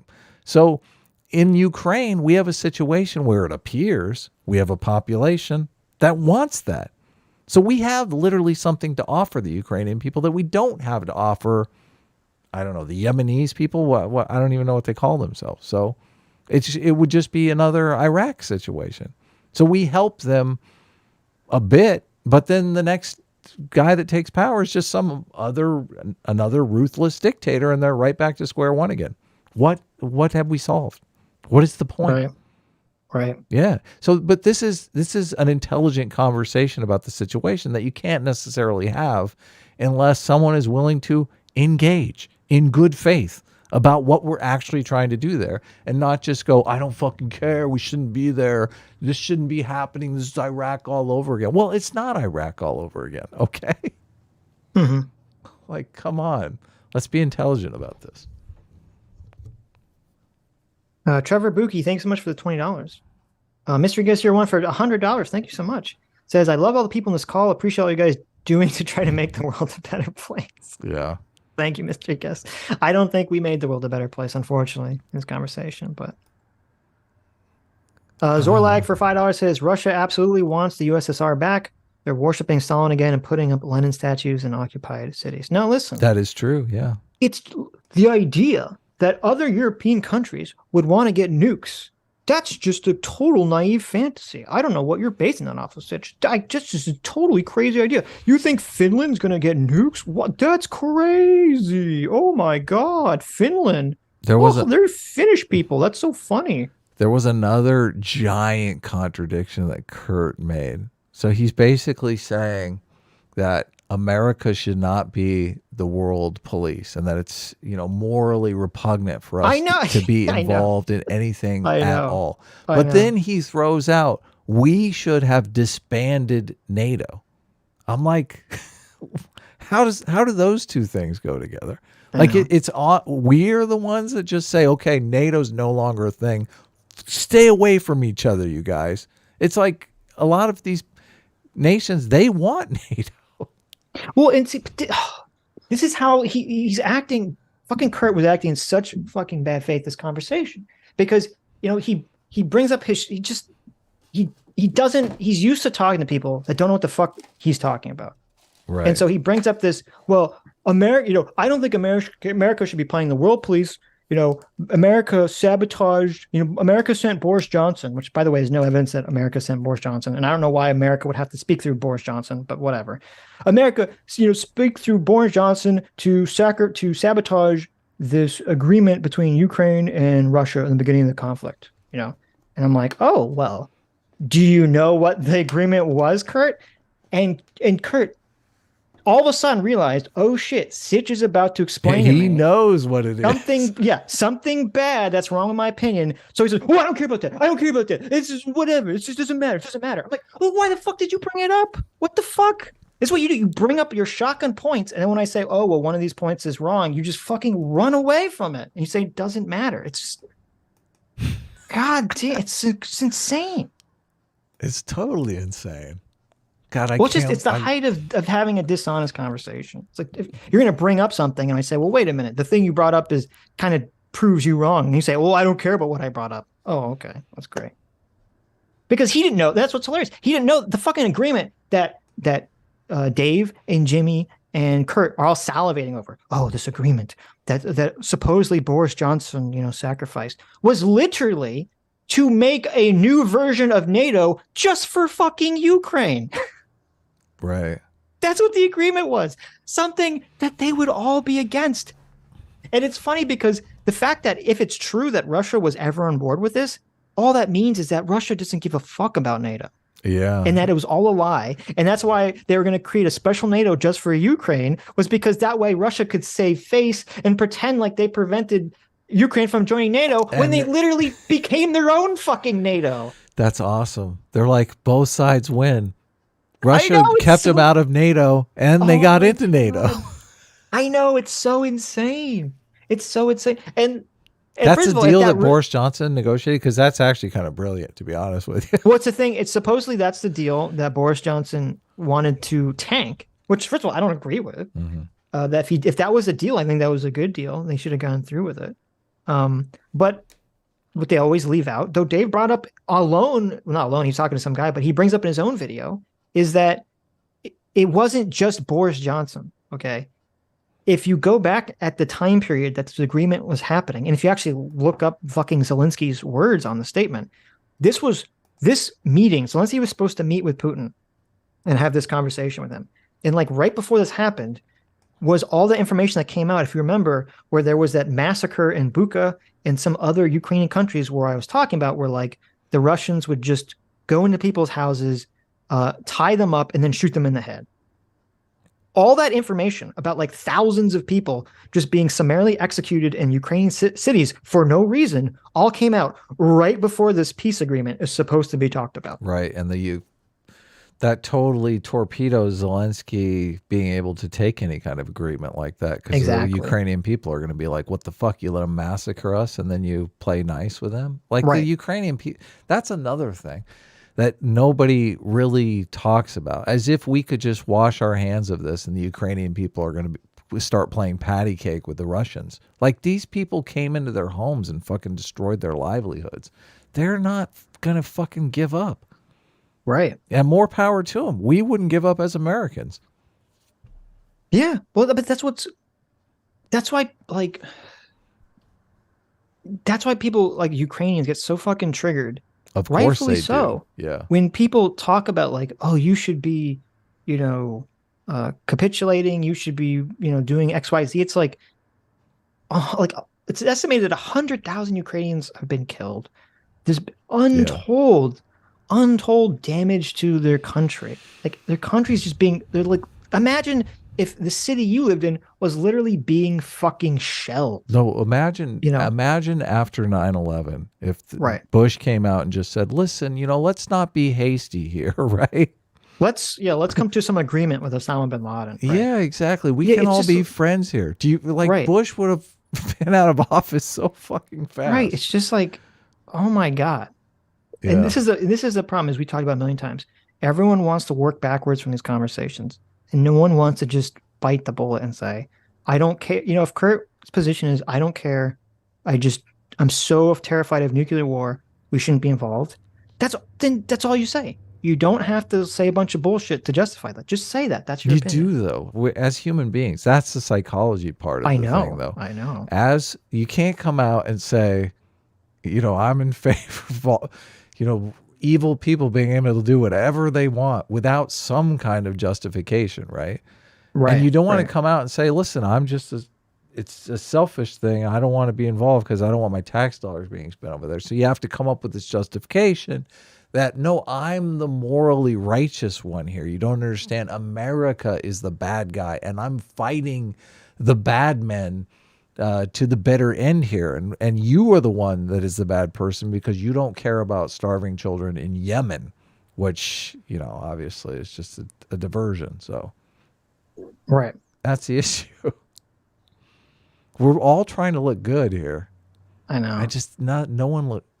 No one looked good in that conversation, I believe. Yeah, probably not. I don't know. And I don't want to have to be put into a position. This is probably like with the Mr. Go conversation. I don't want to have to be put in a position where I have to sacrifice the kind of person I want to be.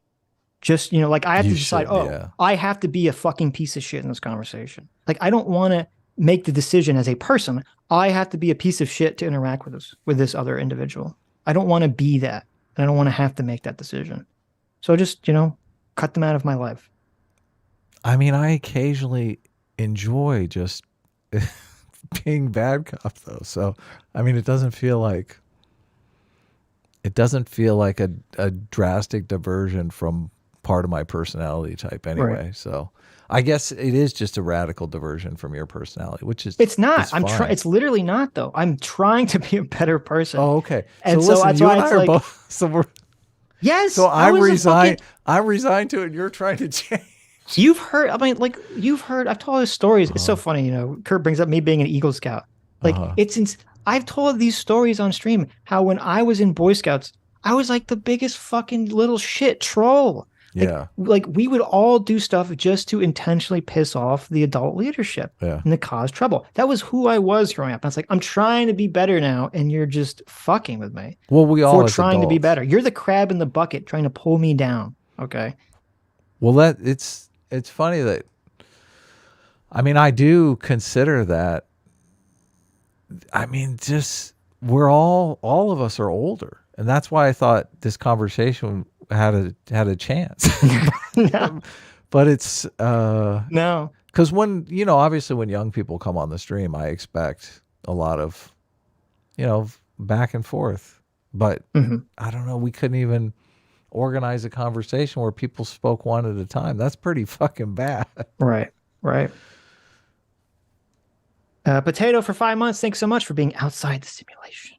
Says, quote, why would Russia invade Finland? He asked while Russia is invading Ukraine. It's not like Russia has a history of invading countries to its west for the last 100 years because that's historically been worried about because they have historically been worried about their vulnerable capital. Yeah, and it's literally a waste of time to talk to Kurt. It's if he will say that Reuters is part of a conspiracy. I hate that. To put a fucking story 2 weeks before the leak came out, because they knew the leak was going to come out magically somehow, that all it says is that Yatsenyuk was offered this position by the by the president of Ukraine. And that's a conspiracy. There's nowhere to go. He's living in a world that's completely unfalsifiable.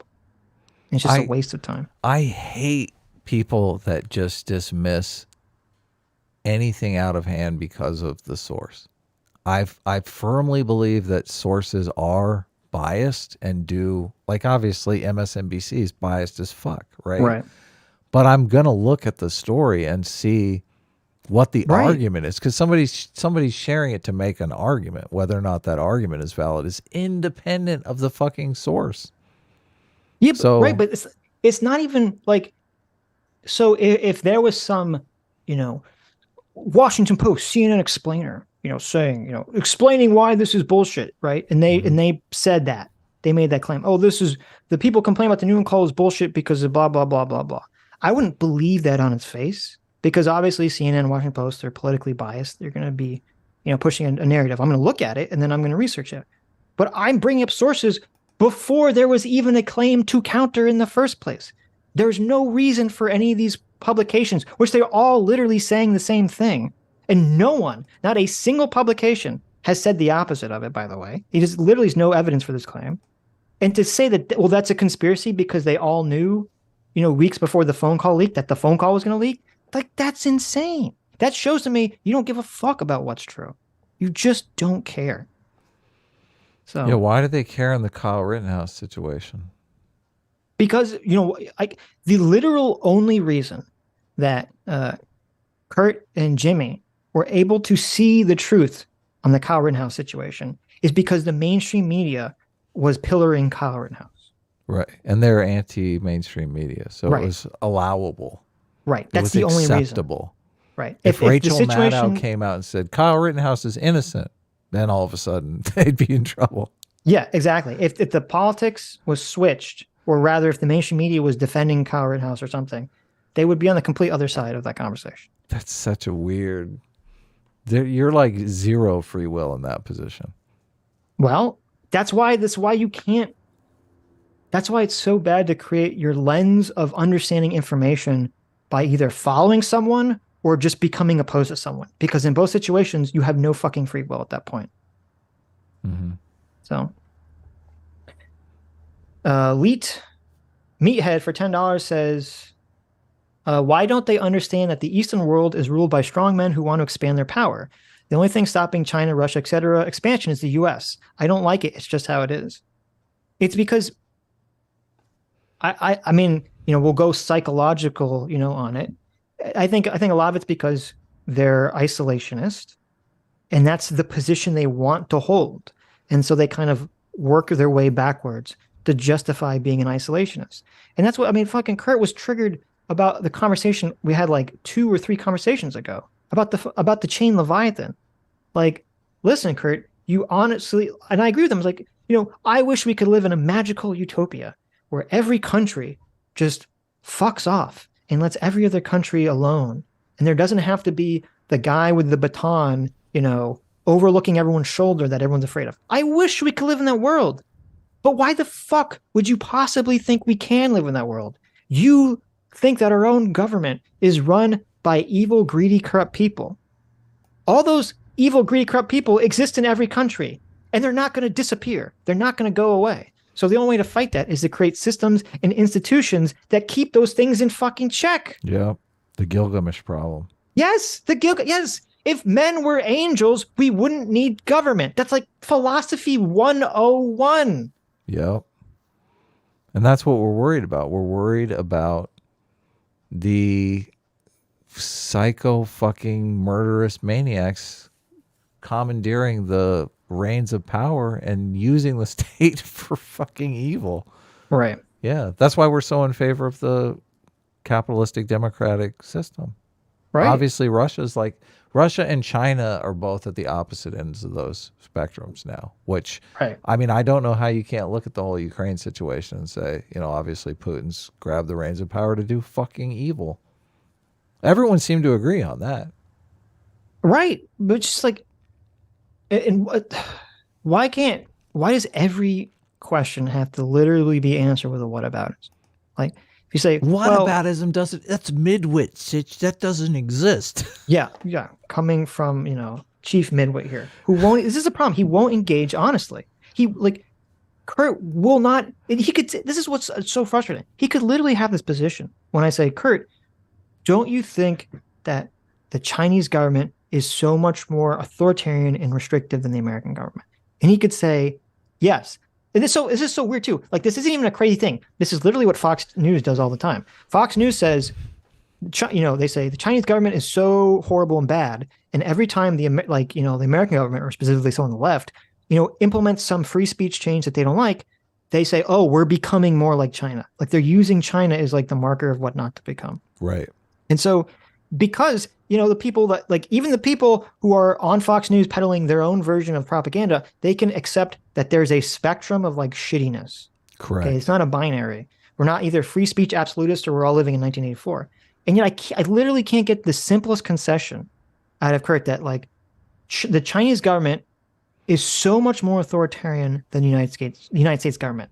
Kurt literally couldn't be, if Kurt was Chinese, if Jimmy Dore was Chinese, and they were talking about China the way that they're talking about America. Yeah, crack some Xi jokes. See what happens. Right. They would be arrested and they would be black bagged and they'd be fucking disappeared. And they know that. They know that because that's why they refuse to answer the question. That's why they're being intentionally dishonest. They know that. And instead of saying, yes, Sitch, I think that China is way worse on free speech and way worse on human rights and is way more authoritarian than the United States. But I don't think that justifies any of the bad things the United States government is doing, which I disagree with. And then I would say, you're completely correct. It doesn't justify anything the United States is doing. And I'm not saying it so that to give away some justification. I'm just saying it to make sure that we all exist in fucking reality. Okay? That we all understand the world to some capacity that makes sense. Yeah. But we can't even get to that retreating back to the I don't care. The I don't care. Yes. That seems like way thou dost protest too much. I don't understand how you can have the I don't care position and be so attached to your positions. Because like ambivalence is like, I'm not really attached to my positions. That's the I don't care position. Right. But his positions are just like, this is the law. Like, he scoffs at just us disagreeing with him.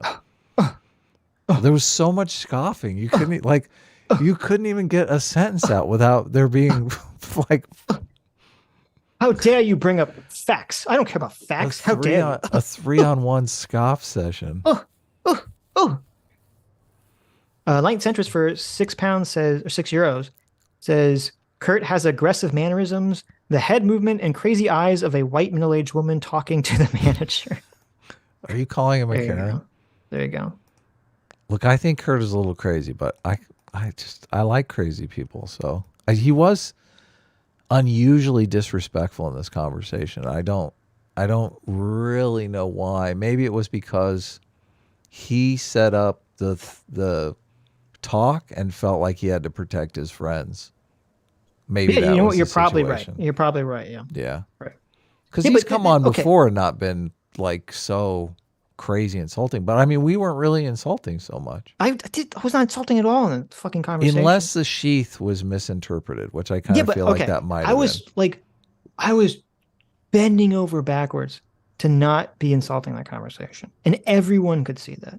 Just being so fucking like, let me baby you, let me swaddle you in the blanket and pat you on the back. I tried to dial it in. I pointed out when he was calling us stupid. I was like, listen, we just don't need to go there. Why do we have to do that? But no, it got worse from there. It was like, no, exactly. So it's like, it's just a waste of time. Let's work together. Just let's try to be nice. And and I told, here's the thing, and you're probably right, that Kurt, he feels like, oh, Jimmy stormed off in a huff, so he's going to get in trouble. Yeah. Right. Yeah. And it's like, well, first of all, we never fucking asked you to bring Jimmy on. That was literally your decision.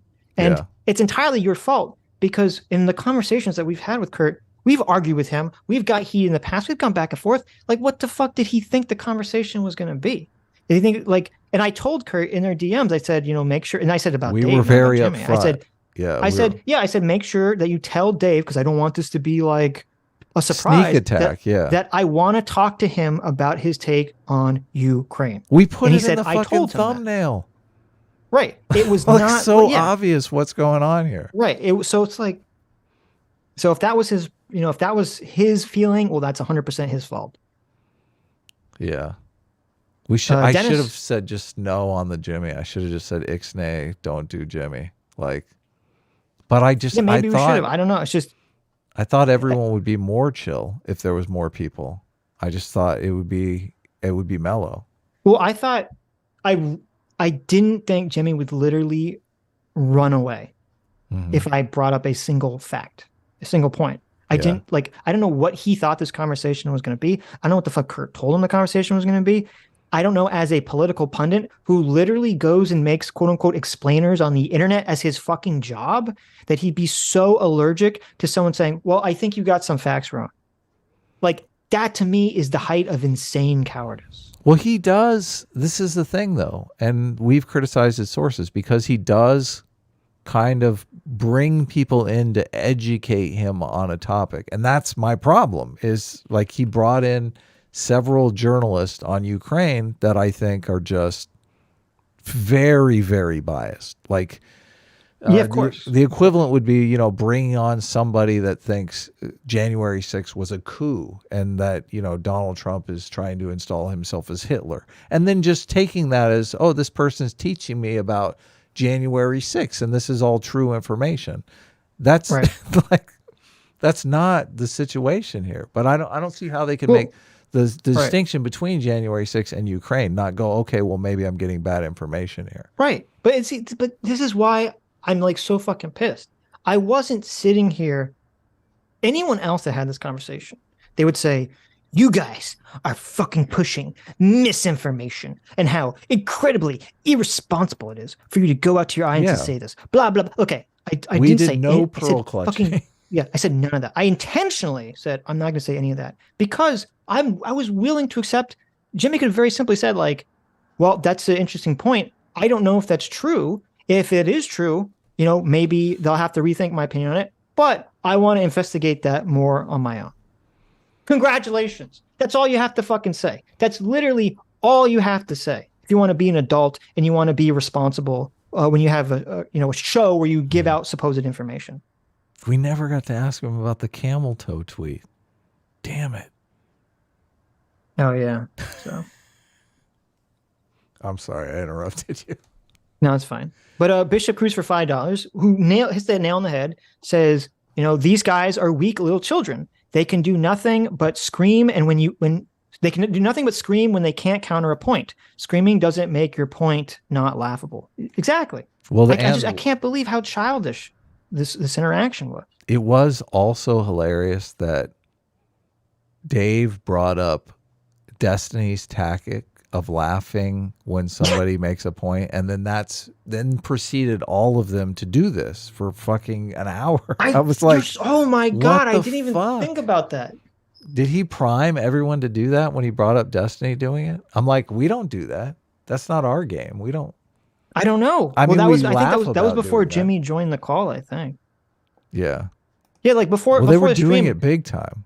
Yeah, before the stream, because like I don't know, like Kurt was shitting on Destiny for the Lex Friedman interview or whatever, and it's just like you're gonna go attack Destiny for doing debate tactics, visual rhetoric stuff, and like your entire guy's conversation with me was all just oh I can't believe you. It was all just this fucking debate tactics bullshit. Did you miss Zorlag's $5 Ukraine had a bill against joining? Oh, you're right. I did. Yeah. Okay. Zorlag for $5 says Ukraine had a bill against joining NATO until Putin invaded in 2014. I bet this guy thinks Russia did not invade in 2014. He thinks Buka is fake. Yeah, they don't. I mean, they don't know that. They don't know that they had a bill against joining I think NATO. Zorlag is Russian, or I don't know. or Ukrainian. Yeah. But yeah, no, they don't know that. They don't know that. They don't know anything about that stuff. That's why it's so hilarious that they're gonna accuse me of, oh, I don't know anything. I don't know anything. We have all the facts, right? We've read all the, the one-sided propaganda. We know what's what. It's all right. It's like, okay. So sad. Dennis for $10 says, Europe alienated the U.S. over Russia by tying their energy policy with Russia to bring them closer, and look what happened. This guy mixes domestic policy with foreign policy. You're arguing with children. That's the problem. It's like, because they have this worldview that everything's a conspiracy, and it doesn't matter if you untangle it. Because you could say, well, wait a minute. If the U.S. and the EU and NATO are all part of this massive global conspiracy, why would the U.S. have ever allowed Germany or any European country to tie its infrastructure or its gas in with Russia in the first place? If we really control everything, why do we allow that to happen? That's just so ridiculous. Or I didn't even get to talk about this. Is what's so hilarious too. I didn't even get to talk about it. One of the big reasons Yanukovych, at least that he gives, about why he ended up caving and siding with Russia is because the IMF wouldn't give him loans, because apparently the IMF had given Ukraine loans in the past, and Ukraine basically, fucked up and didn't really pay the loans back properly, or something to that effect, because of poor leadership and corruption. And it's like, wait a minute. I thought the grand global conspiracy is that the IMF is just like the globalist tool for America. And if that's the case, why wouldn't have America demanded that the IMF give the loans to Yanukovych so that he would side with the EU, so that if Russia still invades Ukraine, it makes Russia look 1,000 times worse? Because America can't do that. The IMF wants to make money off their loans. That's right, because it's all a bullshit, and all these institutions are all independent, and they're all doing things within their own self-interest, and there's no massive conspiracy where George Soros is controlling the whole fucking world. That's right. Yeah, the IMF would say, what, you want us to lose a bunch of money on this war-torn nation? Get fucked. Yeah, that's what they said. That's literally what they fucking said. Oh, that's what they said. Well, that's a good business decision. That makes sense. They're like, we're not doing this. You didn't pay. They're like, oh, you want us to give Ukraine loans? They didn't pay back the last loans. We're not doing that. The IMF doesn't. They don't print the money. They're worried about losing their money too. Right. So just. Yeah. Oh. Sobek for $5 says, how are you and Dave in disagreement? I was told you people have weekly meetings and decide on all things. So there you go. Listen. Is Dave Jewish? I didn't know that. I believe he is. Oh, okay. Yeah, I don't know if you know this, but Jews argue with each other more than they argue with non-Jews. Okay. If you've ever been to a Jewish household, you'll see just lots and lots and lots of arguments. It's literally what, back in the day, when the primary job was like farming or being a rabbi, all the rabbis would do was sit around in a room and they'd argue interpretations of the Bible all day. So it's like deep within Jewish blood to just argue with each other. Well, we might be able to get Dave back on. So it seems maybe I'm so, even though Dave was like so far ahead, like better than Kurt or Jimmy in this conversation is, I'm just so demoralized. I don't even know if I want to do it. I'll have to think about it, but yeah, we'll I mean, see. It's just, who really cares, to be honest with you? Yeah, I know. That's exactly it. People are entrenched in their positions. Look, people have their own minds made up. They don't want to change their minds. That would require actual effort. Right, but that's why people engage these conversations so bad faith, because they've been burned too many times. Well, I do. This is what's frustrating is I would love to see a new piece of information that I haven't seen already. Like it's in that video. It's in that video, Adam, you didn't watch. It's just in that one video that has all the information you don't understand. It's not in that video. It's in that video. You know, that guy's Ukrainian. He thinks Putin's bad. It's all there. It's all there. Yeah. I read that book, The Russia Conundrum. That book had a shitload of stuff nobody's talking about in it. I was like, wow, this is fucking fascinating. Yeah. Should I rename the stream to A Horrible Talk? I don't even know what you named it. It's just talking to, it was neutral, just talking to Mhm. Dave Smith, Jimmy Dore, and Kurt Metzger about Joe Rogan, Ukraine, and more. No, it should be something like a complete disaster with a complete okay, disaster starring. A complete, there you go. A complete disaster Yeah. starring.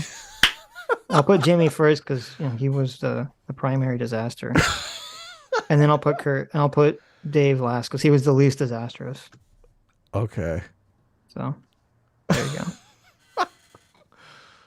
Oh God, it's funny because it's like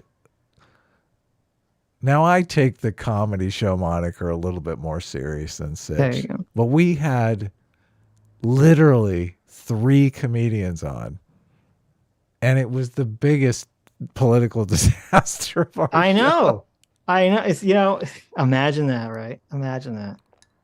Look, we get accused often of hiding behind the comedy show label, but our record is clean. We have never done that and would never do that. The idea that we want to spread misinformation. It's a comedy show. Yeah, the fact that the idea that we want to spread misinformation and hide behind, oh, we were just joking about it. No, fuck you. That is so far from what we want to do. We're solidly team truth, man. We just want more people saying true things in the world, and just it bugs when people grab onto a narrative. It just as bad as, and the Kyle Rittenhouse is a perfect example of this. Although Kyle Rittenhouse, I mean, it was one guy's life on the line, which is awful, obviously. I think you thousands of people on the line. I think you were so correct when you said, and this is what we have to think about going forward. There's 2 types of people. There's the bloviators, and there's the people who have internet discussions. Yeah. And the problem is you can't have a discussion with the bloviators because, we've talked to, fucking Lance. We've talked to Jangles. We've talked to, Matt Biner. We've talked to so many woke lefties that we have violent disagreements with. And we're still able to, if we've talked to fucking president, we were able to have a conversation with President Sunday that made more sense than this. Okay. We're able to talk to these people and have some kind of fucking conversation. And it's just because their mindset is completely different. They know how stupid and bad it looks to just go on a stream and bloviate and literally run away and not engage with anything that person's saying. And some people just, because that's not what they do, they just don't understand that. Yeah. And so that's what it just doesn't work. I mean, Jimmy Dore doesn't have people on that challenge him at all. He makes jokes. Now we know why. He makes jokes at other people's expense. That's what he does. And I feel he was probably intimidated, feeling that he had automatically jumped into a debate bro setting and had no idea. So yeah, as soon as I said, Adam, I want you to bring up a picture, which was literally just a picture with everyone's name on it. Yeah. Because I'm throwing out all these fucking Ukrainian names and it's hard for them to keep track. And he's bringing up a chart with a picture. I gotta get out of here. Look, I gotta run Jimmy away. Dore uses visual aids constantly on his show. Of course. That's his go-to move. So, yeah. Hey, I can't possibly be, someone criticize a point I made. It's so little is on the line either. Who cares if he's wrong about this one thing? What is he going to lose? His ego cares. Is it? Yes. Okay. Because it's more than it's not there is something, there is stuff on the line because if someone says, "Hey, you were completely wrong about your position on this issue, and I'm going to show you why you're wrong." And you accept that, they're afraid, "Oh, well, the only reason people listen to me is because they trust my opinion. And if I just admitted I was completely wrong about this major thing, people aren't going to trust me anymore." Yeah, but if you're wrong and you are going to correct the record, people are not going to trust you anymore. Right, but they're banking on the fact that their audience doesn't give a shit. Right, okay. Because the real truth is that his audience Jimmy's audience wouldn't turn on him if he said, "Oh, I was wrong about something." They wouldn't turn on him and say, "Oh, well, I can't trust him because he's wrong." They would turn on him because if Jimmy said, "I was wrong about some narrative about U.S. cooing the Ukraine in 2014, his audience would say, "Oh, they got to Jimmy. They got to him. You're Oh my right. God, Jimmy's flipped. He's a shill now. He's part of the conspiracy. Oh my God." Yeah, they're driving the creator. Exactly. And that's when we had this conversation many streams ago where I said people wrongly think streamers radicalize their audience. In reality, their audience radicalizes the streamer. So sad. I'm never gonna Zorlag for let that $2 happen. says, "You're having a heated debate with a pile of cocaine." It's pretty accurate. I wish. That's pretty accurate. These guys are all fucking smoking. I don't know why they were not mellow in this conversation. They need to smoke more. Well, maybe they were smoking meth or something. I don't know. I should tell them, like, you guys need to take a hit and chill the fuck out because this is ridiculous. I mean, I tried several times to bring the temperature down, and it was just no one was I know, biting. impossible. Yeah. Zorlak for $5 says, "Look up Russik, the Russian Nazi group in Ukraine sponsored by the Russian government. Russia has a bigger Nazi problem than the Ukraine." Yeah, I've heard about the Russik group. And what weren't they? I know that they've been involved in sort of like fighting in the Donbass. I don't know if there was some. Also, there was some. I don't know if it was the same group or a different group. There was some, Nazi group that, like, or had some Nazi affiliation that was like, sent to, try to assassinate Zelensky and all sorts of things. I mean, the whole the whole Nazi narrative. It's such a waste of time. I don't want to talk about it. It's so stupid. No one. Like, if you're going to sit here and bitch at me and say, "Oh, I'm naive because I think America is supporting Ukraine for moral reasons," which, first of all, I never even fucking said, but you have to be a child if you honestly think Russia invaded Ukraine because they were trying to root out the Nazis. Yeah, that's Okay. that's patently ridiculous. Yeah, why are we even pretending to give this idea any fucking weight? Yeah, that's why I was like, not this video. Oh no. Right. Like the whole Nazi thing, it Oh, just seems like a He huge... talked about the Nazi influences. Oh, that's great. I don't give a fuck. I had, you know how the surge boosted Bush's poll numbers and helped him win re-election? I read something that they were talking about Putin invading Ukraine because it bolsts his... There's a bunch of ultra right-wing nationalists in Russia Right. that it completely solidifies his base when he does stuff like this. Sure. So, and there's people in America that would just, be salivating for America to do something like this, right? Go fucking Of course. kick ass next door, right? Of course. So yeah. So there is some level of he's doing it to increase his support with the rank and file, which is a little scary. I mean, geez. That's what's so weird about the way that they talk about this, because it's like they put every possible negative motivation and distrust on American politicians. But then if a Russian politician says something, they're telling the truth. They're obviously, just listen to what they're saying. They're telling the truth.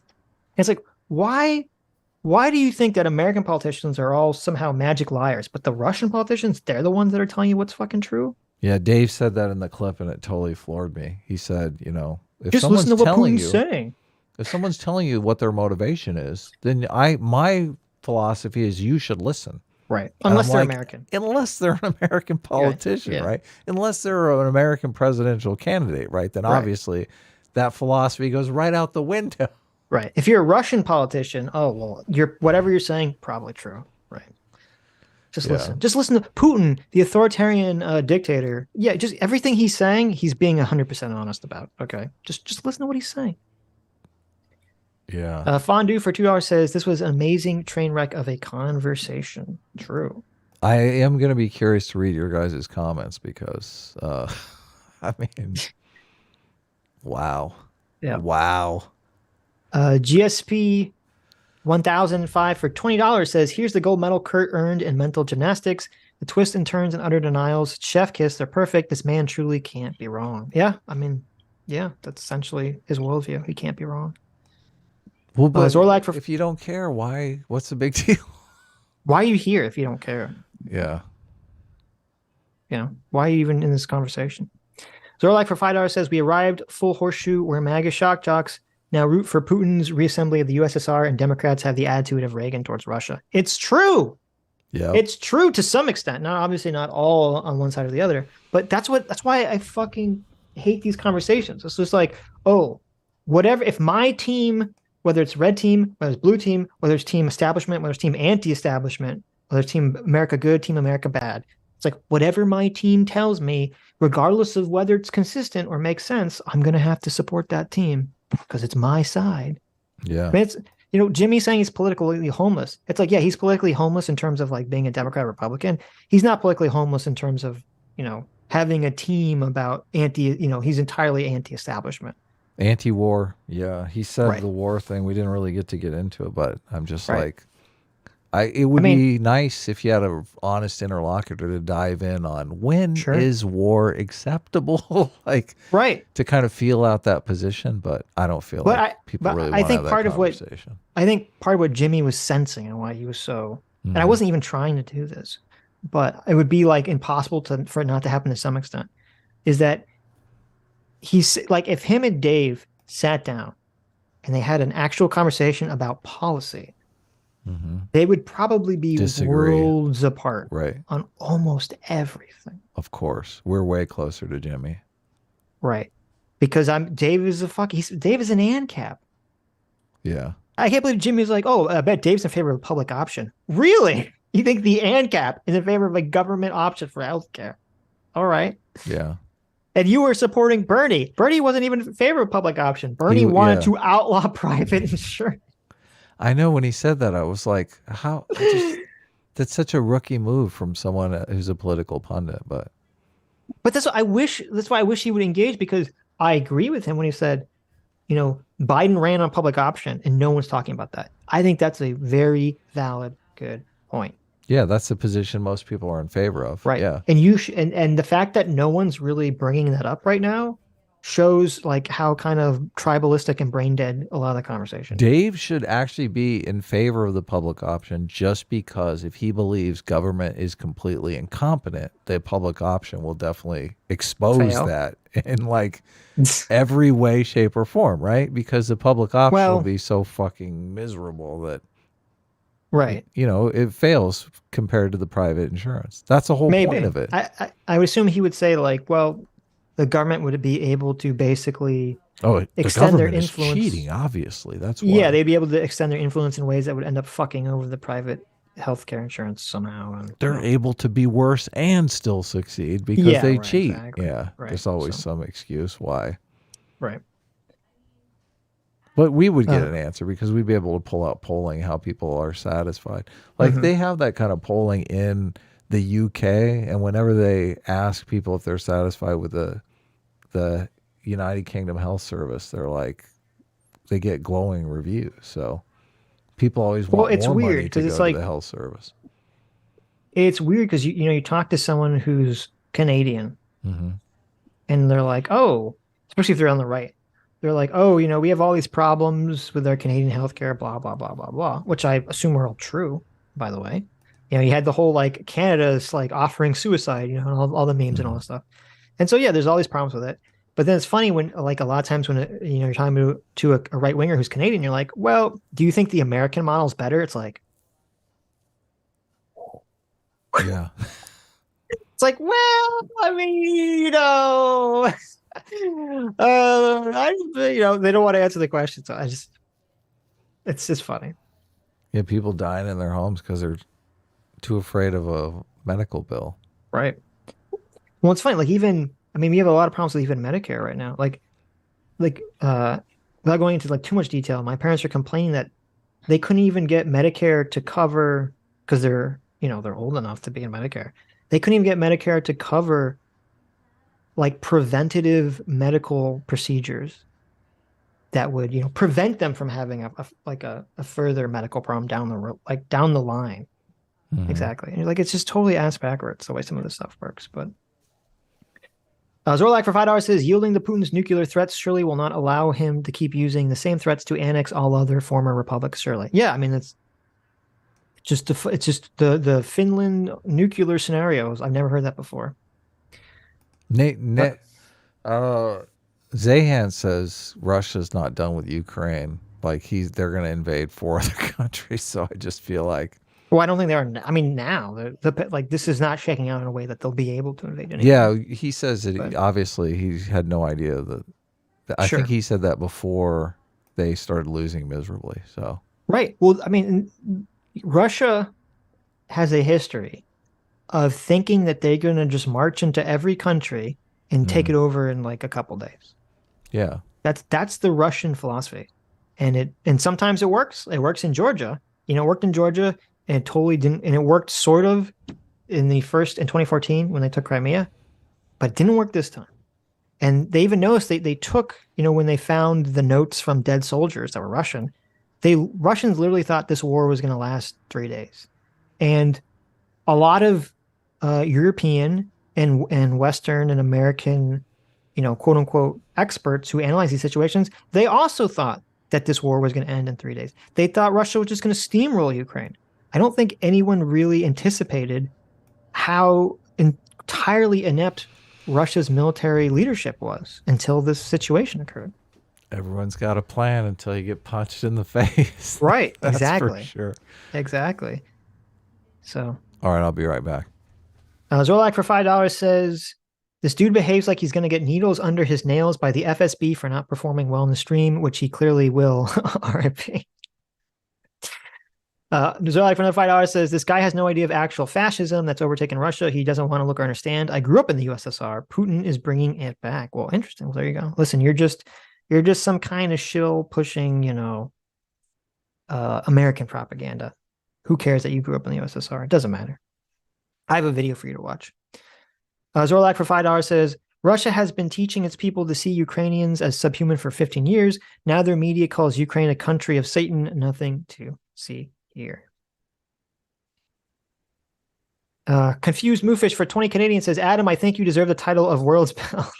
I'll wait for Adam to come back. Zorlak for $5 says, source for my claims, I watch Russian media in Russian, but I looked up translations by Russian media monitors. Russia TV is full on fascism now. Asayar, thanks so much for being a discipline equals freedom for 4 months. Says the big difference between you guys and Jimmy and Kurt is that you are willing to at least say, I have not seen this, watched this, or read that. Where they say, I don't care. They lack humility. Yeah, I mean, it's just a total control of egos, essentially. There's no humility whatsoever. That's true. Humility is seriously lacking in our just social environment these days. Right. Confused Moofish for 20 Canadian says, Adam, I think today you deserve the title of World's Best Moderator. Oh my God, I don't feel like I do. Kurt, as someone born in Eastern Europe, I don't know how to say this any nicer, but your knowledge of the politics of the region is inadequate. Smiley face. Yeah, we get those people in our. Well, obviously Zorlag looks like he's over there. I mean, we get people. Zorlag in the said he comment grew up section. in the USSR.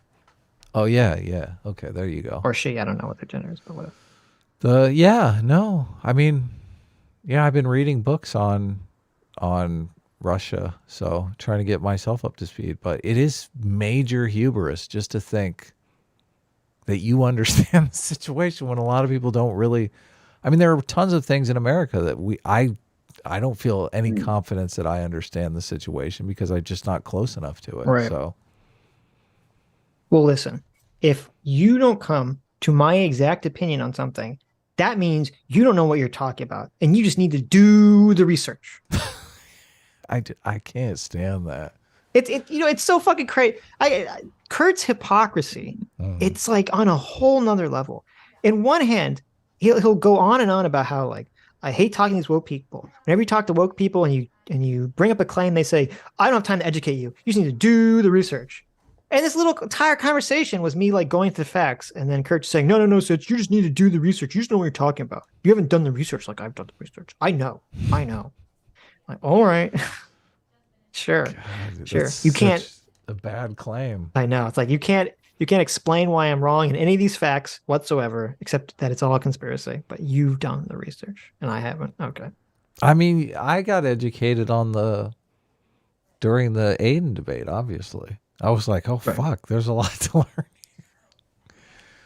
But then I started reading articles, and I'm like, oh, this totally makes sense. I get the little ins and outs. It explained the whole Trump impeachment better. Like all this fits together so nicely if you know everything. So, Fat Brown Buffalo for $10 says this was a mess. This would have been 100 times better if Kurt and Jimmy Dore weren't on. I think it would have been way more productive if you just brought Dave and SMD on. SMD made a 3-part response video to Dave. Yeah. Is that I don't know who SMD is, but Stephen you Michael mean Stephen Davis. Michael Davis? Oh, Yeah. right. Well, I mean, I think you're right. It would have been 100% more productive to not have Jimmy and Kurt on. I completely agree with you. It would have been an actual conversation if it was just us and Dave. And I don't know. I still haven't decided whether I want to do that or not in the future. But what do you mean? You did decide? No, I mean I haven't decided whether I want to talk to Dave or not. Oh, okay. But you decided, obviously. But we should do we should invite Kurt on and do a live bridge burning stream, obviously. I'm not if he hears this and yells at me in the DMs, I'll offer it, but I'm not offering it otherwise. Okay. And I'm going to tell after the stream, I'm going to tell Kurt in the DMs. You don't know how content creation works, Sitch. We have to burn the bridge. It's not worth my emotional health. Okay. I know what you're saying. Look, it will get lots of views, but it's not worth my health. When the stream's over, I'm going to tell Kurt very clearly in our DMs. I'm going to say, Kurt, you were so fucking disrespectful to me in this conversation. You were so insulting me in this conversation. You did nothing but disrail this conversation. I was completely nice to you in this entire conversation, and yet you came at me with all this fucking hostility. And I wasted so much time looking up facts, which you don't care about, trying to research this conversation to have something productive, and you sabotaged it. I'm not having you on stream anymore. I'm done with you. You were being a total piece of shit to me for no reason. I'm going to tell him that in the DMs. And if he wants to come on and yell about that, I'll say, okay, but I'm not. I think it's a waste of time for me to say, we should come on so I can yell at you on stream. It's not. Listen, I don't want to have a big, long soy conversation about mental health and shit like that. I don't either. Why you let this stuff get to you, Sitch? Don't, fuck all these people. Don't let it get to you. Well, I'll tell you why. Well, first of all, I just want to finish with Fat Brown Buffalo. I like Stephen Michael Davis. His videos are great. And I also wasted a lot of time researching the whole not 1 inch to the east thing. I spent an exorbitant amount of time researching that, which we didn't even get to. But I don't want to have Steve Michael Davis on because I don't want to be like a 2v or 3v1. Obviously, yeah. Dave Smith. But I would highly recommend everyone watch Stephen Michael Davis's videos. But Lucifer Doman for 5 Canadian says both Adam and Sitch showed class. Sitch does need to calm down now that's over. I mean, and you could be right. The reason I got so upset when they were gone, because I didn't process it until after the conversation, was just that I just wasted so much time these last 2 weeks. I wasted so much fucking time. And that's why that's the real reason I'm upset. I just wasted all this fucking time. I should have been not preparing for this conversation at all. I should have just been working on main channel videos. That's it. I'm somewhat to blame on this because I should have just said, fucking don't. We have enough information already. And I mean, I could see this not really going in any kind of productive direction anyway. So it's not your fault. It's not your fault. I want to be prepared for the conversation. I actually want to engage in the conversation. But you can be over prepared for a conversation. But I wasn't over prepared. I was only over prepared because they refused to fucking talk about the points. Yeah, but I'm telling you, they're never going to engage on this shit. I get, but I don't know that until I have the conversation. That's the problem. I don't know that until I have the conversation. That's what was the first conversation we had about this was with Aiden, and it's we all knew all of each other's points because we all actually gave a fuck. Yeah. Even if we disagree, we all fucking gave a fuck, and we all, we researched this shit and we could talk about it. It's true. Yeah. When we had that stream, I think is 4.5 hours long. I mean, it's super long. I can fucking guarantee you, if I even got a chance to ask Kurt or Dave or Jimmy and say, what are these groups? What are these groups that George Soros is funding that caused, the coup in 2014? What are these groups and what did they specifically do? And what is your evidence for this claim? They don't have any fucking evidence for these claims. Of course not. Aiden had evidence. Yeah, I mean, I disagree with her interpretation, but at least she had gave something. Them, they had a video contest for doing right. videos about how bad the government was or something. Right. I remember watching one of those videos. Right. And and Stephen Michael Davis had a great point in his video, which is that, they're praising the National Security Archive, which is the source that has all the conversations between James Baker and, what's his name? The president, Gorbachev, and all this stuff. And like, that's literally funded by George Soros. Yeah. Oh, yeah. It's literally funded by George Soros. And they hate George Soros. Yes. Yeah. Yes. How does that fit There's into a little the conspiracy? contradiction there. Yeah. Yeah. Why does George Soros fund this organization that leaks all the stuff that George Soros doesn't want leaked? He should really stop funding them. I know, he really should. But you're right. I'll try to be calm. Just let it go. Who cares? We don't have to have Kurt on ever again. We don't have to have any of them on ever again. So. Right. Zufu for 20 Australian says everyone pronounces Yakonovic's name 5 different ways. Listen. This is our American bias here. It's Yanukovych. Emphasis on ko. Yanukovych. I'm never gonna remember that. So Nuka bitch. There you go. Nuka bitch. Yanukovych. There we go. Vinny Dorman for 5 months says you can buy my lifelong loyalty to either S Class or A Team for the low price of one single wrench. Well, who wants this schizo potty mouth? Listen, Doberman. I love you, Vinny Dorman. But I don't think either me or Adam would trust you. I know. I say this out of all the pizza love, we wouldn't trust you with even a quarter of a wrench. Okay. You're going to be fucking swinging that wrench around. Everyone's going to be banned, and you're worse than me. Jeez. You're going to be banning every single person left and right, okay? You're just be like ban crazy. Be banning everyone left and right. So, I'm sorry. I unbanned everyone, so I know we had talked about it, but I know you try to do selective unbannings, but I was just like, Yeah, well, that's why we keep getting problems. It sounds like you're angry. Yeah. Well, you recently unbanned everyone? Yeah. When? I don't know, like when we were arguing about banning. So great. Look, listen. A lot of it was over the Mr. Girl stuff, right? Okay. And now everyone hates Mr. Girl, so I want to tell them I told you so. You were what the fuck? Then the truth comes out. I have to, listen, I had to unban all these people because it turns out I was right about Mr. Girl. I mean, at least I'm honest, right? Come on back, bitches. I want a nice big you were right in the fucking chat. I know you're listening.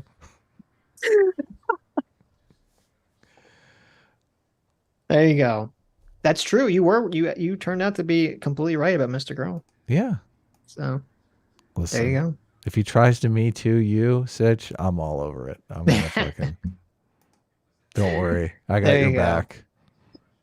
There you go. Tim the Ancient for $10 says, hey guys, I'm a fan of Dave, but he did come in hot. He's very passionate about war and really hates the Russian propaganda comments because he gets it from people on Twitter so much. Don't write him off. Yeah, I mean, that's why it's unfortunate that I don't know, either someone sent it to him or he magically went to the one part of the stream where someone said something about someone him sent him a clip saying Russian propaganda. So listen, the whole thing, we were willing to walk that back, but nobody, I mean, we were willing to have a conversation on what is propaganda and you can inadvertently, which is what I think is going on. Right. There's a narrative that Putin has put out there, and that narrative aligns very strongly with the narrative that a lot of these anti-Ukraine people are saying. So I don't know. What do you want to... Right. Listen, what do you want to do? It literally is Putin's narrative. I don't know how you... how can you get around that? Isn't the Maidan coup is Putin's narrative? That is literally Putin's narrative. Yes. Yeah, literally. Right. So it's because that's like they invade. This is what's so crazy. They invaded Ukraine because they were afraid of the Ukrainian government making an economic decision that they didn't like. Yeah. And so they have to come up with this coup narrative in order to justify their invasion. Of course. So, Soldoge for $5 says it's annoying because you couldn't get to whether countries should be allowed to form alliances. Also, I think the best way to handle whataboutism is to not say the words. I guess. Yeah, I mean, does trigger them. well, the thing is, I didn't know that they're so triggered by the word whataboutism. And I guess they are triggered by it because they fucking do it all the time and they get called out on it. But unfortunately, like, I had this conversation with someone. It was actually interesting. They said, you know, I've noticed that politicians, they whataboutism all the time now currently, but they didn't used to. And I said, well, did they not used to whataboutism like 10, 20 years ago? Or did you just didn't have a word for that you knew? And now that you have a word that describes a concept, you're starting to see it everywhere. And then they realized, oh, you're probably right. They've been doing it the whole time. I just didn't have a word to describe the concept. Right. And so, unfortunately, that's kind of the way humans operate.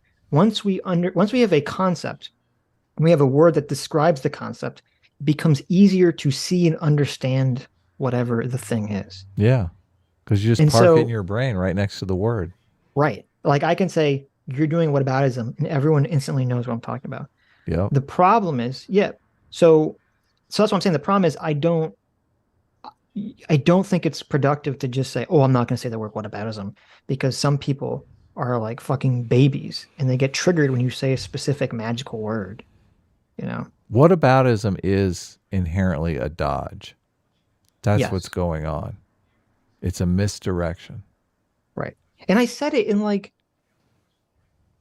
the nicest fucking way possible. I was like, listen, you know, I don't want to have a conversation where things are answered with whataboutisms or whatever. Like, I wasn't even saying like, that's a whataboutism, blah, blah, blah, blah. Like, I was like trying to be as nice as possible. And it's just like, they're like, what? Hair triggered. Like, you said the magic whataboutism words. Oh, man.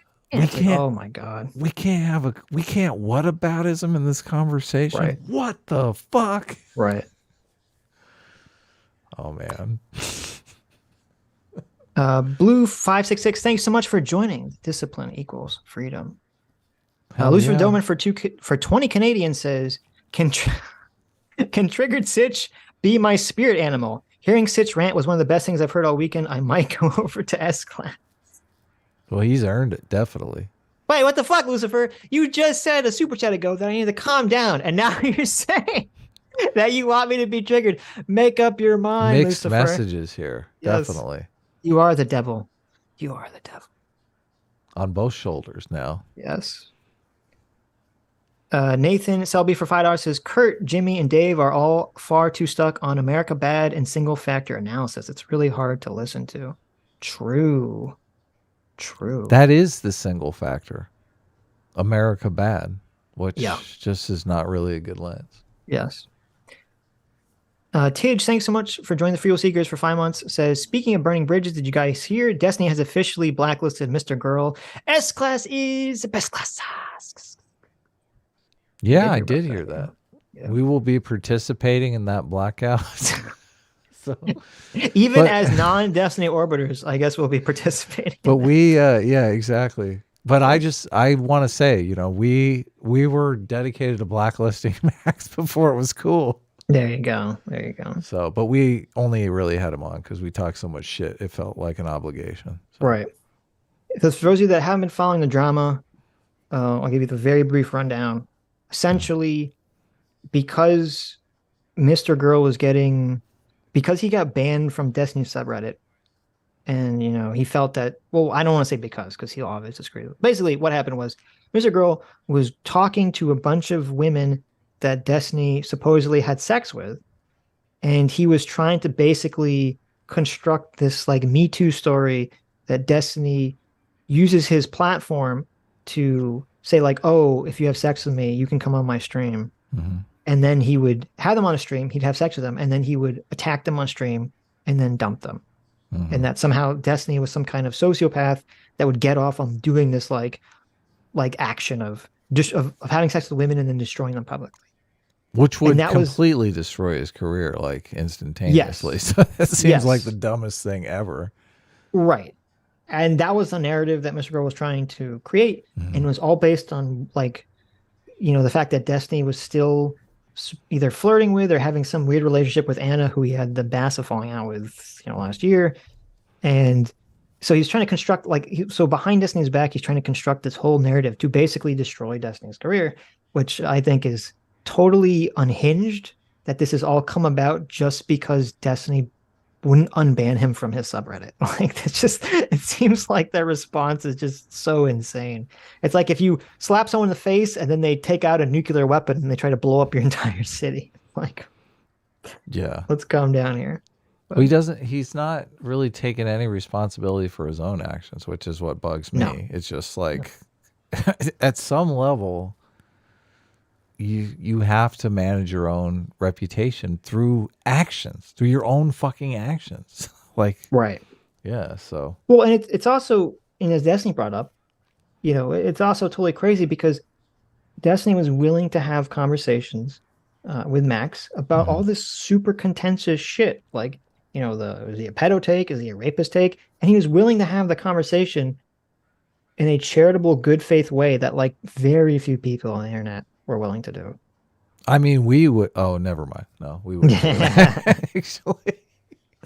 So anyway, yeah. So I think that's the end of the Mr. Girl saga. But Gorosero for $5 says, I for one am glad Dave Smith made those comments on Joe Rogan. It got the incel Stephen Michael Davis to start posting videos again. There you go. Damn, that's a callback to Kurt calling, because Kurt called Steve an incel in some video or something. Oh, he did. I yes, forgot about remember that, yeah. Steve called him out on the 200 show, which was kind of hilarious. But oh, that's right. That's right. I forgot about that. Goro Doom Patrol for $2 says, oh yeah, the Doomer versus Adam voting conversation was just a rehash of Doomer's first appearance in episode 153. I recommend everyone watch the episode again. The arguments on both sides are much better than it's a great episode. I forgot that you guys had that same conversation. But did we? I just apparently you messaged did. Doomer about coming on and talking about it again because I'm so why?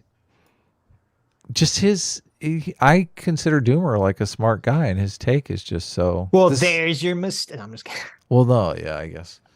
This was the mistake. conversation we had before the stream began about decision making Right. process. Yeah. So anyway. Now, Cerebral Friction for Joy says, I think you guys should reassess your reaction to whataboutism. Sometimes hypocrisy is relevant. Sometimes it's truly just exploring context. Love you guys, but a lot of shit show was on you. Hope you rewatch and reflect. Well, first of all, I 1000% disagree with you that any of that shit show was on us. And even if you disagree with think that we were too quick to throw out a whataboutism, even if you agree with that, you would also have to agree that they were elevating the temperature of that to 1,000, and neither of us were countering. We were both trying to be yeah. cool and calm the entire conversation. Okay. So even if you think we were wrong about the whataboutism, I take no responsibility. I take zero responsibility for any shit showness, except for the fact the only responsibility I take is I should have been a fucking asshole in that conversation. That's the only responsibility I'll take. If you say, Sitch, you should have been an asshole in that conversation, I'll say, you're right. But for saying whataboutism incorrectly, and I even said this, and I even flat out said this. I said, and they didn't want to hear it. I said, listen, if you bring up context that explains why an action happens, if I say, oh, why did this situation happen? And you say, well, it happened because America did X to Russia. And I literally said That's this not a directly. You can go back and whataboutism, listen. That's not a whataboutism, because you're directly explaining how some action creates some reaction. But if I say, well, why did the protest in Ukraine start in 2014? And it's because, Russia was putting economic coercion on Ukraine, Right. and trying to strong arm them into taking an economic agreement. And then you say, yeah, but what about the missile launchers that the United States put in some other country? That's a whataboutism. That has nothing to do with the point that I'm making whatsoever. Or And what so about it is a total NAFTA? dodge. Because you're basically saying, yeah, well, America does it, so that makes it okay. Which, I mean, okay.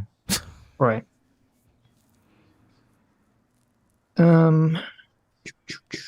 Confused Moofish for 20 Canadian says, this was fun to listen to, but I feel your mental strain. Most of your conversations are good. Don't let this clusterfuck make you jaded.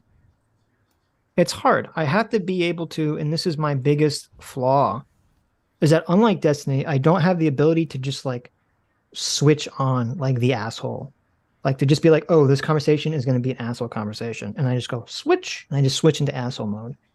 And I need to learn how to somehow figure out how to manage that correctly. The asshole switch. I mean, maybe it's fun. Maybe the chat will just start saying asshole switch, asshole. I don't trust the chat. Chat would say it every time. It's just like asshole switch, asshole switch. So I feel like I have a lot more control over that than people give me credit for, because I am able to. It's tougher when you're triggered. Like dialing it back from actually being triggered is more of a challenge. Yes. But acting indignant when you really feel nothing is very easy. I mean, obviously. Right. That's a cakewalk. Right. And a lot of fun because you're in full control and you're just, acting insane. So, I mean, I feel like Kurt is legitimately triggered. I don't feel like he is hamming it legitimately up. triggered. Yeah. He's completely triggered. And the problem is that he's completely triggered in a way that's like about shit that's insane. And he refuses to acknowledge that he just doesn't care about facts. Well, he wants you to agree with him so bad. It's like, right.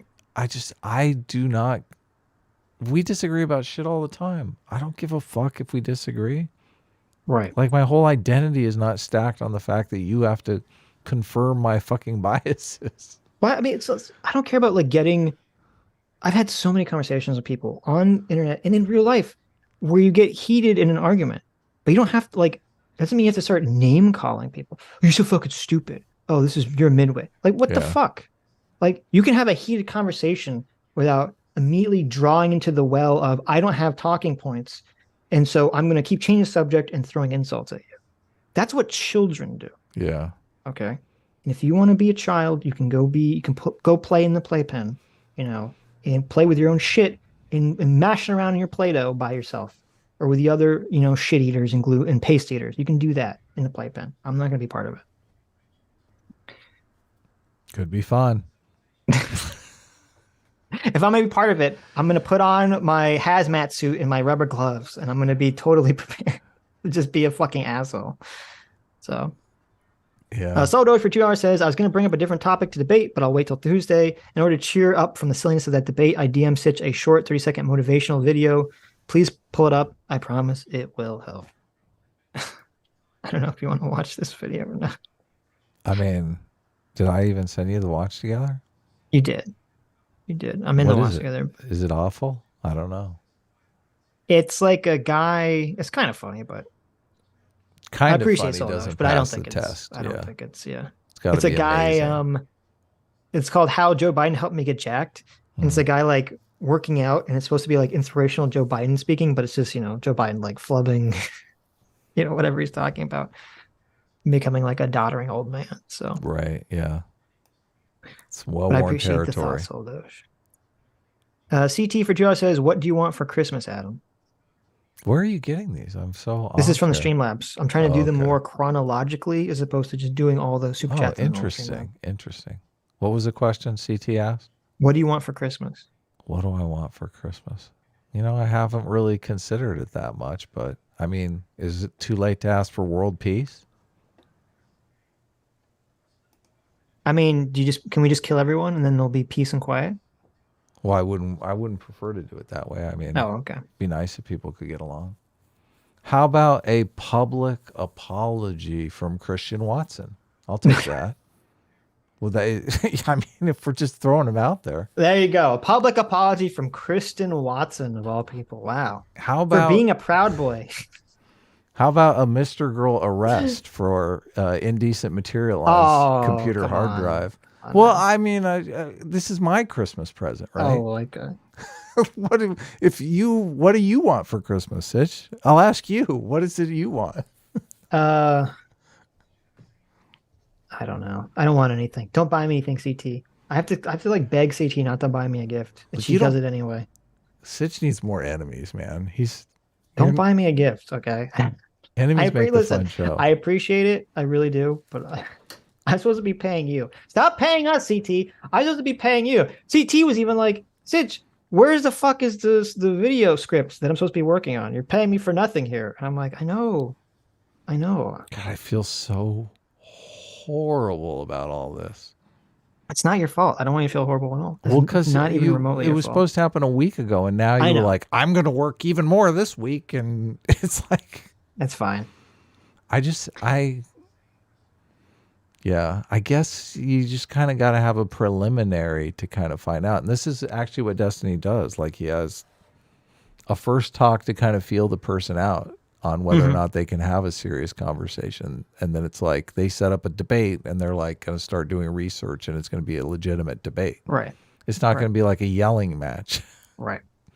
a bum fight in an alley. Equin Shadox for $5 says, Yo, Sitch, I'm gonna let you finish, but America is the worst superpower of all time. Of all time! There you go. Utter Nonsense for $2 says, I didn't have a whole lot of respect for Jimmy Dore to begin with, but when he fled the stream when asked to back up his claims and defend his assertions, all respect for him just vanished. He has 400% elephant. Nice job, boys. Well, there you go. Listen, if anything good came from the stream, for all we know, Kyle Kalinske and Sam Cedar will clip Jimmy Dore running away from us. Oh, that could I don't happen. fucking know. That could happen. That's a likely scenario because I can almost guarantee that Kyle Kalinske is going to listen to some part of this stream because Jimmy. Oh, of course he is. Of course he is. Yeah. So I don't know. We'll see. Yeah, that's so weird. These people have giant platforms. You think they would be prepared to have a conversation about something they said? That aside, I think that's a high bar. Oh, okay. Oh, you're right. Not to act not to run away like a coward. Well, a lower bar would be, a professional way to duck out of the conversation, to say, listen, I didn't realize this was going to be some sort of internet debate, and I would like to be more prepared for this. And if you'd like to have me back next time, I will be prepared. And I'm gonna bow out of this right now. Right, and that would be a perfectly reasonable, acceptable thing to say. Of course, right? Yes, sure. But then, I'm gonna leave, and then I'm gonna come back, and no, I really am gonna leave now. Right. It's just not. Right. Soldoge for $2 says, to continue your education on wokeness in the military, I will tell you two unrelated stories. Story number one. It's revealed about 2 months ago that the British RAF was actively not recruiting white officers. Jesus. What? Maybe not promoting white pilots. Wow. England's so fucked. And story number two, the RAF has revealed that almost 30 pilots active and retired are being hired by Chinese government to teach Chinese pilots. What the fuck? No secrets have been revealed, but calls for patriotism have failed to stop the national security risk. What the fuck's wrong with the RAF in the UK? It's like totally crazy. insane. Jesus. So UK fighter pilots are training the Royal Air Force, yeah. Chinese fighter pilots? Well, former fighter pilots. But no, it says active and retired, so yeah. This is like this is like the woke version of Top Gun. There you go. They're training the communists. There you go. Oh, man. Did I read this one? That's not a good version of Top Gun. Oh, look. The official Jimmy Dore. Jimmy Dore came back and he gave us $2. Maybe he felt bad for running away. Mm-hmm. He said, guys, you don't get it. America bad because we did bad stuff in the past, and Russia is just as valid as us. We have to suck Putin's dick, or else World War III will happen. Time for me to go back into my echo chamber show and cry. Well, there you go. At least Jimmy was honest. So that time, yeah. Time, yeah. Arrhythmus for $5 says, Sitch, you did your best you could given the circumstances. Honestly, I've been wondering why you guys keep having Kurt on. Conversations are never productive. I do hope you can do a follow-up with Dave, though. I don't know anything about it, but Because Sitch is hoping against hope that Kurt's That's not why. going to. That's not why. What do you It's mean? because we only were. Well, first of all, it's weird because I don't know if this was before the stream or on the stream. When it was on stream, Dave said that the reason he saw us was because he saw a tweet and he watched us. But I always assumed that he didn't know anything about us until Kurt said so. And the only reason Kurt was going to be on was because Kurt was the vehicle. Like Dave wouldn't to have get come Dave on. yeah. Yeah, like I don't think like because we tried to reach out to Dave numerous times in different ways before, and he didn't answer. And I don't know if I'm not saying he dodged. I mean, he probably just didn't see it, whatever. But Kurt was the vehicle that got Dave on, and so I guess we should have said, "Oh, Kurt, you're not invited. We just want Dave on." That's kind of a dick move, though. Right? I But just that is figured like a Kurt- super dick move, right? Well, I figure Kurt could Control himself. control himself. Yeah, Right. exactly. See, you were hoping against hope that Kurt could control himself, and it turns out Kurt can't control himself. Yeah. So. Which makes me very sad. Well, there you mean, go. I don't like the idea that anyone can't control themselves. Well, it's sad, but Andrew Clark for $4 says people often mistake informal logic fallacies. Generally, an informal logic fallacy will reduce or stop conversations while their good versions open up or create nuance. Using comparisons to confuse or conflate things is a whataboutism. However, using comparisons to find common ground or establish a standard of consistency is the positive version. Yeah, I agree. I don't disagree with that. You pointed out that those two differences very, very studiously with your examples. Yeah, I did, but they don't care. Rogue Elephant, aptly named for $20, says, had to avoid the first couple hours of the stream since I figured it'd be a bad faith fiesta given the guest. Sitch, you are a mensch for even trying. Well, thank you. Thank you. John Masters for $5 says, how is your view of nuclear non-proliferation, preventing an enemy, any territorial changes to reduce incentives, deal with Turkey's invasion of Cyprus in the 1970s? Well, I'll be honest, I literally know nothing about Turkey's invasion of Cyprus in the 1970s. Right. So I can't really comment on that. And it's funny because, I mean, Kurt literally made my point. And then he ran away from it, which is he did like constantly in this conversation. He would accidentally make my point, and then when I pointed that out to him, he would run away.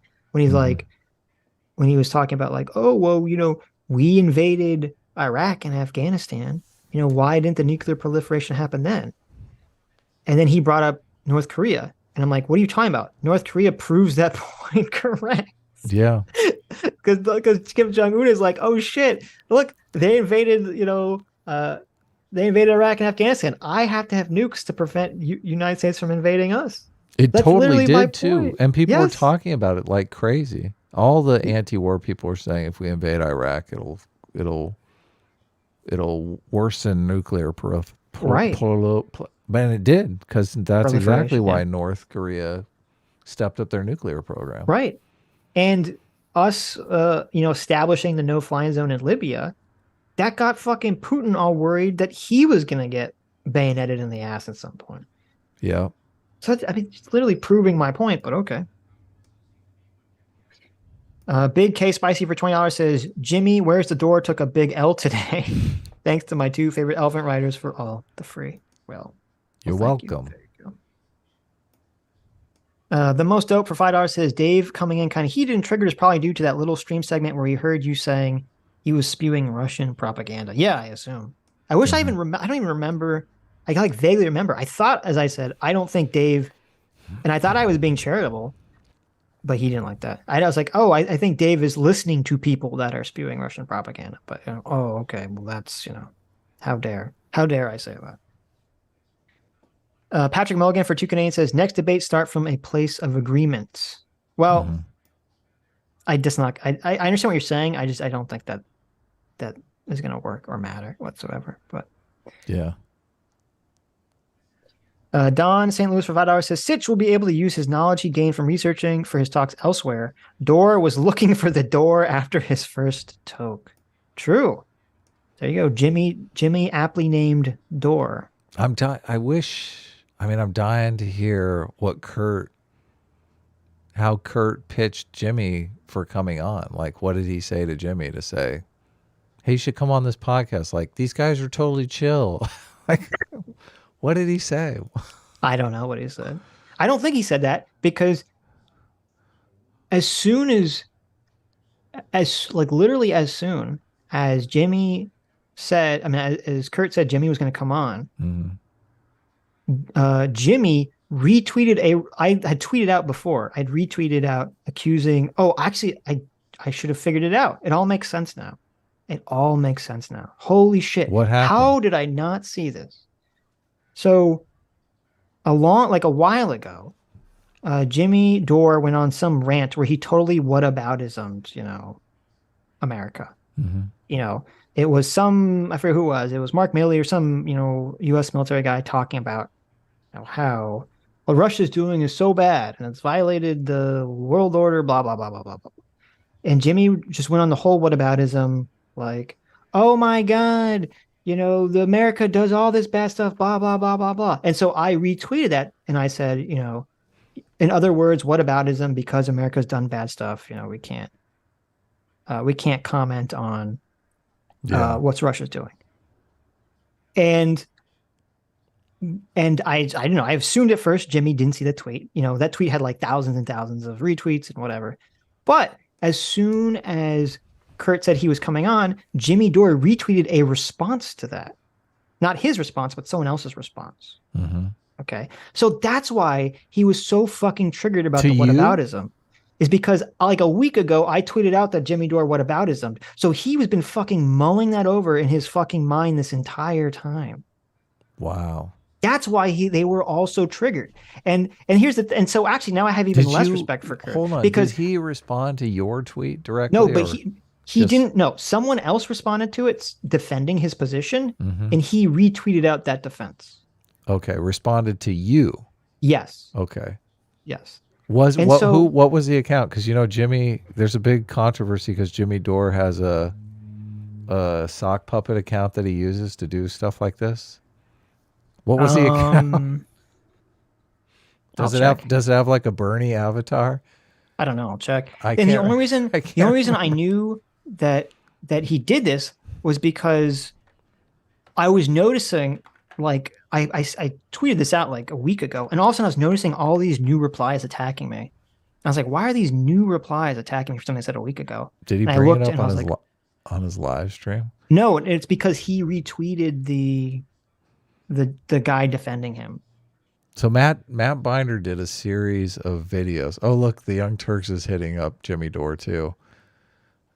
They all were hitting him up for this. The Young Turks said, Jimmy Dore hits truly pathetic new low sock puppet Twitter account uncovered. Right. Fuck you, Anna. Fuck you. It's so weird that supposedly, these are our progressive champions, and it's really just a game of it's like fucking Jersey Shore style fucking reality television. Okay, this is how these people are like fucking women. I hate to attack women this way. Did you find the sock puppet? What is well, no, but I'll tell you in a second. I tweeted this out on October 28th. Okay, so he's been mulling over this. That's forever. I know.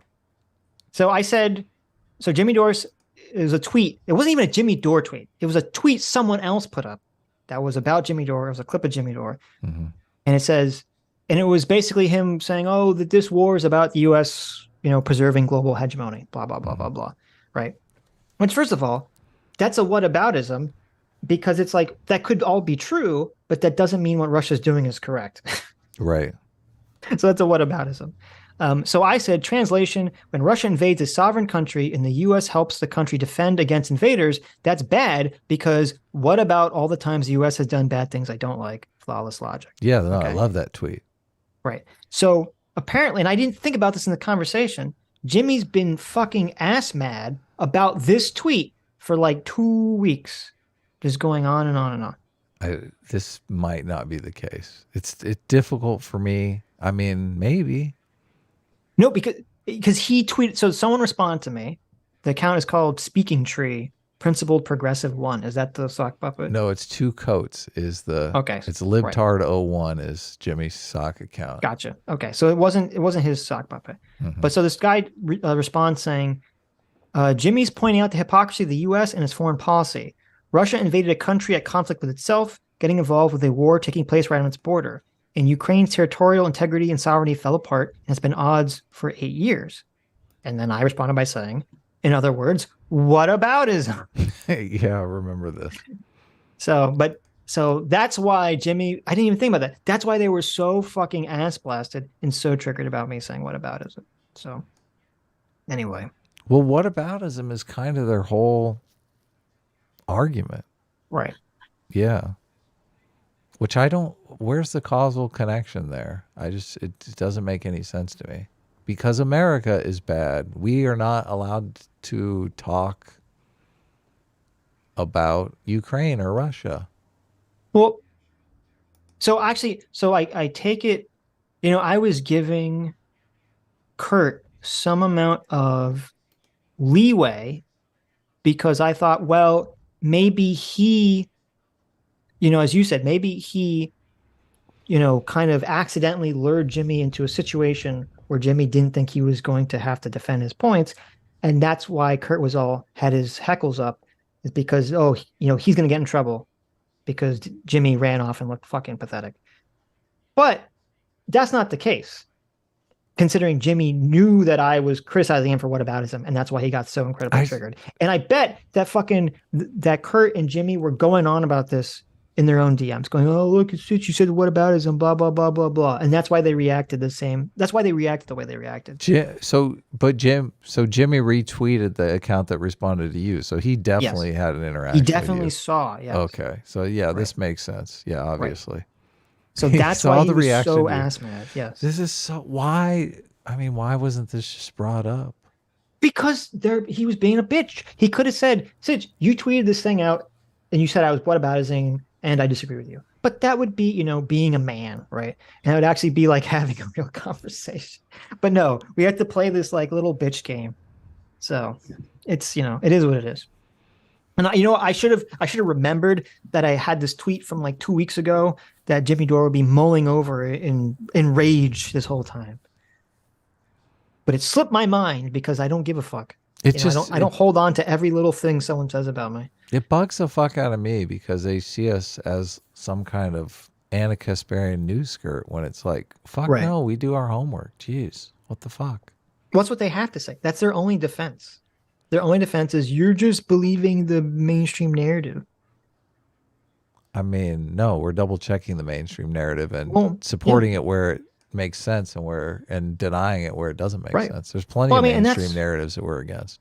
And but that's the what's mainstream hilarious narrative too. On January 6th. This is why I know. This is why he said the thing about January 6th, because it's like, you guys just believe everything the mainstream media is talking about. So obviously the mainstream media is saying January 6th is a coup and a threat to democracy. I'm sure you believe that. And we're like, no, we don't believe that. Right. But no, that's why it's so hilarious to our audience.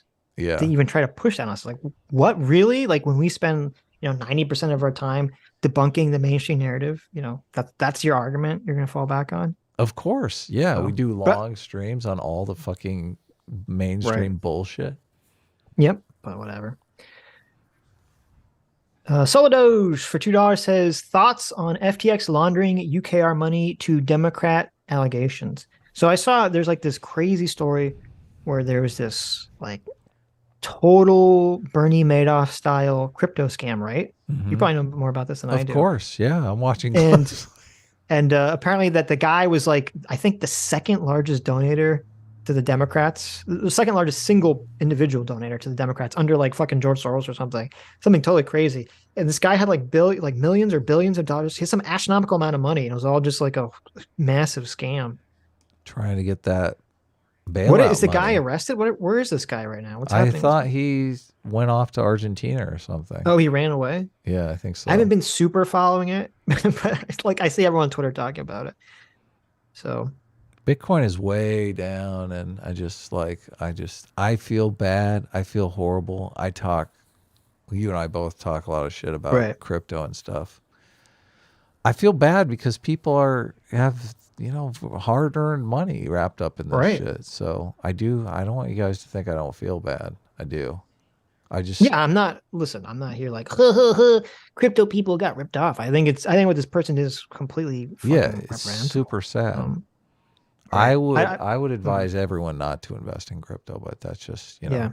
Well, it's kind of I guess it's kind of a double-edged sword, because part of the appeal of crypto is the fact that it's separate from like the government and regulations, but then of course that makes it inherently riskier for many reasons. Yeah. So yeah, I don't know. I don't think I have any like intelligent new thoughts on the situation, really. Look, people hate the government so much that they're willing to put their hard-earned cash in an unregulated fucking bank. Mm-hmm.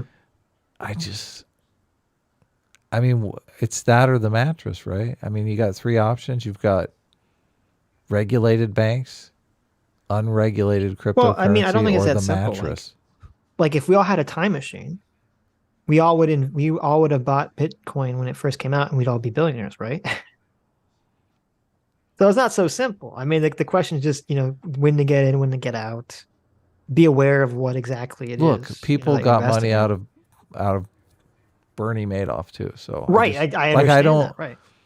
The whole idea that it's everything that crypto people talk about it being some sort of investment vehicle is just fucking hooey as far as I'm concerned. It is an investment vehicle. Well, unless I don't know how you're defining it.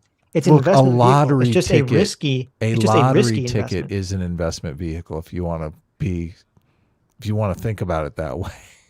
Well, I don't think that's a fair comparison.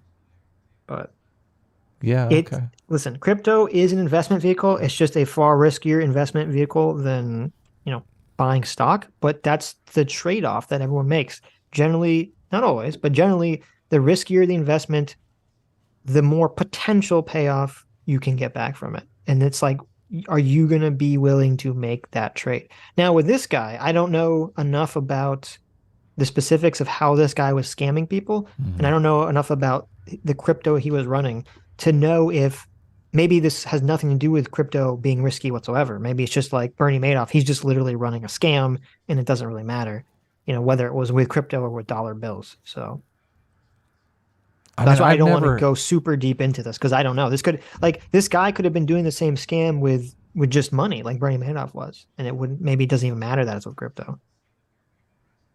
There's only one person that I've ever had an intelligent debate or intelligent conversation about cryptocurrency with, and everyone else who is like into crypto they're financially illiterate. They have no idea what they're talking about. Well, I don't know. I think you're being a little too generalizing and unfair. Okay, well, this guy's perspective is the exact same as what I feel like you're saying here, is that if you're going to buy something that is going to become more valuable over time and you're going to sell that at a higher price, then you're counting that as an investment, which I guess technically it is, but sure, of course. My problem with crypto is that there's no inherent value to it. Is zero inherent value. Obviously. I understand that, but you can separate crypto can be an investment vehicle that people can make money on, but I don't think it's going to replace the US dollar. Right. I think that is a fantasy. I don't think it's going to happen. And we had a long conversation with someone about that. I don't know if it was Drew or somebody. Well, earlier you had a perspective of getting speculators out of oil. Yes. Crypto is 100% speculation. There's actually no value there at all. Yeah, but here's the difference. If people speculate on crypto, it doesn't affect me. Right. If people speculate on oil, it does affect me. Well, it affects you in the sense that people are being snookered and losing their life savings. Like there are people, I've had people at me. But that's their choice to make, though. Okay, sure. Yeah. Like obviously, now again, as I said, and that's why I kind of don't really want to have this conversation. Right. I don't know the specifics of this situation. So because you can run scams like Bernie Madoff did with dollars. It doesn't have to be with crypto. I don't know if it being crypto had anything specific to do with this scam that this guy was running. Okay, it might not have anything to do with it. So that's why I don't want to focus on that.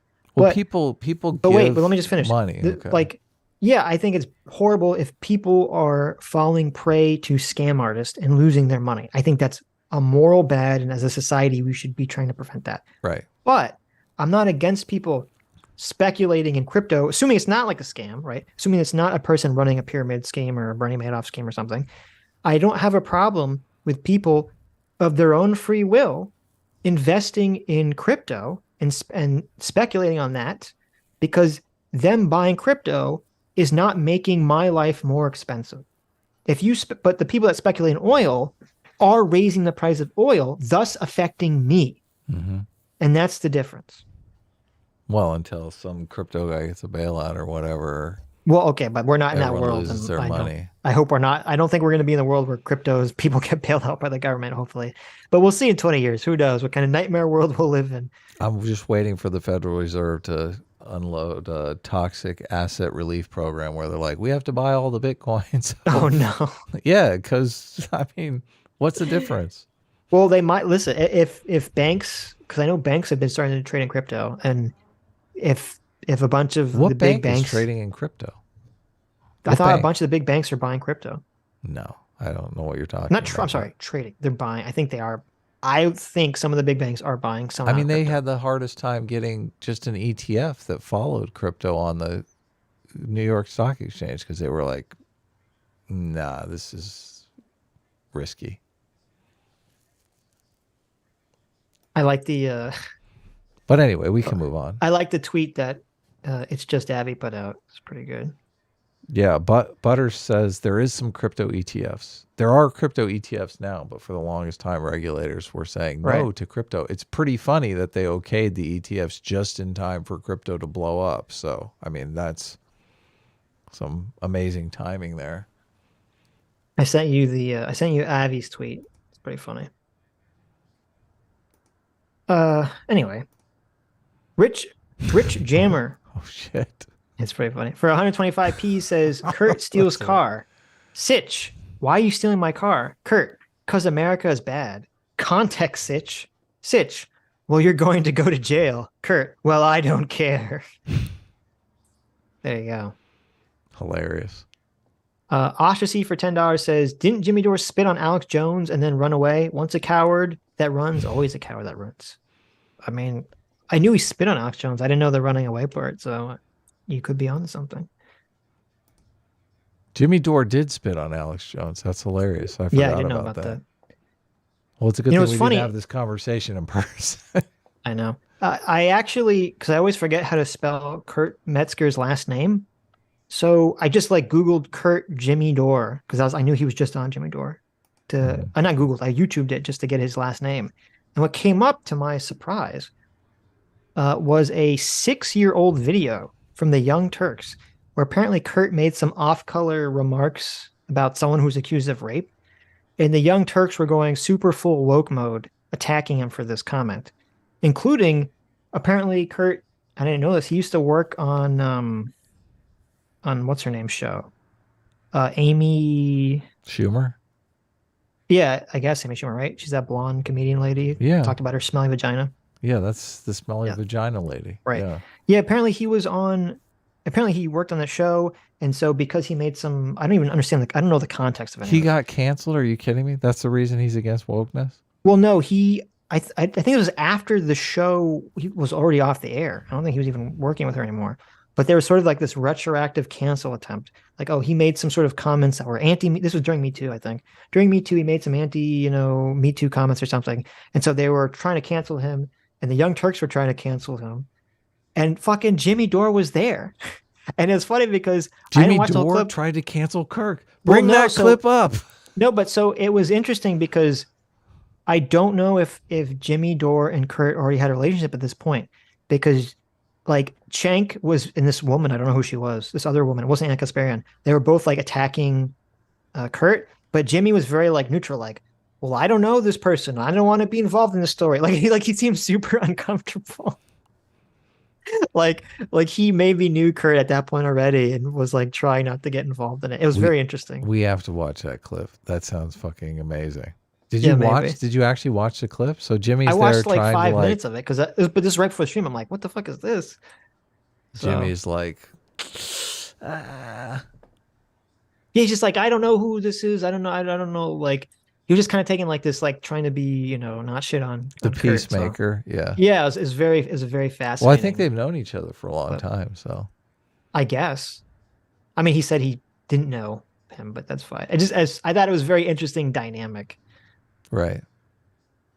The title of the YouTube video is Amy Schumer under fire for Kurt Metzger's rape comments. So Oh no. maybe we'll check it out at some point. But I don't really want to check it out right now. This is why he's so against wokeness. Yeah, maybe I obviously. had no idea that any of this would happen. Amy until, Schumer's like, show was on fire then. like and right Amy before the Schumer- stream. Yeah. And Amy Schumer has to disavow one of her staff writers. Oh, how fucking... Well, she, according, like the part I did watch the video, Amy Schumer claimed that they didn't work together at the time. So I don't know right. what the specifics. I mean, I'm sure it had some negative falling out for Kurt after this. Like maybe he was more difficult for him to get a job writing for a show like that going forward. I wouldn't be surprised. But, Yeah. That sucks. The Justice 35 for $10 says Sitch and Adam did great. I hate that Jimmy, Dave, and Kurt literally just ran away from every point. They don't actually care or have any convictions about anything other than "Dur her America bad." Yeah. There you go. It's very sad. The Justice 35 for $5 says, Adam, you did great, but you really need to give us the Adam rampage when Jimmy ran away. Absolutely needed to call him a coward piece of shit with zero thanks. Well, listen, it's fine because, I called him a coward for running away. Mhm. And so it's, it's fine that if I'm doing that, then Adam can take the good cop role. Well, I thought that it might have been Kurt's folly, so I was just trying to be Right. the peacemaker, but Right. who knows what happened. Sounds like it, closer to the tweet ticked him off, and that's why he was coming in. So Yeah. But he should have known. But since that tweet pissed him off, he was obviously triggered about it. He should have been prepared for a conversation about the facts. I mean, how are you supposed to have a conversation about whataboutism without talking about the facts? look, we talked. We had a nice conversation for like 5-10 minutes before the stream ever began. I don't. Why Yes. just not bring that up beforehand and say, listen, Right. I don't know. Maybe it's a, on stage, off stage thing. Well, I mean, unfortunately, and I guess this was our mistake. We shouldn't have started the conversation by like, Dave before the stream said, he wanted to air his grievances with us. Mm-hmm. And I think that sort of, put the direction of the conversation in a stupid place from the beginning. Okay. That's So- my fault, definitely. Because it's like, oh, you said Russian propaganda. It's like, okay, I don't know. What are we supposed to do with this? I mean, I'm like, okay, well, I'm trying to talk about the facts. If you want to talk about the facts, you can talk about the facts. Yeah. Or you can, cry that I said something you didn't like. But Soul Odyssey for 20 Canadian says, I'm so sad. I love Sitch and Adam and I love Dave. I can understand why he came in defensive. I really wish he knew you guys are super honest. Sitch did great trying to relay his points, but unfortunately the elephants were already raging. Well, thank you. True. That is true. Yeah. Thanks for the super chat. The Justice 35 for $5 says, Sitch and Adam, my respect for you guys went up 100%. Well, thank you. Remember, America is always bad, and even when it isn't, it can't do anything right in their eyes. Sad. Yes. Yeah, it is sad. The Justice 35 for $5 says, these guys infuriate me because their answers are unironically isolationist, and in Jimmy's case, communist. Champagne socialism at its finest. Yeah. Yeah. Meathead for $5 says, I think a big mistake made early was that they didn't know you disagreed with their facts, and this was skewing their conclusions. They went in reverse. Yes. That's a Definitely. great point. Yeah. Definitely, yeah. Kyle Petty for $20 says, I understand your anger, Sitch. You both handled that excellently. You did all the research, and they just acted so poorly. I would have expected better from people who had platforms as big as theirs. Stay positive, though. Thank you, Kyle. Yeah. Just Thanks, remember- Kyle. Not to let this jade me too much. Yeah. Don't lose any sleep I over know. it, man. I'm serious. It's not worth it. I know. It's just, you're right. I just, it's so sad. I just have to learn to somehow be able to switch on being an asshole on a dime. But also, like, that's the problem. I feel like I have to spend the time before the conversation saying, I'm going to be good faith. I'm going to be calm. And it's like hard for me. Like, I can't just like decide that and then switch on my asshole switch when the person's being a dick to me. And that's where my difficulty comes on, is being able to switch on the asshole on and off. But I mean, they even contested that they were being insulting, which I was like, come on, guys, you know you're being insulting. How can you not I know. get that? Yeah, no. I didn't call him stupid. I said what he said was stupid. It's Right. like, what the fuck? What? Yeah. What? Yeah, right. Scott Davis, thanks so much for being a discipline equals freedom for 5 months, says, I think Dave thought the stream was different due to how Kurt and Jimmy were acting. Once he saw you guys were trying to steer it, he tried to engage with you how you wanted. Yeah, no, Yeah. I said, Dave was acting, even for all my criticisms of Dave, he was acting like 1,000 times better than Kurt or Jimmy was, Yeah. because he was at least somewhat trying to engage in the conversation. And I was literally doing what Dave said he wanted. He said he wanted to have a debate about the facts. So. Yeah. Rico Zora for $10 says, I'm going to go out on a limb and assume Jimmy Dore's audience doesn't care. Of course they don't care. Of course they don't care. No. Jimmy Dore's fucking brain dead audience is America bad.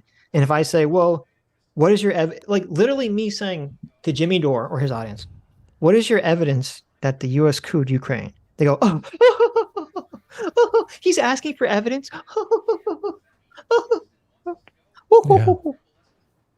And then he brings up the evidence, and I say, okay, well, let's go over this. Let's go over this 1 point first. You're wrong about this because, I gotta go. I'm out of here.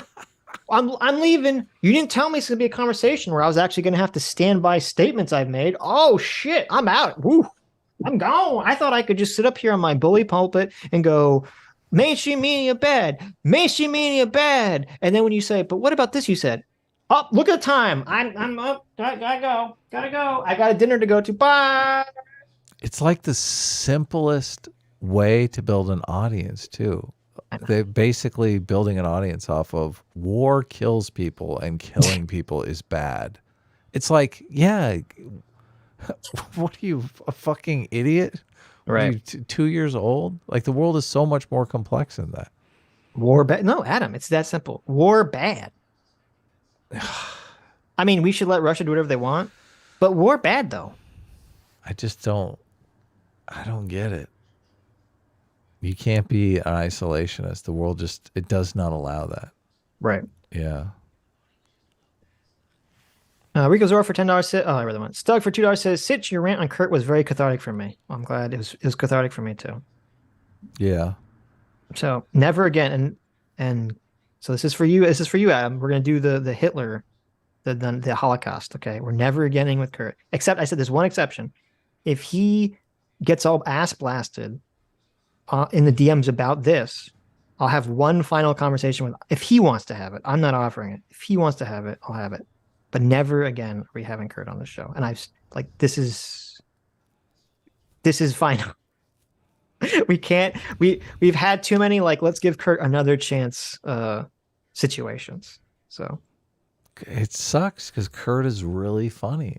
I don't know why he has to be so obstinate about these positions. And it's all he is doing is parroting other people's positions. He does the research. What are you talking about? He's not doing the research though. He knows so that Reuters obvious. is a secret conspiracy. Okay. Listen, I despise if somebody just all they do is point out, look at the fucking source. Obviously, this is a lie. I just disown them. I'm like, I'm gone. Like, you can't even have a conversation with those people. So, right. Good point. Well, I mean, yeah. Well, I mean, listen, there are times we could say, okay, the source is biased, and you could say, well, let's look up some, alternative. There's every source in the world says the same thing. I know. Says the same thing because it's not a conspiracy and it wasn't a contentious point. The problem is that Jimmy and Max Blumenthal and all these fucking people read that stupid Newland conversation in this year and just didn't understand it didn't do the research, and they rushed to the conclusions. And now they're horribly fucking embarrassed that they basically said something that's so fucking stupidly wrong that a basic fact check would show you. They got it's like the Covington situation. They got it wrong, and they just are. Well, it's like the Rittenhouse situation too, where it's you know what? You're right. I give Anna Kasparian, for all the shit we've given her, she has 1,000% more balls than Jimmy Dore does, because Anna Kasparian went on the live TV show for the Young Turks, or the streaming for Young Turks, and said she completely misinterpreted the Kyle Rittenhouse video for like 2 years. Okay. Well, don't go crazy, because that was buried in a like hidden in a TYT video. I know, but I'm still, the one that clipped which it out. first of all is crazy that she did that. But at least she had the balls to go out and publicly admit that she got the key fact completely wrong. Okay? Yeah. So she has way more balls than Jimmy, who wouldn't admit this. And actually, there was some story that he got some facts wrong about something. And, you know, I know Young Turks and Sam Cedar were all like doing backflips about it. And he basically just pegged all the blame off on some writer or something. Said, it's not my fault. You know, some writer just sent this to me, blah, blah, blah, blah, blah, blah, blah. So, you know, he has no accountability for his actions. He's just a comedian. He's just telling jokes. It's just a comedy show. Soul Odyssey for 5 Canadians says, no, Sitch, no. Don't give up talking to Dave. A great conversation is possible with him. I suspect the perception was poisoned partly from the start. I'll think about it. I'll have to mull it over. But I mean, I suspect it's possible, but it had to be a long conversation. We have to actually nail Dave down for, like, you know, 4 hours, three or 4 hours. But Doomer Media. I know. Doomer Media for $2 says Kurt intellectually dominated Sitch. Thank you, Doomer. Thank you. That's not true. I mean, I feel like that happened. Well, Doomer said it, so it has to be the reverse. Oh, okay. Zifu for 5 Australian says, would you rather fight a duck-sized rabbit or a rabbit-sized duck? That's a good question. A duck-sized rabbit, huh? Or a rabbit-sized duck. Not much different there. I mean, I'll take them both on at the same time. Okay. If we're assuming that they're both bloodlusted, I think a bigger rabbit would be more dangerous than a smaller duck. I mean, they're approximately the same size, aren't they? No, ducks are bigger than rabbits, aren't they? I guess ducks are bigger. Yeah. I don't know. Maybe I'm biased because I saw Monty Python, the Holy Grail. But I think a bigger rabbit could potentially you can't mess be with more rabbit. dangerous than a smaller duck. So I'll fight the duck size, the rabbit sized duck. It's not like a regular rabbit. I think you missed Andrew Clark's. Yeah, I did. Okay. Andrew Clark for $5 says, Adam, I believe I can explain Locke's version of liberalism using your moral terminology and framework. Are you interested? Maybe. I mean, I'm interested. I don't know if Adam's interested. But Sure. I'm interested. Sure. Explain Locke's version of liberalism. Yeah. I mean, that's interesting. I'm interested. Has Andrew Clark been on before? I don't think so. Maybe. I don't remember. He might have been. I'm not sure. Mike Yingling for $5 says, Yarn Brook actually anticipated how badly Russia would do in Ukraine. For all his flaws, he got this one right. Really? That's interesting. Cool. That's fascinating because I'm not a big Yarn Brook fan, but that's very interesting. I tried to organize a debate between Yarn Brook and Warren Mosler, and Yarn Brook backed out. Oh, that's sad. I know. That'd be such a great debate. That would have been fun. I tried to watch. Oh my God. I tried to watch the Ben Burgess, Kurt Yarvis conversation. Oh my God. Oh yeah. What happened? It's like unwatchable. How many ums are there in that conversation? That's not why they both have, and this is why I hated talking to Ben Burgess. They both have I'm the professor, I'm going to bloviate soliloquy. I'm going to give you like every simple question. I'm going to answer it with 10 minutes explaining the deep history about some event you've never fucking heard of. Like, this is a tactic. Yeah. It's like you ask someone a very simple question and they're like, well, did you know that, in 1912, the blah, blah, blah, blah, blah, blah. And it's like, I don't how are you supposed to, I don't know if anything you're saying is true. Like I have no fucking clue if anything you're saying is fucking true. And I don't know why it requires this insane answer for like a very simple question.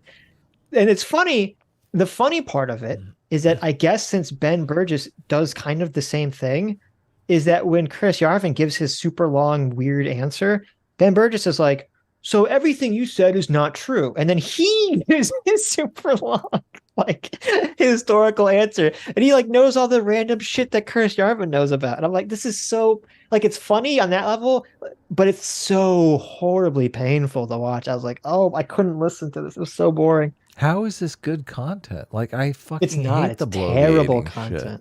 Oh shit! It's the worst content ever. That's why no one talked about it.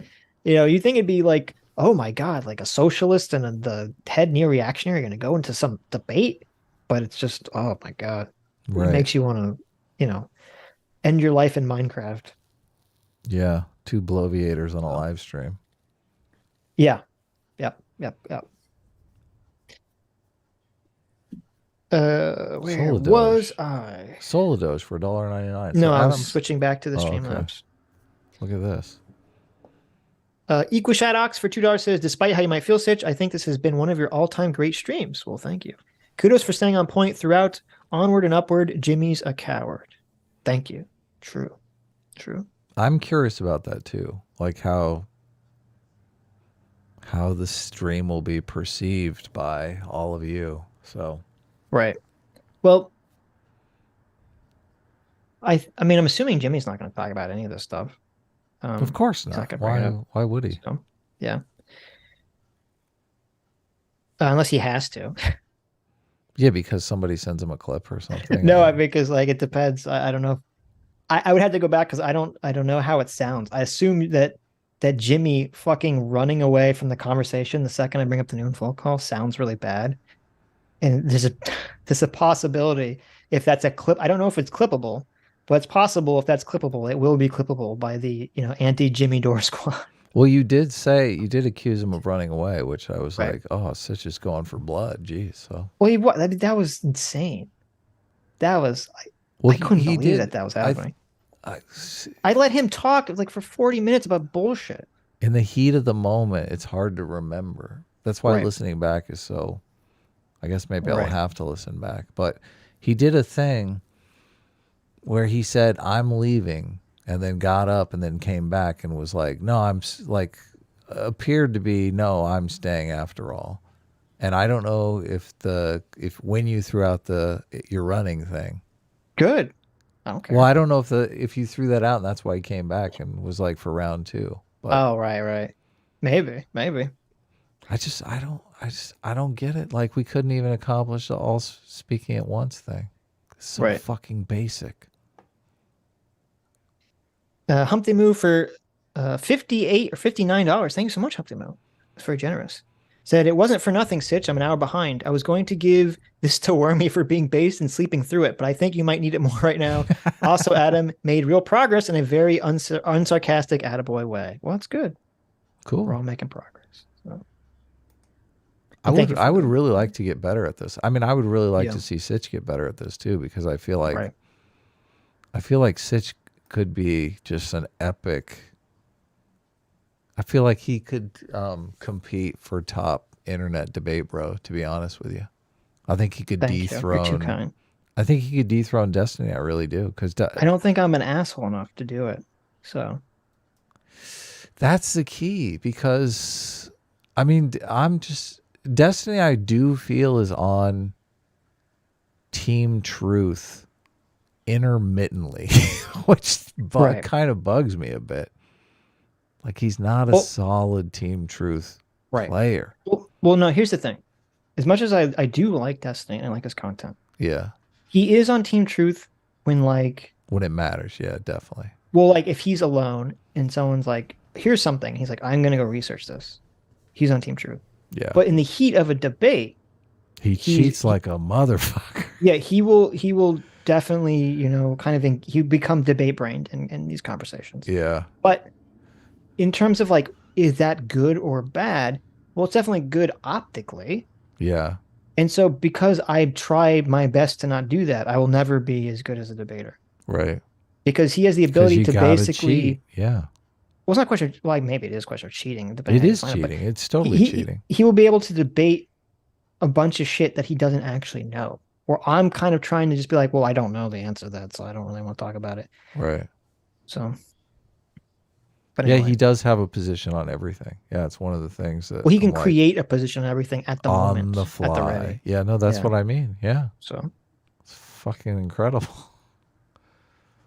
which is good. I mean, you have to be able to do that if you want to, be in these debates. So, that's the problem is I need to figure out the balance. Yeah, but the way to figure out the balance is to do it more. So Right. I No, you're say right. we line up You're right. Kurt for the next, 10 Tuesdays in a row, and we just Well, no, it doesn't.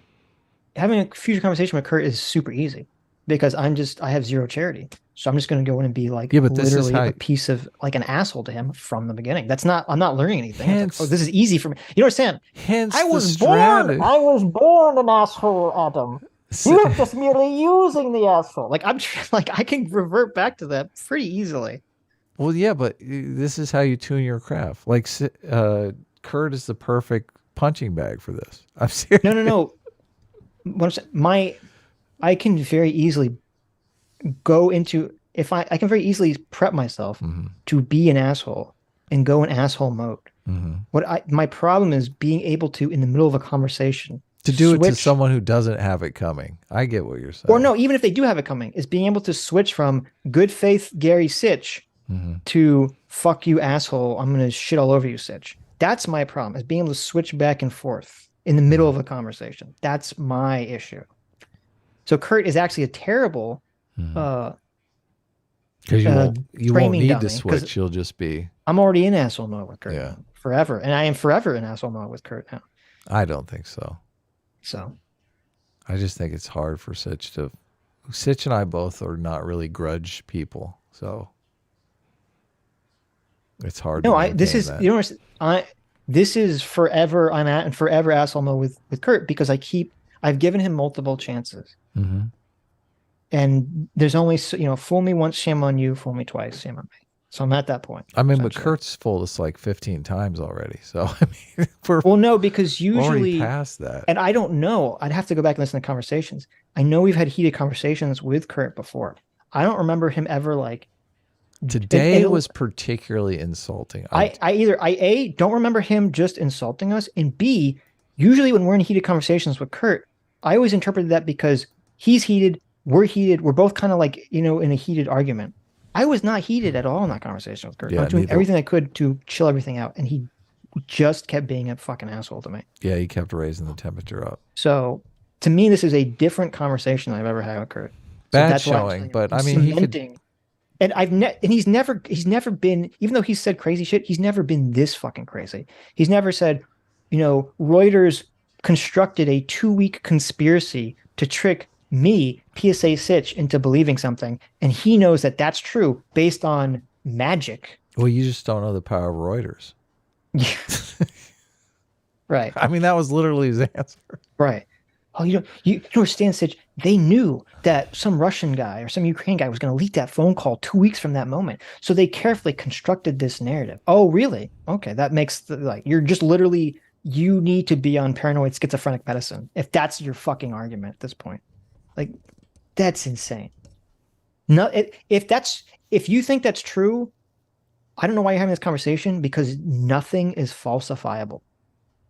Nothing is falsifiable. And I should have asked this question, and I was going to ask it, but I kind of got sidetracked because Kurt sidetracks you. I was going to ask him, is there what piece of information would you have to see that would make you change your mind? Yeah. Because there isn't any. Because any piece of information that makes you change your mind is part of the conspiracy. Yeah. If your position is not unfalsifiable, how do you even do your own research? Right. Like, where do you start on the research? And he was getting so triggered because he was 100% debate brained, and he couldn't keep his ego in check because he switched his argument. And here's the thing, I would have if he would have admitted it, I would have accepted it, which was that the original argument, and I laid it out to him like 3 times. The original argument was this phone call proves that the U.S. couped Ukraine. And then because I debunked that, and he understood that I debunked that. Yeah. He immediately switched to, oh, well, the U.S. shouldn't still be trying to pressure, shouldn't be involved whatsoever in Ukrainian politics. We're It's a not different fucking claim. pressuring anybody. But wait, but even just assuming it's true, that's a completely different claim. There's completely different claim saying Ukraine wants to coup someone, and well, Ukraine was actually, or the U.S. was actually, just telling a politician to, they thought that this politician should do something, right? These are completely two different claims that are worlds apart. And he kept trying to jump back and forth between them. Right. And when I called him out on it, that's when he's just like, oh, it's a conspiracy. Like, he just couldn't say, okay, maybe you're right, Sitch. I was wrong. This isn't a coup, but I still don't think America should be involved in this. And then we can move the conversation forward. That's all he has to take, is to just put his fucking ego aside and admit that he was wrong. Or even say, maybe you're right. I'd have to do more research on it. It doesn't have to be live on air. I know. Yeah, we should just talk privately. I considered doing that. I just been so busy this week. I was like, you have to pay me to talk to Kurt. There's no way I'm going to. No, I was going to talk to Kurt. I was going to just have a private conversation with Kurt to make sure that this didn't happen. And I kind of dropped the ball on that just because I've been busy with other stuff. I don't blame you. I don't think any conversation you would have would. Well, no, I wonder. I've never talked to Kurt privately other than DMs. Like, I wonder if this is just like a performative thing. I don't think so. I think this is there's a reason that he probably was very good being on Amy Schumer's show, and like a show like that. He's the guy who can sit in the writing room and he can, like, you can have a concept and he's like, I have 10 ideas already for your concept. Because that's where his mind goes. He just generates ideas, right? Yeah, it's great. Which is really good for that. It's really bad in a conversation like this because he just generates a million ideas and he can't follow a thread. Right. So I'm assuming this is just who he is. But sooner or later, I mean, the ideas have to get synthesized down to some coherent product. So, I mean, that's part of the process. But yeah, but maybe he doesn't have a coherent product. He has the cork board in his brain of all the conspiracy theories, and he has the red string connecting them all. And to him, it makes perfect sense. Yeah. But he can't exactly verbalize, or he can't verbalize it. But then if I go and I say, well, wait a minute, you have this thread here, and I pull it out and I say, you're saying this is true, but it's not true. Well, then he has to scramble around to maintain the worldview. It's to maintain the cork board. Right.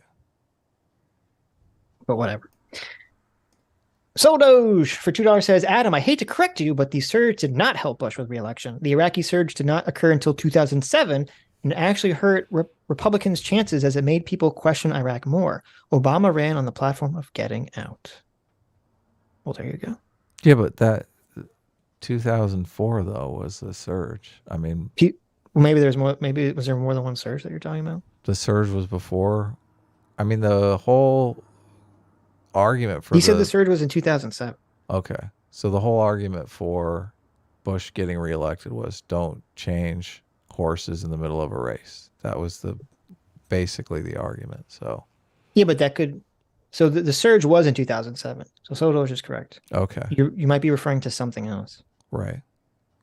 But yes, I do remember McCain saying he was in favor of the surge and the surge was helping, and Obama did run as an anti-war candidate and totally mopped the floor with McCain. So yeah. Right, and that was a big campaign promise Obama made that he got shellacked on. Was he was going to get us out of the war and he didn't. Right. As he should have been shellacked on. So the problem is it's the same thing with Biden and I'm going to give you healthcare, and that doesn't happen. The problem is you have and the same thing with Obama. Obama enters the White House right in the middle of the housing crash, essentially. Yeah. And so it's we all, everyone gets distracted by the crisis. And then we kind of let our crazy that unfolded during the campaign. Yeah, it was right before the election. The housing crash happened. Yeah, and because of that, America gets distracted, and America basically allows their politicians to skate, or the media really. Because I'm a strong believer. I know you don't like this. I'm a strong believer that Scott Adams is correct, and that the media basically gives most people their opinions. And so, as long as the media is completely fixated on whatever the crisis is, like most people forget, like, oh wait, Obama promised he was going to get us out of the war in Iraq. We have to deal with the housing crash, blah blah blah blah blah. And then when they start to think about that again, it's already too late. The tribalism is sunk in. My problem with that, where I contest that idea, is just in situations where their life gives them superior knowledge to the media. And Scott Adams even admits this. He's like, you always feel like the media is giving you good information until they start talking about something you're an expert in. Right. And then you realize, oh, they don't know fucking shit about this. Right. So, but the problem right. is No, that you're you completely just right. assume that it's just this one thing that they don't know shit about. But really, the galaxy brain is, no, they don't really know shit about anything. They're just kind Right. of making it up. Yeah. And But- there's a name for this. Right. Gelman's amnesia. Yeah. Okay. Yeah, he calls it that.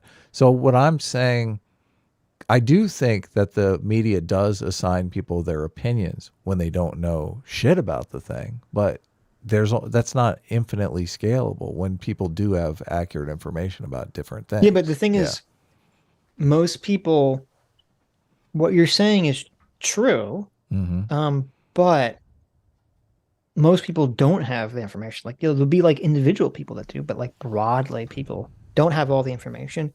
And the whole idea of the Gell, I thought it was one person, one name. It's two names. It's Gell-Mann, the Gell-Mann amnesia effect. And so, and I've literally seen this in my own life, though I've actually made so much progress with my dad because the other day he was like, he watched. I was so proud of him. He watched a story. Oh my God, I was so proud. I was like, I was the father and he was the son. this is so soy. He watched a story on MSNBC, and he came back and to he me. questioned it, and he without was like prompting. And he said, I watched this story and I realized, because of what you told me, that they were doing XYZ and they were being dishonest, blah, blah, blah, blah, blah. And I was like, oh my God. He's going to get out of the fucking matrix. Holy shit. It worked. It's like the progress. It's slow. It's taken years, but it's working. Holy shit. He's going to get out of the bubble, Sitch. What is that going to be like? I mean, I don't think I'll ever cure him of TDS. Well, Trump is like, we haven't even talked about Tuesday is like the big day. I know I mean, so it's funny too, because all the talk right now is who cares about Ukraine? It's all about DeSantis, Trump dust up, and all these people coming out supporting DeSantis and kind of distancing themselves with Trump, which is really, really interesting. I didn't expect the kind of people that I'm seeing to come out against. I mean, Candace Owens fucking came out against Trump. Really? No You didn't way. see that clip? No. It's so fun. I love Candace Owens. I love in that she's such a grifter. It's amazing. She, not only does she come out against Trump in favor of DeSantis, but the way she does it is perfect. She's like, let me tell you a story. How there was a Daily Beast article that created a fake headline saying I attacked Trump.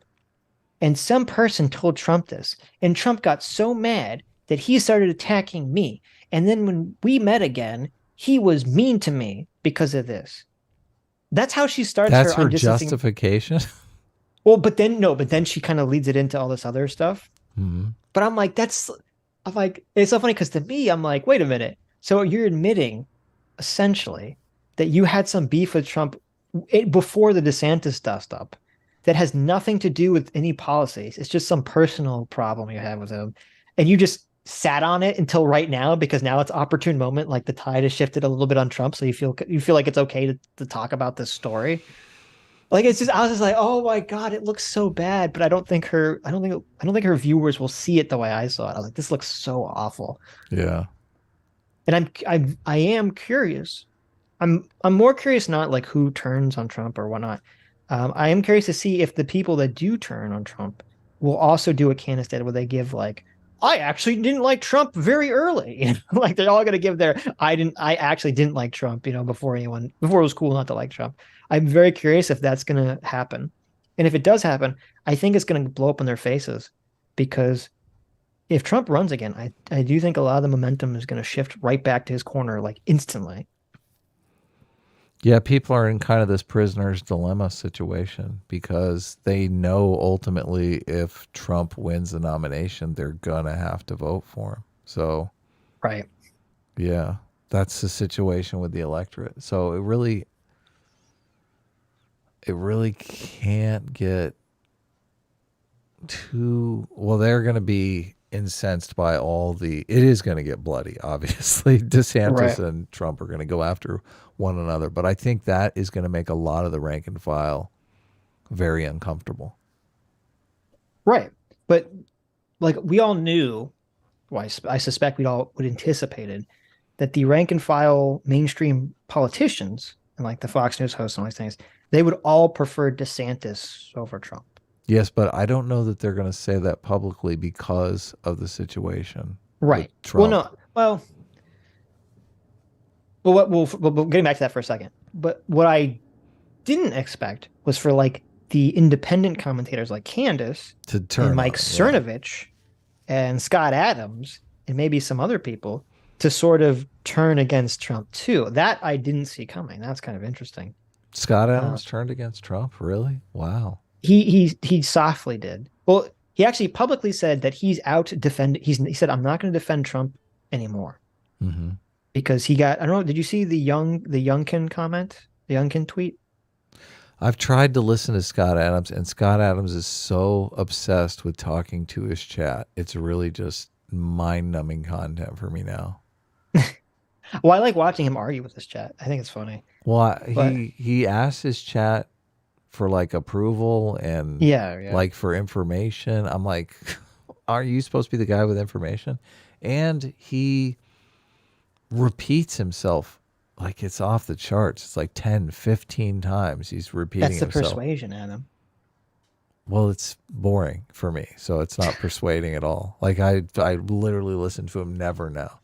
Every once in a while, you bring him up, and I think, okay, I have to get Scott Adams' take after this big event. I think I listened to him after the election, and I didn't make it like 10 minutes. It was so awful. Mm-hmm. Yeah. Well, anyway, do you know the Trump Youngkin tweet? No. Did you see that? So let me see if I can pull it up. Trump Youngkin tweet. Because this is what got Scott Adams like to say that he's done defending Trump publicly. Trump went after Youngkin?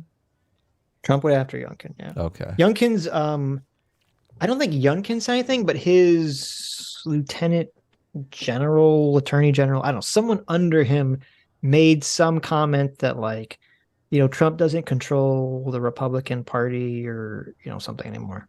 Mm-hmm. So then Trump made this comment that was a pretty bad comment. It was a pretty like Trump's whole statement was ridiculous. That statement that he put out against DeSantis. DeSantis was a bad statement too. Yeah, that was a very bad statement. But this was maybe worse. I don't know. I mean, I feel like that statement had spelling errors in it and shit.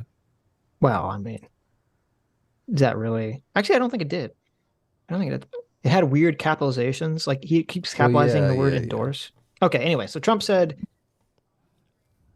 He said he says Glenn, instead of saying Glenn Youngkin, which is the guy's name in Virginia, he says Youngkin, and he spaced it out. He said, "Now that's an interesting take. It sounds Chinese, doesn't it?" No way. You're kidding me. I'm not kidding you. Hey, Glenn Youngkin looks like super fucking white too, so it's super weird that he said that. And he says, "This is like a Truth Social tweet." This is a Truth Social tweet. Okay. Or post. Trump says, "Young space kin. Now that's an interesting take. Sounds Chinese, doesn't it? In Virginia, couldn't have won without me. I endorsed him, did a very big Trump rally for him, telephonetically got MAGA to vote for him, or he couldn't have come close to winning, but he knows that and admits it, besides having a hard time with the Dems in Virginia. But he'll get it done." So that's what Scott Adams said. I'm out.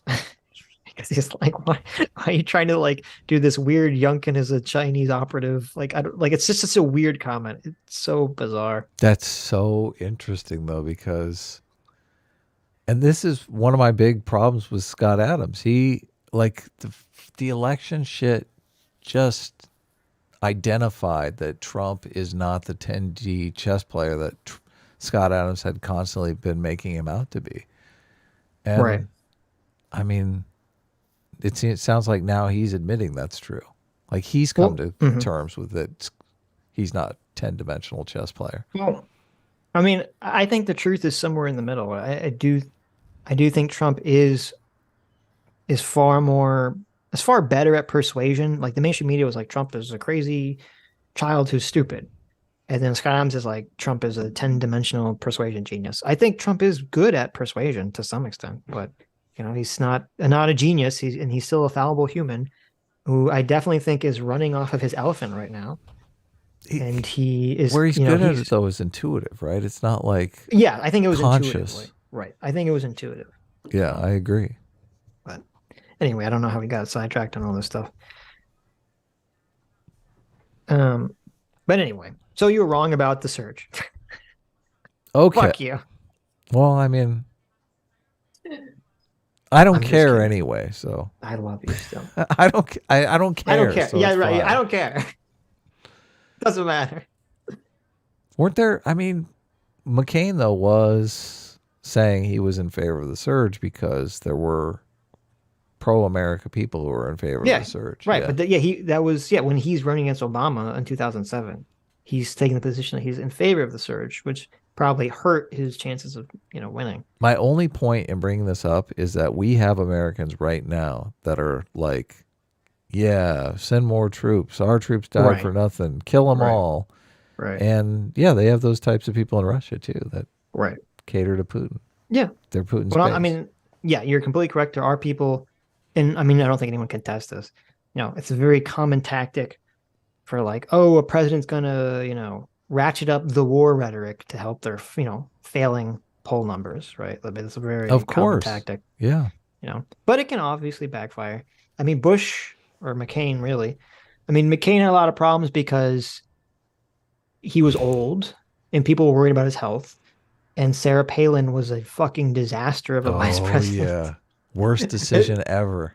Right. It's like, McCain. McCain wasn't like as unwell as Biden was, but people were still like, McCain is old. Maybe he'll die. He had health problems because he was literally like fucking tortured in a POW camp when he was in the military. Was it Vietnam or Korea? I don't remember. And they're like, do we really trust, Sarah Palin, who seems like fucking empty, as vapid as an empty balloon to become president if he, dies? So that was a big issue. Obviously, the financial crash was like a massive issue against Bush. The war just dragging on was a terrible thing for Bush. Yeah. And I think actually the thing that hurt him the most, which wasn't even really his fault, was Katrina. Katrina, really, people were so horrified at Katrina, which I don't see how George Bush is responsible for this, but somehow people saw it in their heads that he was. And I think that really pushed a lot of people to vote or not to either not show up or vote against him. Disaster response preparedness was just shit. Of course they were mad. I mean, I guess you're right. Well, George Bush doesn't care about black people. Like, I guess you could construct it like, okay, so obviously the levees breaking wouldn't be on Bush because I'm assuming they're by the state of Louisiana. It's not like a federal thing. But then the criticism was the federal government's disaster response was handled so poorly that would look bad on Bush. And I remember at the time, I forget, what was the guy's name? Was it Brownie? There was that guy like was in charge of FEMA, and he was like, it was total nepotism. Like his previous job was that he managed like a horse competition or something. Like he had no business being in charge of FEMA, and totally the whole situation got fucked up. So yeah, this is why, I mean, back then the Republicans, their whole argument was government is an abysmal failure. So it became a self-fulfilling prophecy by all this, appointment nepotism. of people who knew absolutely Right. nothing. But that was kind of their strategy. Well, that was the entire thing of the Bush administration. We Right. talk about that with, in Iraq, they put all these fucking goobers in charge. They put like some kid straight out of college in charge of Yeah. rebuilding the Iraqi economy because he was someone's son. And you're like, oh, okay, this is great. Turns out people would rather have a functioning government than a Yeah. just ridiculously out of touch government. So CT for 2 hours says, quote, CT don't get me anything. I mean, it's too late for you. I already have your kid.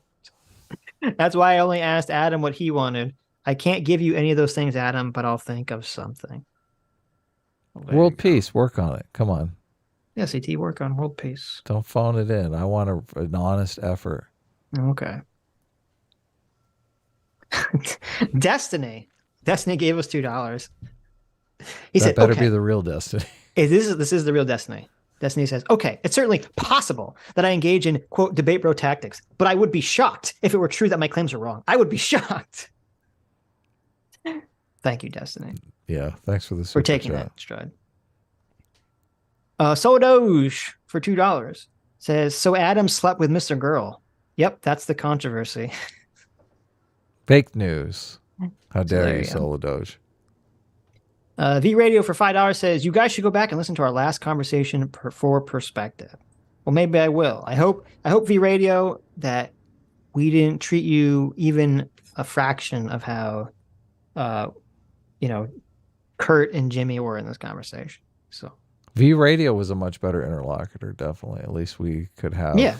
like a civil conversation about Right. the stuff. We disagreed, and I mean that disagreement goes on to this day, but sure. I don't think we could have. I think that we could have V Radio on without it devolving into a fucking shouting match. Right. I mean, I do think in our last conversation with V Radio, like things got too heated, and I do think that a lot of that was my fault. Mhm. But I don't think, I hope I didn't like call V Radio stupid, or I don't think I was like, trying to insult them or anything like that. I like V Radio. So. Was it too? I mean, was it too heated? I don't. I remember getting pretty heated at some points. In terms of when I say heated, I mean like yelling at each other and talking over each other and all that stuff. That was happening, really? Yeah, you don't remember? No, I don't. Oh, okay. I remember V Radio got super upset afterwards and made some live stream basically laying out That's why he got upset, I assume. Well, I mean, I watched his video on it and I'm like, yeah, I know all this. Like it's okay. it's the same thing as the January 6th competing narratives. Like until Right. you're willing to admit that there are multiple narratives on the field and only one of them can be true. Right. Right. Mystery Guest 01 for $10 says, never be an asshole, Sitch. The respect you treat people with is cool. You completely ignored a bunch of barbs Kurt threw, and it was a bigger own than any insult you could have thrown back. Triggered him. Well, thank you, Mystery Guest. Yeah, thanks. Thank you. I hope everyone feels the same way you did. Probably not, though. They're going to be like, Yeah. Right. they let him walk all over him. You can't fucking do that. What the fuck? All the internet Whoop tough ass- guys are going to come in. Whoop Bassman for $10 says, I love you, Sitch and Adam, but Jimmy left because it's very obvious that U.S. is a gangster superpower, and you were about to argue they are not. You guys look naive. Well, first of all, thank you for the $10, but I think that you're completely blinded by your ideological bias, like completely blinded. Because if you go back and listen to the part of the conversation, we weren't even talking about whether the U.S. was a gangster superpower or not. And that's not even what got Jimmy to run away.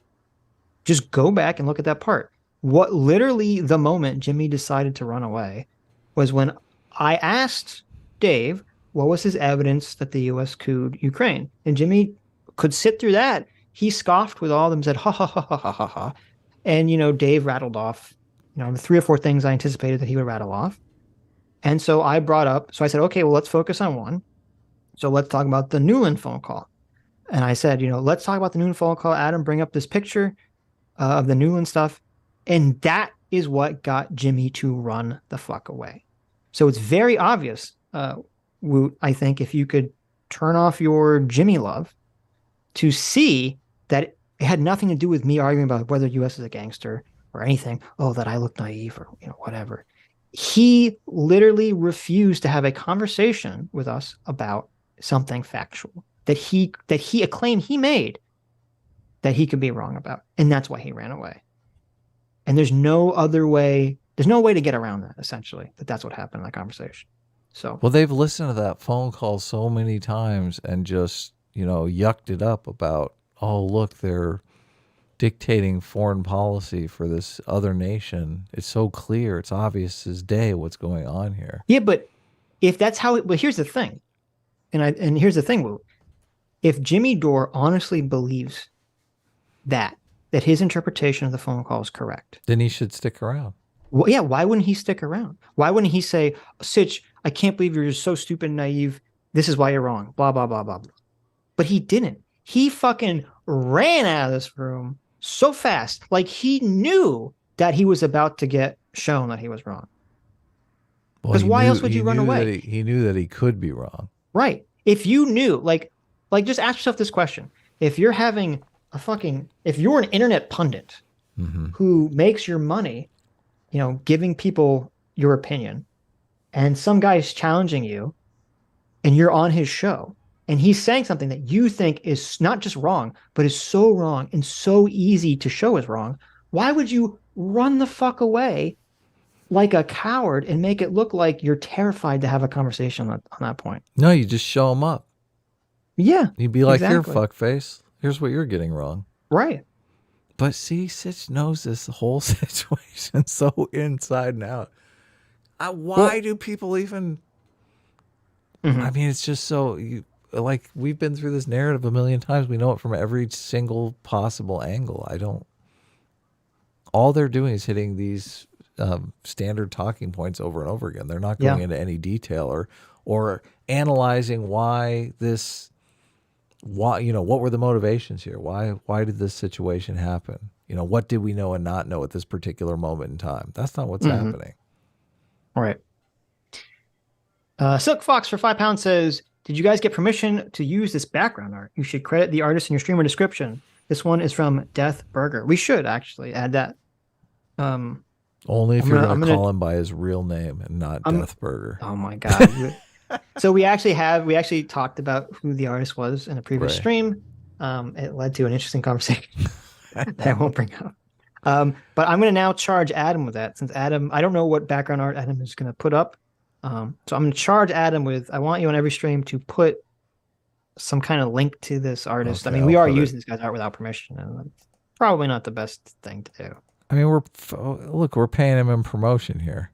Yeah, I don't you know maybe how it works? I mean, maybe we shouldn't even do it anymore, honestly. Fuck that. I think we probably shouldn't do it anymore. I think we should, if you want to put up some anime, Screw that.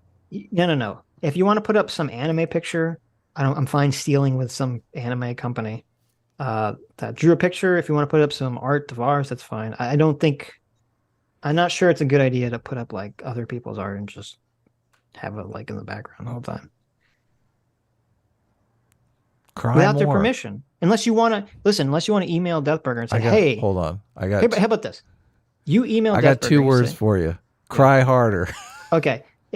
How about this? I want you to email Deathburger and say, hey, is it okay if we have your art be in the background of our streams? Oh, look, I got my email from Deathburger right here. Oh, Adam, thank you so much for reaching. Listen, I know it's very unlikely he'll respond, but you never know. And I agree. I think as an artist, I mean, you'd be mad if someone was like, hell no, I wouldn't. Okay. Well. Look, if you want to share my artwork on your stream, fucking have at it, please. Okay. Well, okay. First of all, we'll have a conversation about this off air. But at the very least, I'm only kidding about the cry harder stuff. I know you are. I'm joking around. I know you are. I know but we've both had a rough day today. So right. But at the very least, you have to. Even if you convince me. I'm literally putting it in the description. I know. I'm just saying going forward. Right. We'll just leave it. I'm also going to modify the title a little bit on this stream just because I feel like it could be funnier. Well, I took out star because if we put star, people might think that they weren't on the show. Mm-hmm. So I changed it to with, because then it's very clear that they were on the show. I'm going to put plus Kurt sucks his own dick. What do you think? No, don't do that. Don't do that. Come on. It's got to be click, baby.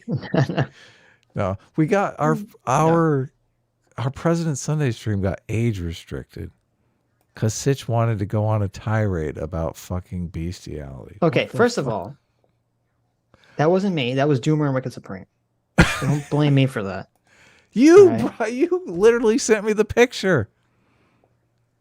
That you was were the Doomer one and that Wicked sent me Supreme. the picture. That was okay. First of all, don't bring it up because I don't want this stream to get. I know restricted. we can't get. Yeah, Okay, exactly. so I don't even know why you mentioned it, but that was not me. That was Doomer and Wicked Supreme. So we'll move on. Earthbound Hero for $5 says, I was intrigued when I saw the guest. Now I'm sending this chat as congratulations for surviving the fiasco. Well, thank you, Earthbound. A Very Dead Horse for 4 months. Thank you so much. Says, I feel like Kurt maybe tried at the end of the conversation. That's not to say he made good points, but it took until it was just him for him to even hear. Yeah, it felt like he was putting on a show or something for his friends, you know. I'm putting on a show for Jimmy. I'm putting on a show for Dave. Like, that's what it kind of interpreted it, but whatever. Andrew Clark for $5 says, they're conspiracy theorist. It's all connected. Therefore, there is no whataboutism. You can have a nuanced conversation with those kinds of guys. Yeah, that's true. It's sad, but it's true. Stuck for and they're $5 says, catering to that. That's their audience, which just fucking sucks. I know. We can't live in the real world. They want to call the whole January 6th theory thing a conspiracy theory, but their conspiracy theory is okay. Right. Stock for $5 says, I for one agree that Sitch should shoot Kurt out in the DMs after the stream is over. Well, thank you. Very Dead Horse for $20 says, I think every country making nukes on their own wouldn't be that crazy as it is 77-year-old tech. I feel if in a snap everyone had nukes, we might have world peace, but in reality it would be erased, so it wouldn't happen that way. Well, and it's funny because I don't know if, it's so funny because Kurt, and I should have brought this up, I didn't even think about it. Kurt is like, I've never heard of this Finland gets nuked scenario, which, first of all, if Kurt's never heard of this idea, he doesn't. It's hilarious to me that Kurt would have such an ego to attack me as not being knowledgeable when he literally doesn't know the basic fear of nuclear proliferation, which has been guiding the entire world since 1940. Okay. So the fact that Kurt, the guy who claims he knows all this information, doesn't understand the underlying global fear of nuclear proliferation since the beginning of nuclear technology is fucking laughable. That he doesn't know that that's a fear. He thinks it's preposterous that Finland will get nukes. And it's also preposterous because the number one guy that all these people cite, I don't know if Kurt's ever cited this, but I know Dave Smith has talked about it, is John Mishmeyer, whatever his name is. And literally, that guy's plan is that everyone has nukes. That's what he wants to happen. He wants everyone to have nukes because he thinks it'll create a safer world. So it shows that Kurt has like no fucking clue what he's talking about. Yeah. And well, anyway, but Obama spent a bunch of time on nuclear proliferation. That was one of his big accomplishments. Right. And this is why I said to Kurt, I thought his conversation was boring because I know what the end point is. And we got to the end point, and then he just circled back to conspiracy land because the conversation has to continue because we're doing a fucking stream. And so it becomes crazier and crazier, which is the end point is going to be, I think if all these countries have nukes, it's going to be worse in the long run than risking whatever the potential nuclear usage of Russia is now with Ukraine. And he doesn't think that. He thinks the short-term possible threat of a nuclear war starting with Ukraine is worse and doesn't believe that there is any long-term threat. Okay. Neither of us have a fucking crystal ball. We don't have the answer to that fucking question. So I don't know what the point is of arguing about it is. Well, the person who cares automatically wins. So you win. Right. I guess. Oh, you're right. I don't care. It doesn't matter. I don't care. I don't like the nuclear war argument because it's just an emotional argument. If Kurt wanted to make an intelligent argument, he could make an argument like, well, you could be right.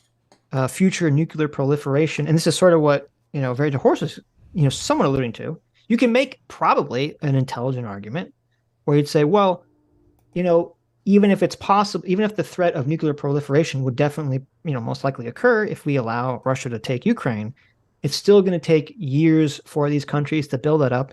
And who knows what the technology looks like going forward in the world?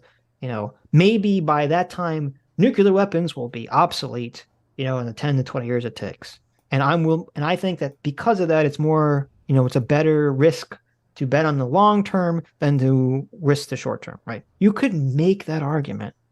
That's okay, well, I disagree with you, but I understand it. It's an understandable argument to make.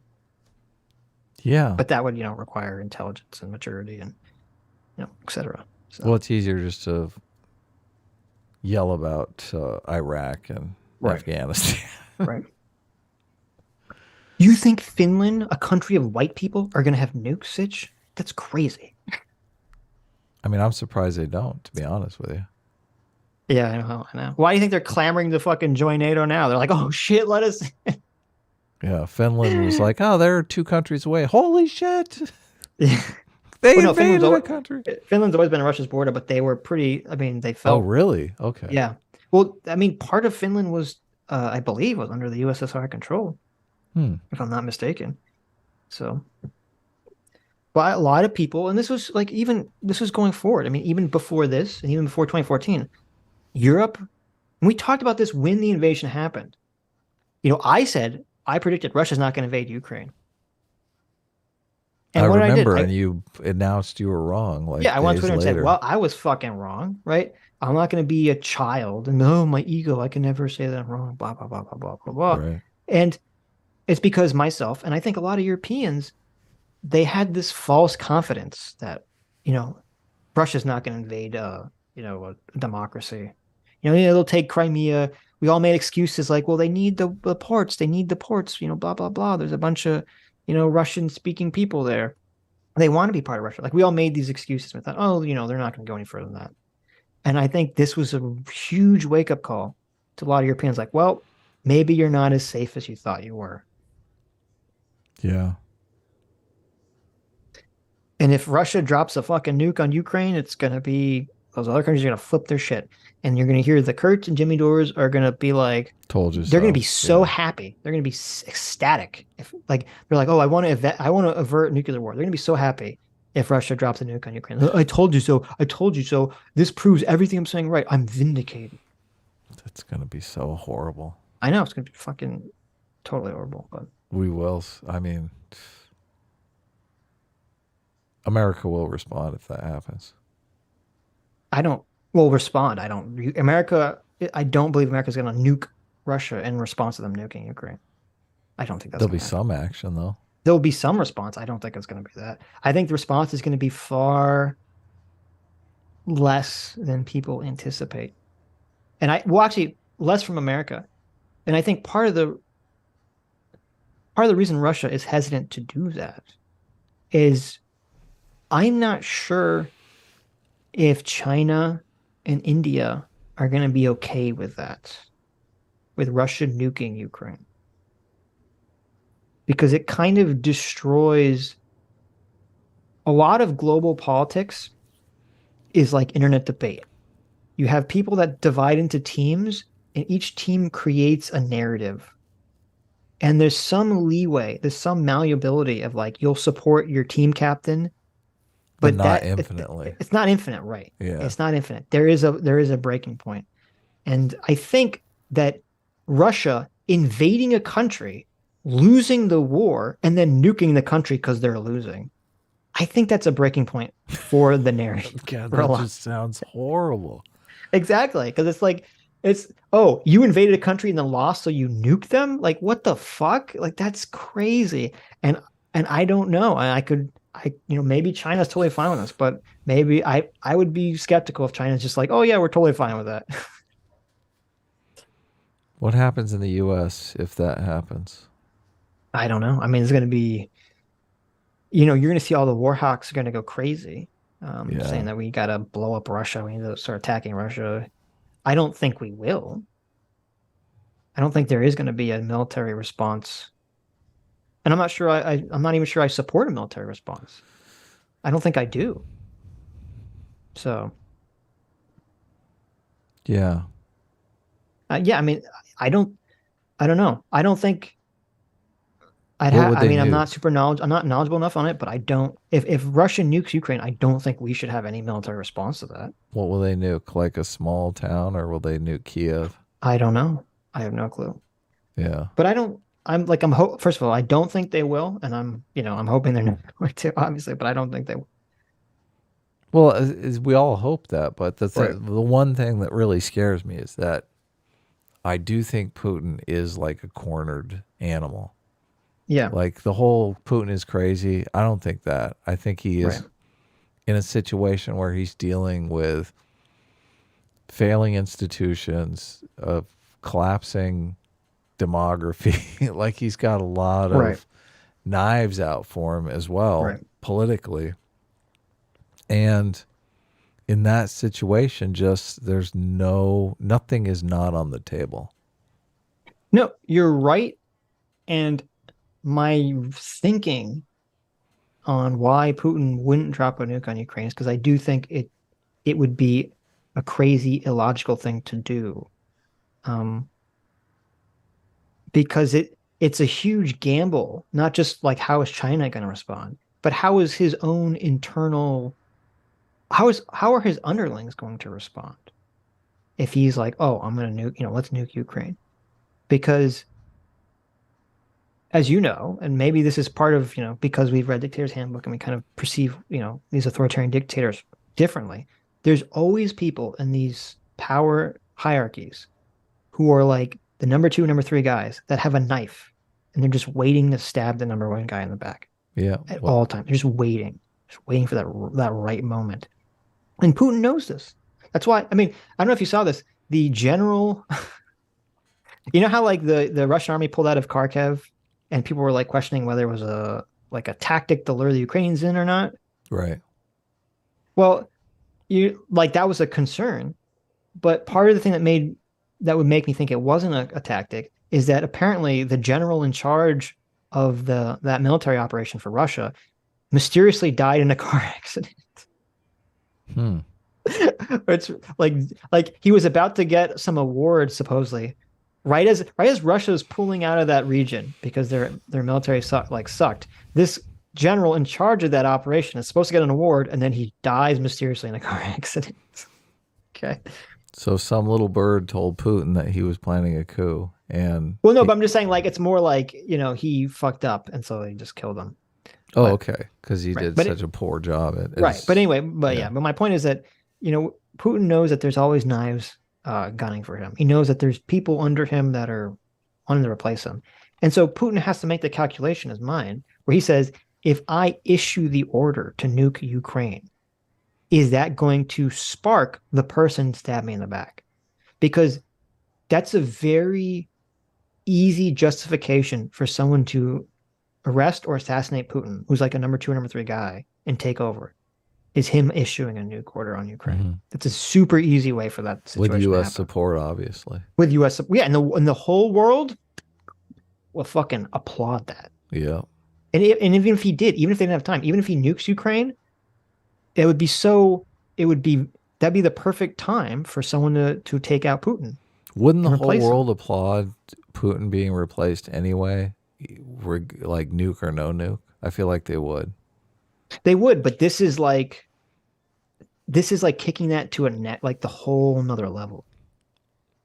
Right. Like like Putin could be replaced by some fucking horrible person. Mm. But if they're like, I prevented Putin from setting a nuke off in Ukraine, Oh yeah, there'll be he's so much welcomed like into forgiveness. office. Yeah, like just be like, Yeah. like it will completely shift public opinion. Yeah, And you're Putin right. knows all this You've stuff. changed my mind a bit on the cornered animal thing because Well, no, so yeah. well, I don't want to change my mind he's too less much, likely. but- He's less likely to drop a nuke in that situation because it does really lessen his it would weaken his coalition, his necessary coalition to stay in power. Well, it could. Like, it's also possible that as Putin is a cornered animal, he, becomes more irrational. And he thinks, I just need to show that I have power, right? Like, I'm assuming that he's going to have some rational thought process that's going to match my own. He could have a completely different, he could either be crazy or he could have a rational thought process that has nothing to do with my thought process. Or maybe he'll think, I just need to show that I have power. And if I nuke Ukraine, it'll make all the people coming after me, you know, scared. Like he could, that's a thing that he could think that thought and do it. But I just think at the end of the day, if he does nuke Ukraine, it won't cause World War III, and it will end up very bad for Russia and for him personally. And I think he does understand that, and that's why they haven't used nukes already. Supposedly 50% of the country is gaslighted into thinking that they're actually winning in Ukraine and the war is going swimmingly. Right. And that's another good reason why he'd be afraid to use nukes. Who nukes a country that they're winning the war? I know, that's another thing that I was considering. So yeah, that makes it look like the opposite. It kind of unmasks what's really going on. Right. Nuke is like the last ditch effort. Yeah. I mean, yeah, exactly. I think the only reason that America got away with nuking Japan was no one knew what nukes were or understood what they were. This was the first time they'd ever used in the war. The ultimate sneak attack. I mean, literally. To some extent, it's like no one knew or understood what nukes were. And then number two, it was because like, oh, well, they bombed us on Pearl Harbor, right? They sneak attacked us, right? Yeah. So people had this justification in their mind. I think that's the only reason America kind of skates by with that whole scenario. Well, and also, you know, Japan had the horrible rape of Nanking and all that. Japan did some crazy fucking shit in World War II, but the CS for $10 says Jimmy Dore and by extension Kurt operate off of character assassination. Stephen Michael Davis did a video on these kids. They don't want to have a discussion. I mean, yeah, that definitely is proven true today. That's like fucking 99% of the internet. It's one of the things that I can't stand about it. Right. It's also a very female attack mode. You're right, because it's all reputation destruction. That's all it is. Yeah. You're right. That's funny. The Justice 35 for $5 says, guys, you should get the YouTube Laser Pig on if you can. His videos are really good. As a history grad, I think conversation with him would be amazing. Yeah, I'll check him out. That could be cool. Old School for $5 says, Sitch, Doomer is no statistician. I am a real statistician, and I demand statistical proof. I demand a statistics proof duel with Doomer. There you go. Well, that could be fun. Well, maybe we'll see if Doomer will agree to this. I will say, I hope going forward, I think this conversation could be good because I can always have this in my mind, like, I never want to be like that. I never want to be like Jimmy or Kurt in a conversation. And I should use that as like the negative example to temper my own behavior going forward. So I mean, we're so far from that though. That's what I don't get. Mm-hmm. Like I'm just saying it like miles away from listen, that. I know there's been conversations where I've got debate brain before. I'm not gonna like pretend like that's never happened. Where? When? What? What are you talking about? I know. I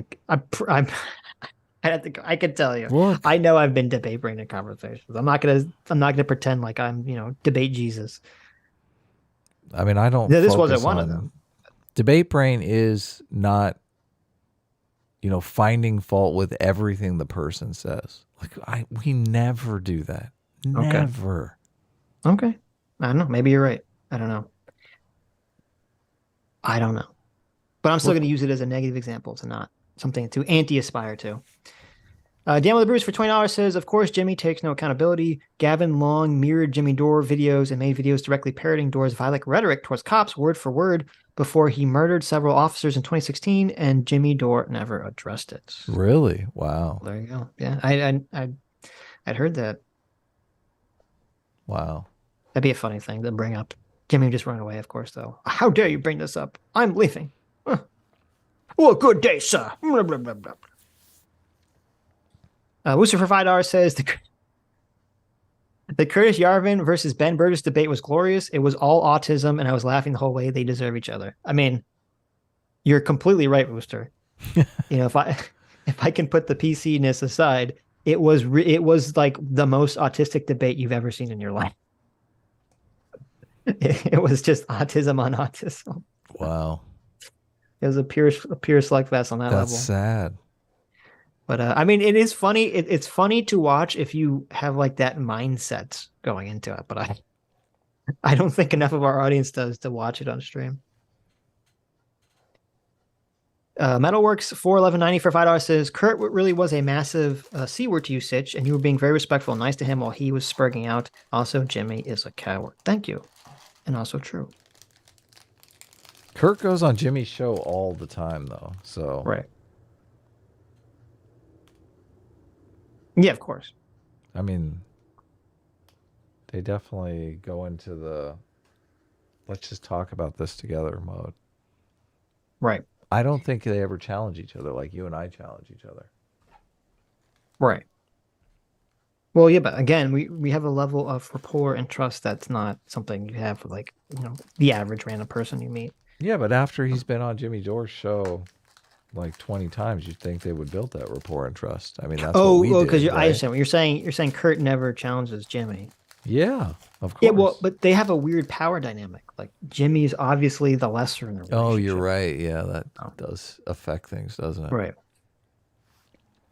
Very Dead Horse for $10 says, I feel like saying, quote, you said something stupid is different than saying you are stupid. That's true. I wish they could have listened and you could have collectively gone through more facts. Maybe if clips were perhaps, maybe. I mean, it's super, super clear. At least Jimmy and Kurt were literally not interested at all in, the facts. Well, I mean, and we know Kurt's not interested in the fact. Like Kurt, he's like, I've had the Newland conversation with Kurt, and he didn't do any investigation to see if I was right or not. He just didn't care. He still doesn't care. So, and Jimmy didn't care because he fucking ran away like a bitch. So, but yeah, I mean, if you tell someone, and I don't think I said this in the conversation, if you and I understand what you're saying. If you tell someone like, oh, well, you said something that's stupid, that's different than saying them that they are stupid. But most people are going to kind of interpret it the same way if you do that. So you have to be careful not to say that.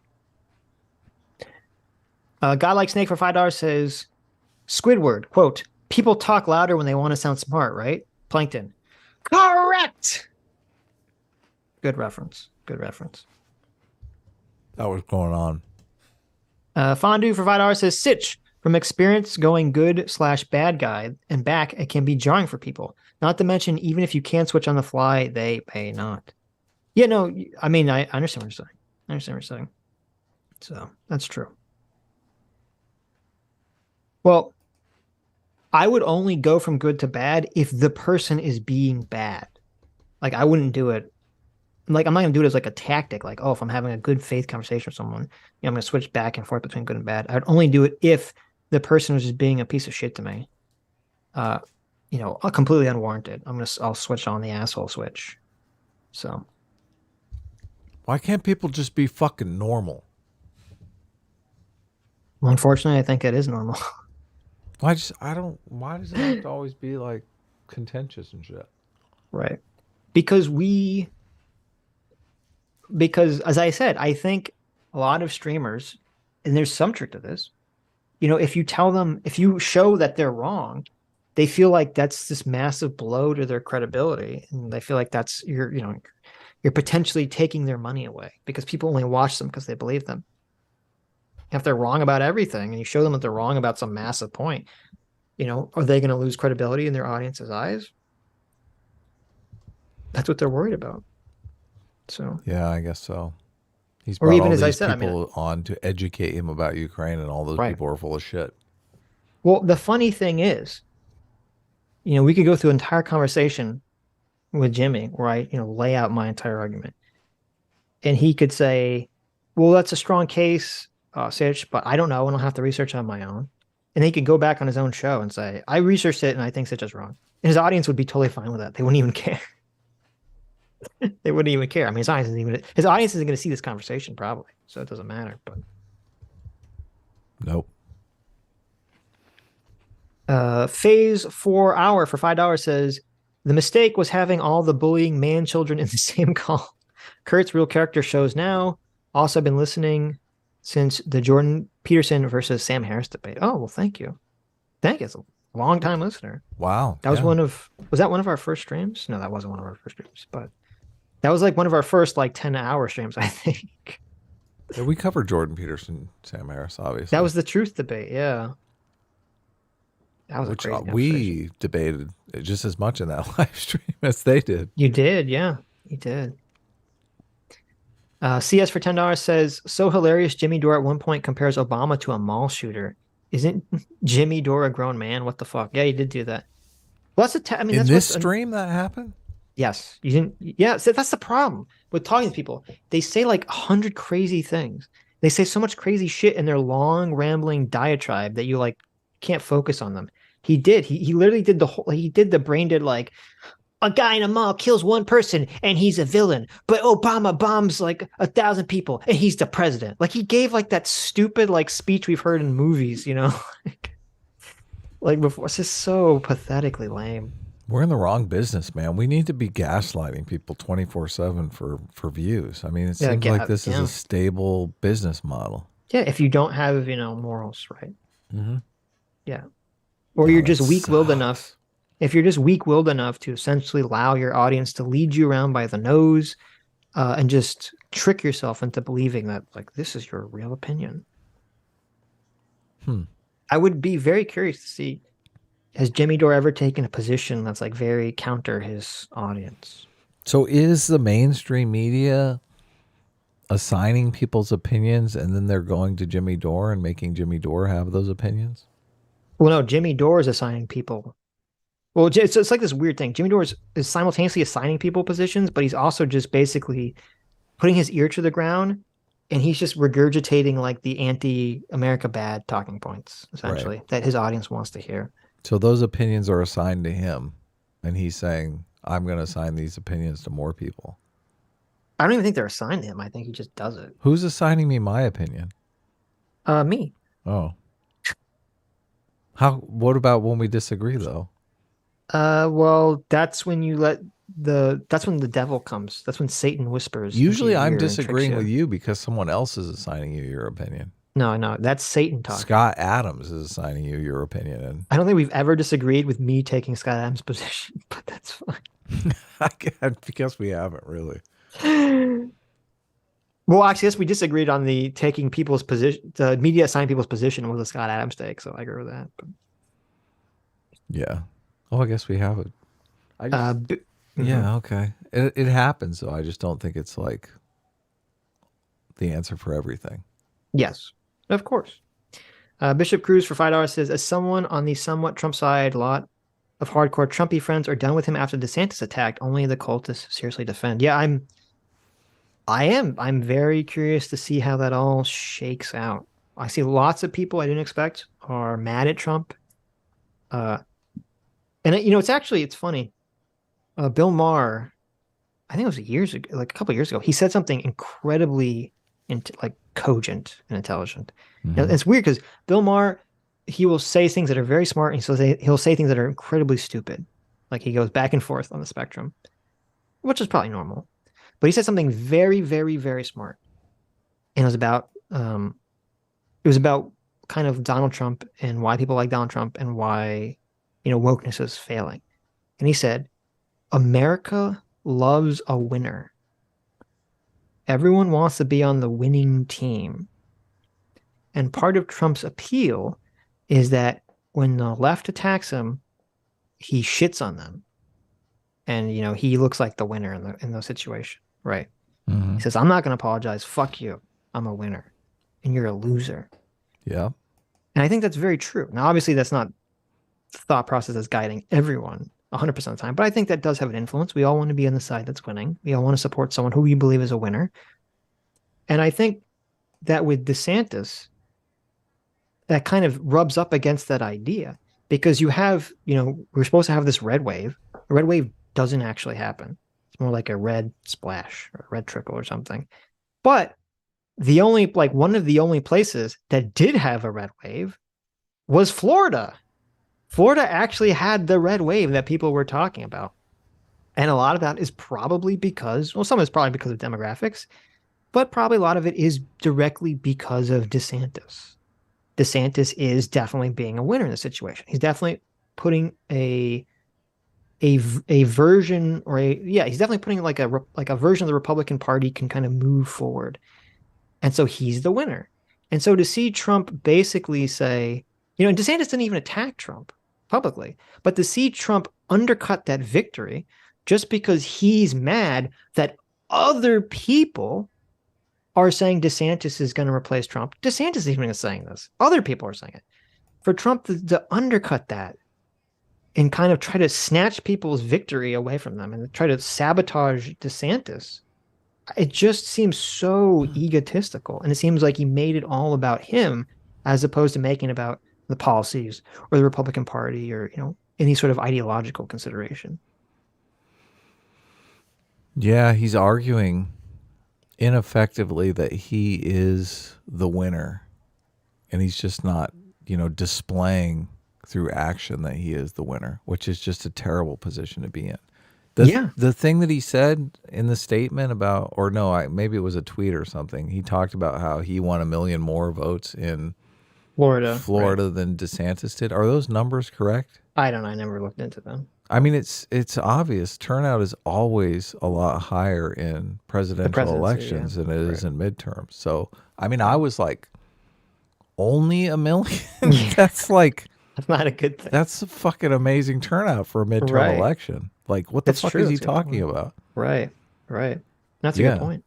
I mean, if that election was held during a presidential election, I'm sure DeSantis would have fucking blown it away, obviously. Sure.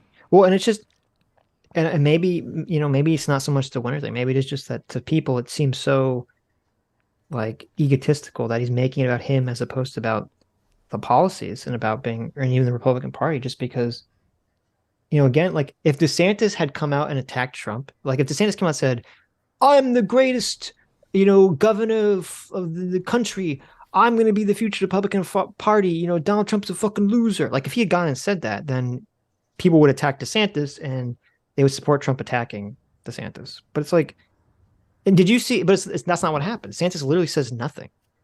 And he's the big winner for his state. And then Trump tries to take his win and smash it just because Trump is mad that other people are saying, oh, I think DeSantis can be president instead of Trump. Like, it's how petty can we be?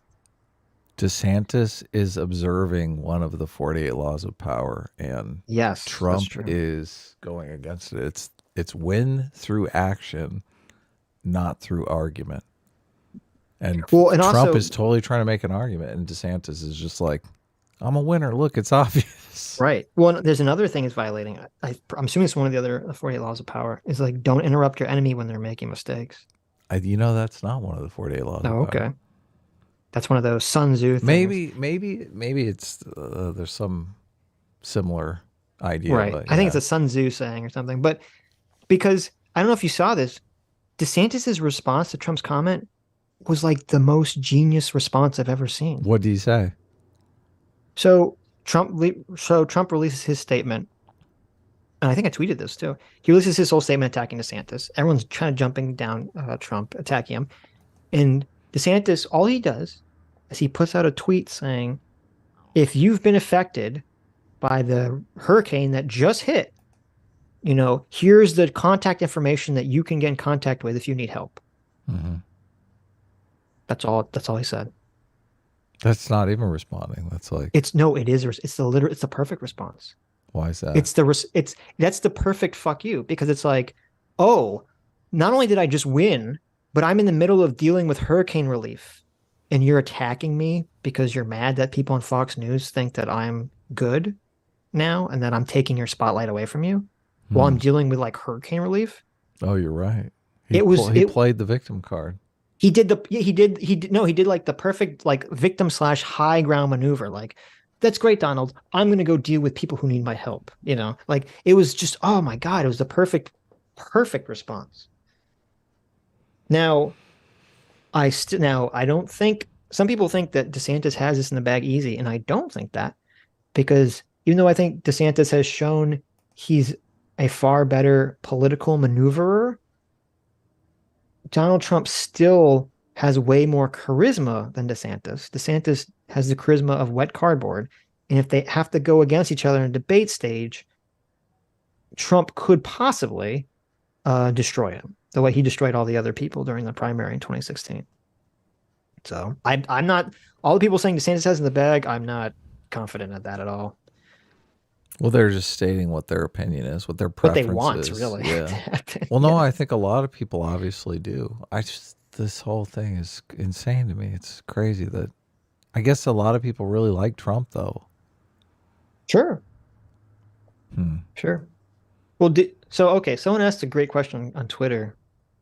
Said, what happens to our bet if Trump runs as a third party candidate?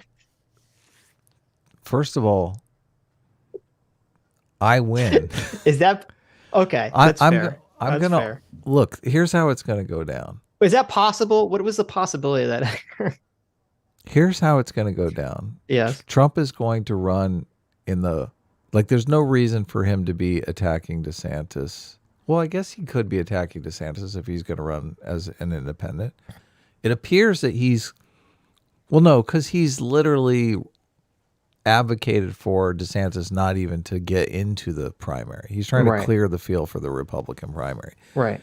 If he goes into the Republican primary, he's going to go through Iowa, and I am officially going to win the bet. If he loses the Republican primary and runs, you still win the bet. Yeah, I still have already won the bet. But he is likely to run as an independent if he loses the primary, just to say fuck you to DeSantis. You're not going to be president. So you think there's a strong possibility, or you think it's the primary possibility, if Trump runs and loses the primary, he's going to run as a third party. I think he's probably going to be saying during the primary, and this is why it's going to be so insane, that he is planning on running third party if he doesn't win.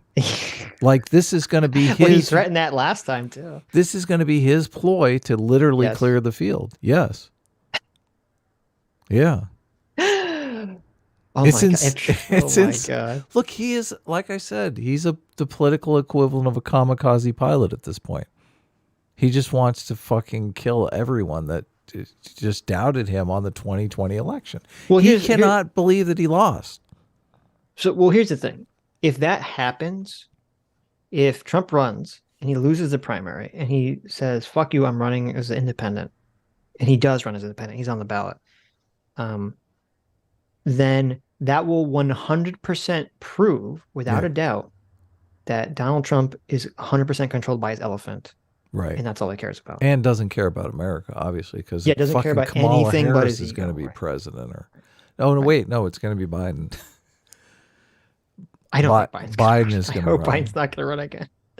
How insane. I'm tempted to do a bet, right? Look, we'll go $100 side bet that Biden on Biden nominee. Running again. Yeah. Okay, let's do that. We'll do a $100 side bet on Biden running.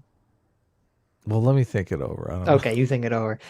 How insane. What kind of crazy scenario would this be, guys? Like, so Biden does run again. Mm-hmm. He's even older. He's even more doddering. He's basically slightly better than Fetterman. Okay? The Democratic Party wants to get rid of him. I know, but I'm just saying. I'm just saying, like, come with me on this journey of like insanity, okay? Because I agree with you. I don't think Biden's going to run again, and I don't think anyone in the Democratic Party wants him to run again. But say, hypothetically, he does run again. He has enough energy to say, no, I'm running again. And it's even worse. He's even more doddering. He's even more old. He looks like he's falling apart. But he still wins only because Donald Trump runs as a third-party candidate and totally splits off enough votes for DeSantis that somehow the shambling corpse of Joe Biden wins again. You're looking at our future. That's why it's like, we should not be laughing about this. This is insane. God, you have to laugh. That's insane if that happens. Oh my God. That's the only way I think Joe Biden can possibly win. Yeah, if it was just Joe Biden, DeSantis just destroys him handily. Easily. DeSantis is going to get so many independent voters. It's crazy that the party primaries are so partisan now that they always end up nominating this most insane person. Well, I mean, I don't know. I mean, Biden was obviously not the most extreme by any measure of the Democrat primary. Like, Bernie Sanders is way more extreme in his policies than Biden was. I mean, I think people were voting for Biden on name recognition, and they thought he could win, essentially. Yeah, I guess not really insane. Just the fact that he's so old and the Hunter Biden shit and Right. all of that. I mean, I don't think of Biden as a good candidate. No, I don't either, but he somehow still won because Yeah. I really think he only won because of name recognition and because, a lot of the black vote, which is very important for Democrats winning presidency, was very of favorable to Obama. Biden because he was Obama's vice president. Yeah. True. Right, but I'm not sure that that's going to bleed over. Like if he runs again, I don't know how much that's going to bleed over. And I think, I mean, you're right. Like if DeSantis ran against Biden, I literally cannot see a world in which Biden somehow wins, unless it comes out that DeSantis is like eating babies or something in his hometown. That is like, oh my God. But if Trump runs as a third party, he will definitely make Biden win. It would just, and see, but that's what I think that's what a lot of the Republican operatives are afraid of. They're Of course afraid they are. this. Of Yeah. course they are. They all know this. I'm sure Trump has been explicit about this plan with people on the inside. Oh my God. I don't know. Part of me doesn't want that to happen because obviously I want to win our bet. Mm-hmm. And also because I don't really want Biden to be president again. I don't want Biden to be president again. But part of me does want that scenario to happen just because of like the chaos. Just the troll part of me is like, oh my God. Like reality would become a joke if that situation happened. Yeah, you got to go full comedian on that. I mean, Yes. that's just the only way to look at it. Yeah. I guess. The American dream came true. Right. You're living There it. you go. There you go. The American. It was 24-hour entertainment. Oh my God. That's such a great reference. The American dream came true. You're living it. Basically. Oh my God. It's going to be gangbusters for everyone in the political talking space, obviously. Oh my God. Yes. We're going to have ringside seats. Oh my God. If that happens, I'm still confident Trump isn't going to run or he's going to drop out. So I still don't think that's going to happen. Well, okay, maybe this is what I'm doing. I'm setting this up in my mind. So even if I lose my bet, I'll still feel good because Well, that's a good thing to do. I'll be like, well, I lost $500 to Adam, but this is so crazy. It's kind of worth it. Well, you'll make the 500 back pretty fast. That's pretty true. easily. So Oh my God. It's going to be such a shit show if that happens.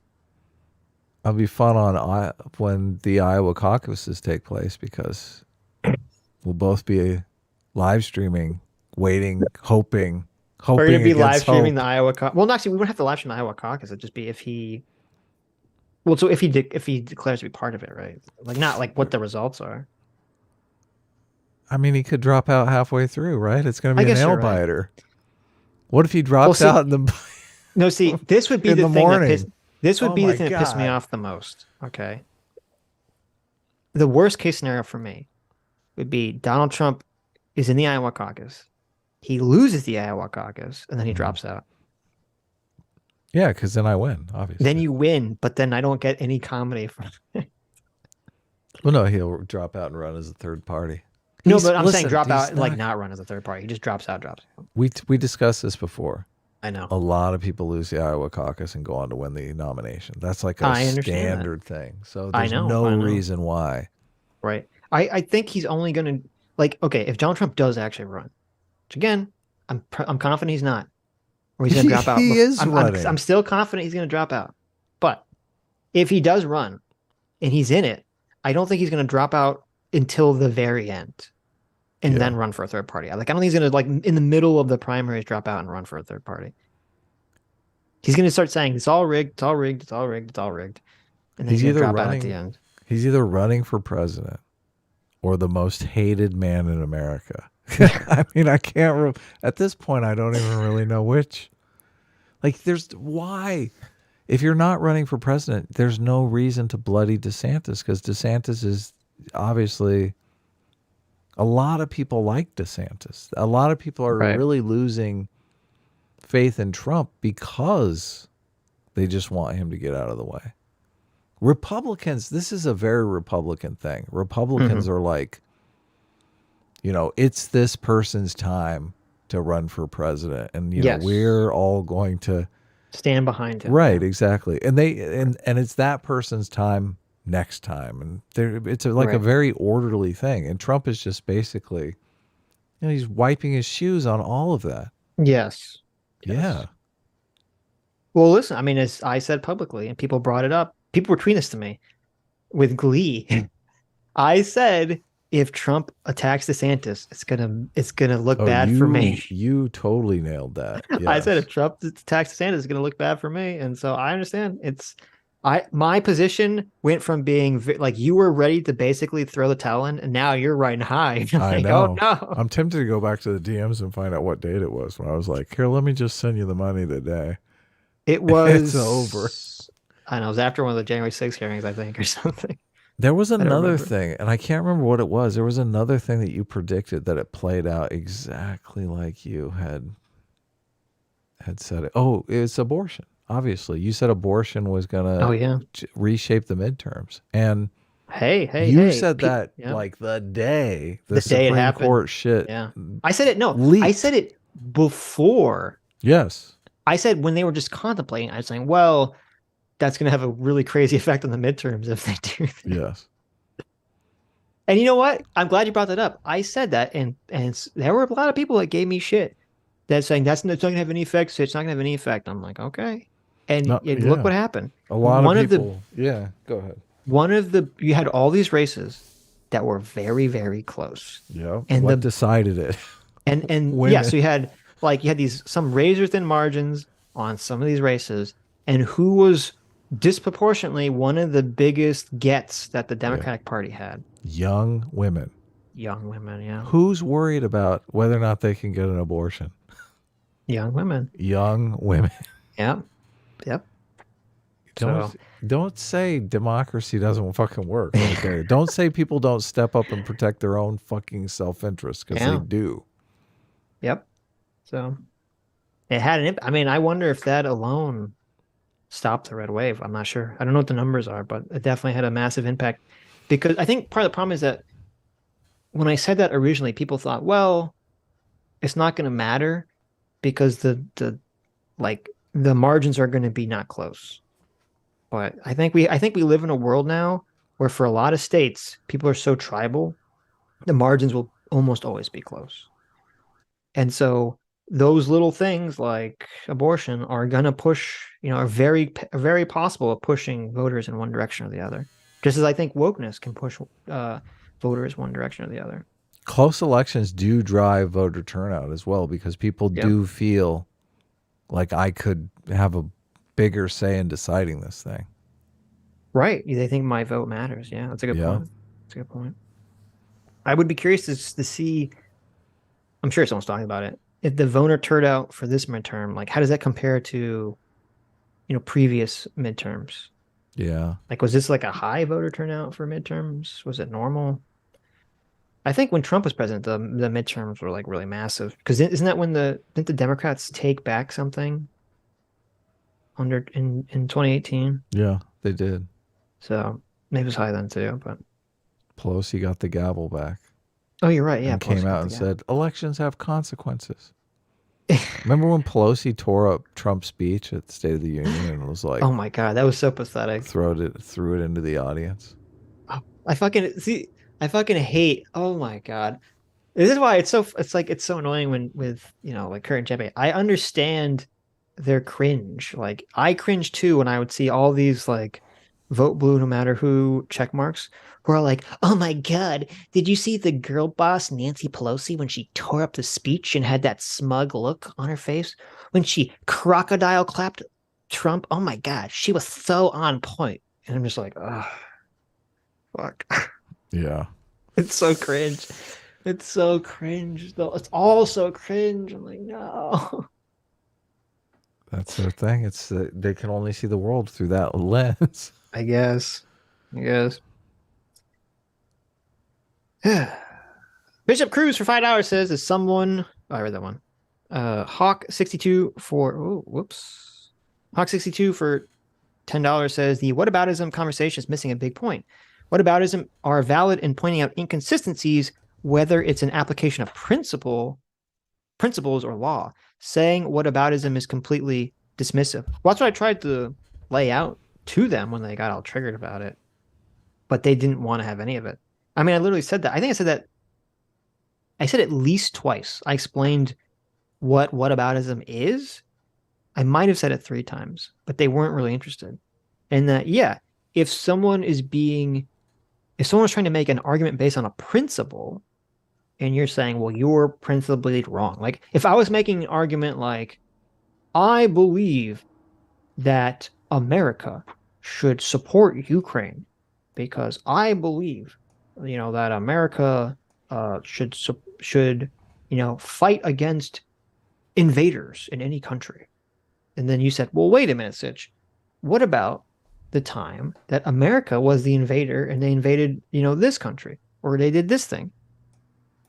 Then you'd say, well, that's a valid whataboutism because you're challenging my principle of saying, well, I think America should protect Ukraine because they're being invaded and blah, blah, blah, blah, blah, blah, blah. That's not a whataboutism. That's a valid thing. You're challenging my principle. You're saying, wait a minute, your principle is being inconsistent here. The problem is I didn't say any of that. And if you actually go back and listen to that conversation, I never even said I supported America in Ukraine at any point in that conversation. I never made any claim like that. I was trying to have a conversation about the claim of whether America couped Ukraine in 2014. That's all I was having a conversation about. I didn't say anything about whether I supported, them going and giving weapons to Ukraine or anything like that.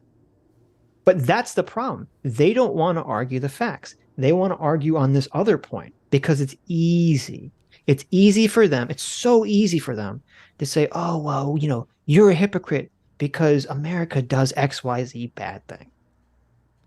But they don't want to engage in the facts. If I'm not going to have that conversation, they don't want to engage in the facts. So, yeah, and I said that to them. But I fundamentally agree. Just because 99% of the time when they pull it out, the inconsistency that they're pointing out is not even related to your position. Like, neither one of us supported invading Iraq. So sure, the hypothetical person that supported, those inconsistent positions, a big own on them, but actually talk to the person you're having the debate with. Right. And then when it stretches out to the level of, people on the left supported this and this is inconsistent because they're supporting this now. It's like there's so many differences of opinion around a movement or an institution or all those things. It's ridiculous. Yeah. Yep. Yeah. But anyway. Mostly it's a dodge. Right. Well, and I said directly at least 2 or 3 times in that conversation, if you're saying America, if I'm asking you why something happened and you say, well, America did this thing, that's why this happened. That's not a whataboutism. That's okay. You're saying, well, that's a directed thing. Right. But that's not how the conversation was going. It was, well, what were the people protesting in Ukraine? Or how did America coup Ukraine? Oh, well, because America's done all this other bad stuff. Like, well, wait a minute. What the fuck are we talking about here? Like, I asked you a specific question. So, I don't know. It's fine. It doesn't matter. Sitch, Adam, look up the drama that Destiny and Mr. Girl are in. Mr. Girl's a total D-bag. TLDR. Oh, you came in after. We talked about it a little bit. Ace Mori. Kind of give like a very brief rundown. Yeah. Max doing the weird trying to meet you Destiny is really, really snaky. Like, that's crazy snaky. So, yeah, pretty bad. I mean, how do you look at my opener when we talked to him about the trust issue now? Is there you were 100% right? Is there any vindication for all Adam here? You're like totally vindicated in that, and I think I don't know if you said this on stream. I don't know if you said it to me, but you're like, Mr. Girl's big problem is that he demands all this trust from people that are like strangers, and he doesn't give, and he doesn't reciprocate that trust. No, not at all. And the him acting in this, the way that he's acting with this Destiny thing is so fucking batshit crazy that I don't know how anyone could support Mr. Girl at this point. This is unhinged. He banned you from his subreddit, and you got an argument because you had an argument about whether you should talk to Nick Fuentes, and so you're gonna try to like Me Too him. Like, what the fuck are you doing? Yeah, that's just some crazy level shit. That's so bad. The thing that he Jeez. does that just screams grifter to me is he goes on streams with big people and he tries to extract some concession that they trust him so much that he's like their most trusted person that they know on the internet, which is a trick to get basically social proof from their audience that he is in fact trustworthy. Which, I mean, why are you so concerned that people don't trust you, right? Unless there's a reason to be concerned about that. Yeah. It's just such a weird right. demand. But this Right. is anyone who's like a legitimate grifter or confidence man. This is like the tactic. You want to get people's trust, and the best way to get people's trust is that a friend vouches for you. I mean, they do this all the time in direct marketing. They try to get people to turn your friends onto our company. It's the same exact thing. Yeah, no, you're right. But with Max, I wonder if it's like a grift or if he just has some deep-seated psychological issue that makes him, like he's so like paranoid about trust.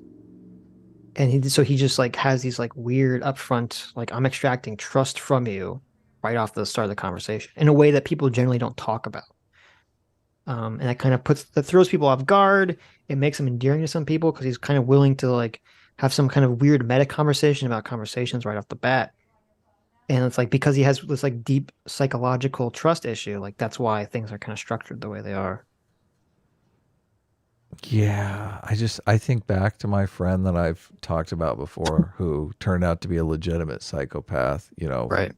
embezzled hundreds of thousands of dollars from friends of mine, like left like, holy people shit. stranded in cities, just has lied to our face when we've found tangible evidence that he was lying and just would not admit that we had him red-handed. Right. And he would always, look me in the eyes and be like, Adam, it's very important that you trust me. Do you trust me? Yeah, that was right. one of his things. And he turned out to be Right. the least trustworthy person I've ever known in my entire life. Maybe. You could be right. Yeah. You could be right. I don't know. Once people also make a declaration publicly like that gets the psychology going too. Because all of a sudden they're like, oh, I have said publicly that I trust this person, so I feel like I have to be that person. And that's exactly, I mean, I believe Destiny's editor pulled out the clip when Max did this to Destiny. I saw Max do this to Destiny. I saw him do it to Lauren Southern. I've seen him do it to other smaller creators where he's like, you have to fucking... What, you don't trust me? I'm the most trustworthy person on the internet. It's like, what? Well, he definitely disproved that. But To, do like, you think that the affected? world. Do you think that affected Destiny's psychology when Destiny himself is admitting now that maybe he trusted Max a little more than he should have? Yeah. Of course. Yeah, of course it Of course. did. Right. Well, I mean, it obviously affected Destiny had this whole thing where he's like completely rethinking how he's going to engage with creators now Yes. because of this. And it was funny because Counterpoints and a bunch of other people are like, Destiny, no, Did it? we need to I be know. your 'cause orbiters. The orbiters are all in I huge. love Counterpoints. The I'm orbits just are teasing colliding him, but here. yeah, right. But it was a funny. I could see like the gears turning. Did any kind of of a funny that? Did conversation. any of that work on Adam? No, because I came out in the beginning of the live stream and I said, Right. "Listen, I do not trust you." Right. And I made that my public declaration. Right. Yeah, guess what? I don't fucking trust anyone. Look, Right. Well, it's interesting because as you said, because you've had this personal interaction with someone that you saw as Max was acting in that way, you this sort of guy like, this guy was literally my best friend on earth. that's crazy. Holy shit. Yeah. Well, listen, I think it's incredibly good that you're able to trust anyone after that, because Well, listen, that'd be totally crazy if that happened to me. he never really fucked me over that bad. But I mean, I saw Right. him just destroy people. And I was like, Right. how is that possible? Like, how do you do that? Scary. Yeah, it is scary. Yeah, last time I hung out with him, he was like basically trying to get me involved in something that would involve like a second mortgage on my house or something. You're like, what the fuck? I know. I was like, and I was just like laying it out. Honestly, like all of us have come to the conclusion over the years that you are a literal psychopath. Like, why would I get involved with this? Like, so dark, sure, yeah. I'll go to a bar, I'll have a drink with you, I'll catch up. Like we were friends for years and years and years when I was Right. like fucking 14 years old. Of course I'll talk to you. But I'm not getting Oh, man. any one of my friends involved with you. Like if anyone asked me, you know, should I do this with this person? My answer would be hell no. Run as far as possible from that person. Mm-hmm. Yeah. So I just experiencing that close up. I feel like Yeah. these people exist in the world and they could be your best friend and you just fucking don't know it because they haven't gotten caught yet. Right. Well, I mean, that I don't know. I mean that's crazy. I've been fortunate enough that I've never personally known a sociopath. I've known two compulsive liars in my life, but like neither of them were compulsively lying about anything that had any negative effect on me. Like they would just say like random shit about things that were like it was more like they were compulsive lying because they would just lie about things that you're like, why would you even lie about that? That's so weird.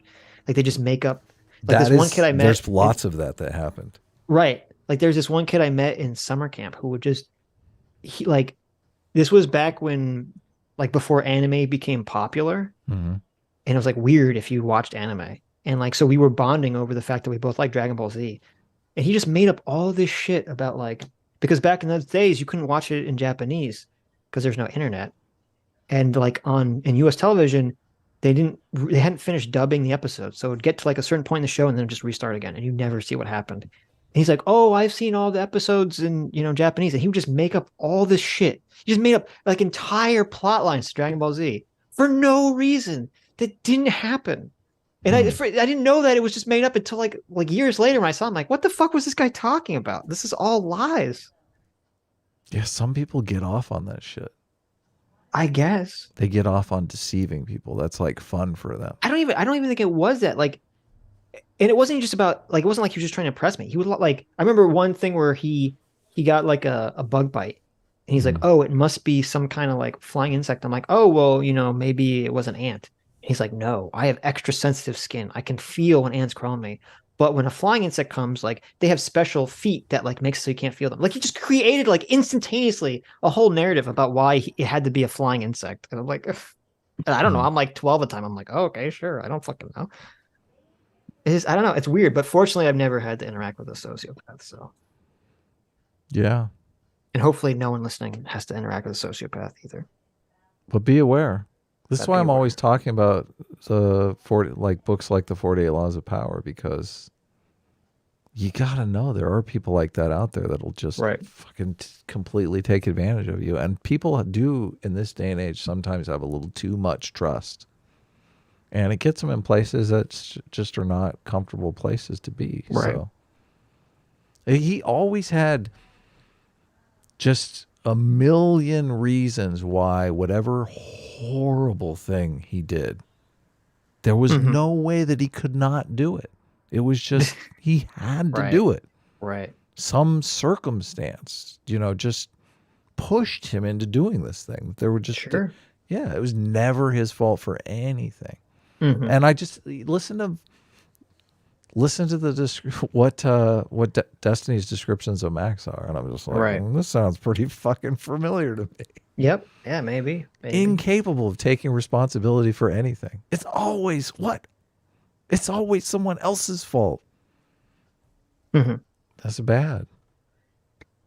Sojin for $5 says, just started watching you guys. If you don't think the U.S. should take action after a nuke, should the U.S. stand back and let other countries if they want? We have to take some action. I don't know what it is. Well, no, I think though. okay. There should be action. I'm just saying I don't know if I don't think we should nuke them in response, and I don't know if this should be like we have to put American troops on the ground in Ukraine.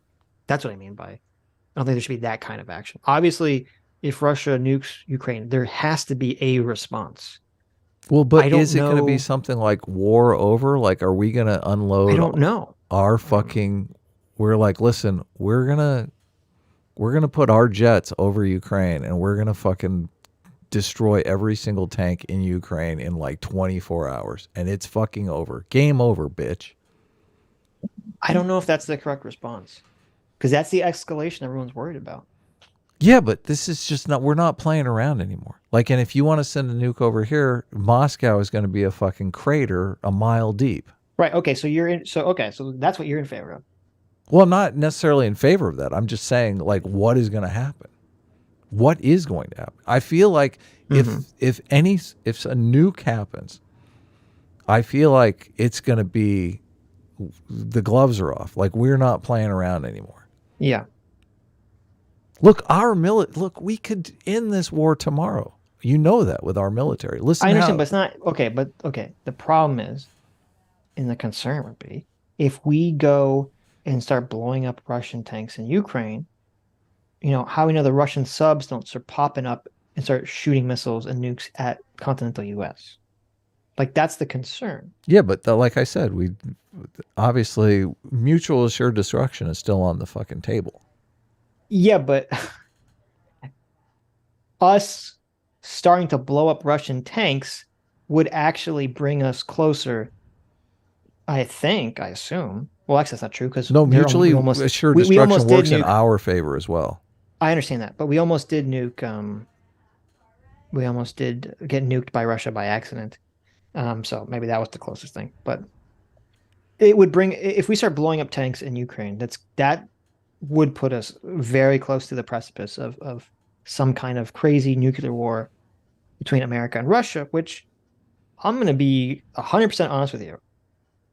I believe that the overwhelming majority of Americans would say if they have to choose between letting Ukraine get nuked and getting taken over by Russia and us potentially getting nuked, they're going to go with let Ukraine get nuked. That's going to be most people's opinion. So that's why I'm not so sure that I agree with you with your perception about what would be their response if Russia gets nuked. Yeah, I don't know. First of all, the stock market would be down like 1,000 points, 5,000 points, like the first day. Like, of course, right? It would be like a September 11th type event. It really would. Right. And like, people would be like, "Oh shit!" Like, I don't know what comes out of that situation. Right. No, I mean, so I just want to.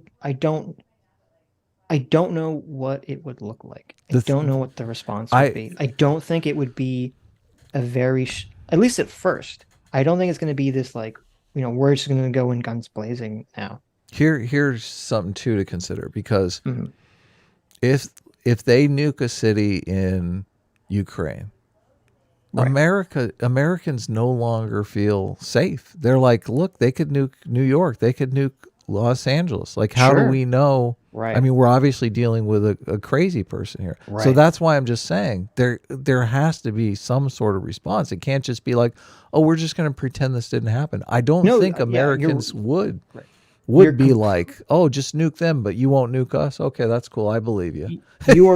You're completely correct. Completely correct. And it's funny because for all of the whining from the Jimmys and the Kurts and even Dave to a lesser extent about provocation, Russia dropping a nuke on Ukraine would be the biggest provocation that we've ever had in the world. Yes. For some kind of crazy conflict. Because you're right. If Russia nukes Ukraine, you're completely right. It sends a signal to the U.S. like, well, how, like, okay, you're so now not safe. You know, we're not safe. You know, some Russian sub somewhere could just try to blow up, you know, the U.S. at any time. So, but I don't know. I don't know what the response is going to be. I don't think there's going to be a response. there definitely will be a response, and it would be a strong response. I'm just not sure it'll be like this, like just direct. We're just going to start blowing up all the tanks in Ukraine with the American military or something like that. I mean, for all we know, it could be like, America just starts covertly, because here's the part of the thing too. There's some weapons we're not giving Ukraine because we don't want them to have the like suitcase nuke. well, fuck, that could be the response. Fuck, the response could be America gives Ukraine a suitcase nuke and says go fucking blow up some city in Russia. I don't fucking know. Or I mean, there's Oh my God, that would be like crazy. we're intentionally not giving Ukraine the Chemical long weapons distance. those are illegal. There could be chemical. Yeah. I don't know what could those be. are illegal anyway. If they nuke Ukraine, all the gloves are off. We're It not doesn't matter. giving them Who knows what will long-range happen. missiles. We could, if they nuke Ukraine, we could say, okay, here's your long range missiles to start blowing the shit out of Russian cities. And also, how is Israel going to respond to this? Because right now, Israel has been very hesitant to give Iron Dome technology to Ukraine. They've actually refused to. What happens if a nuke drops on Ukraine?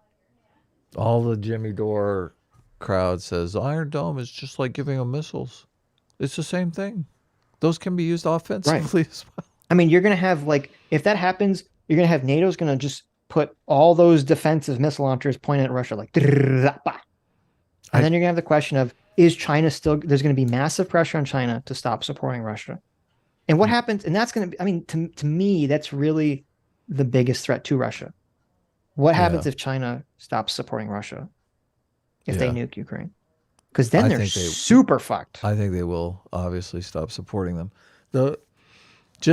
Once public opinion reaches a certain point, America is just fixated on neutralizing the threat, and Russia dropping a nuke on Ukraine immediately makes them a threat. The more I think about it, the more I'm like, yes, that's going to galvanize public opinion and neutralize the threat by whatever means we have at our disposal.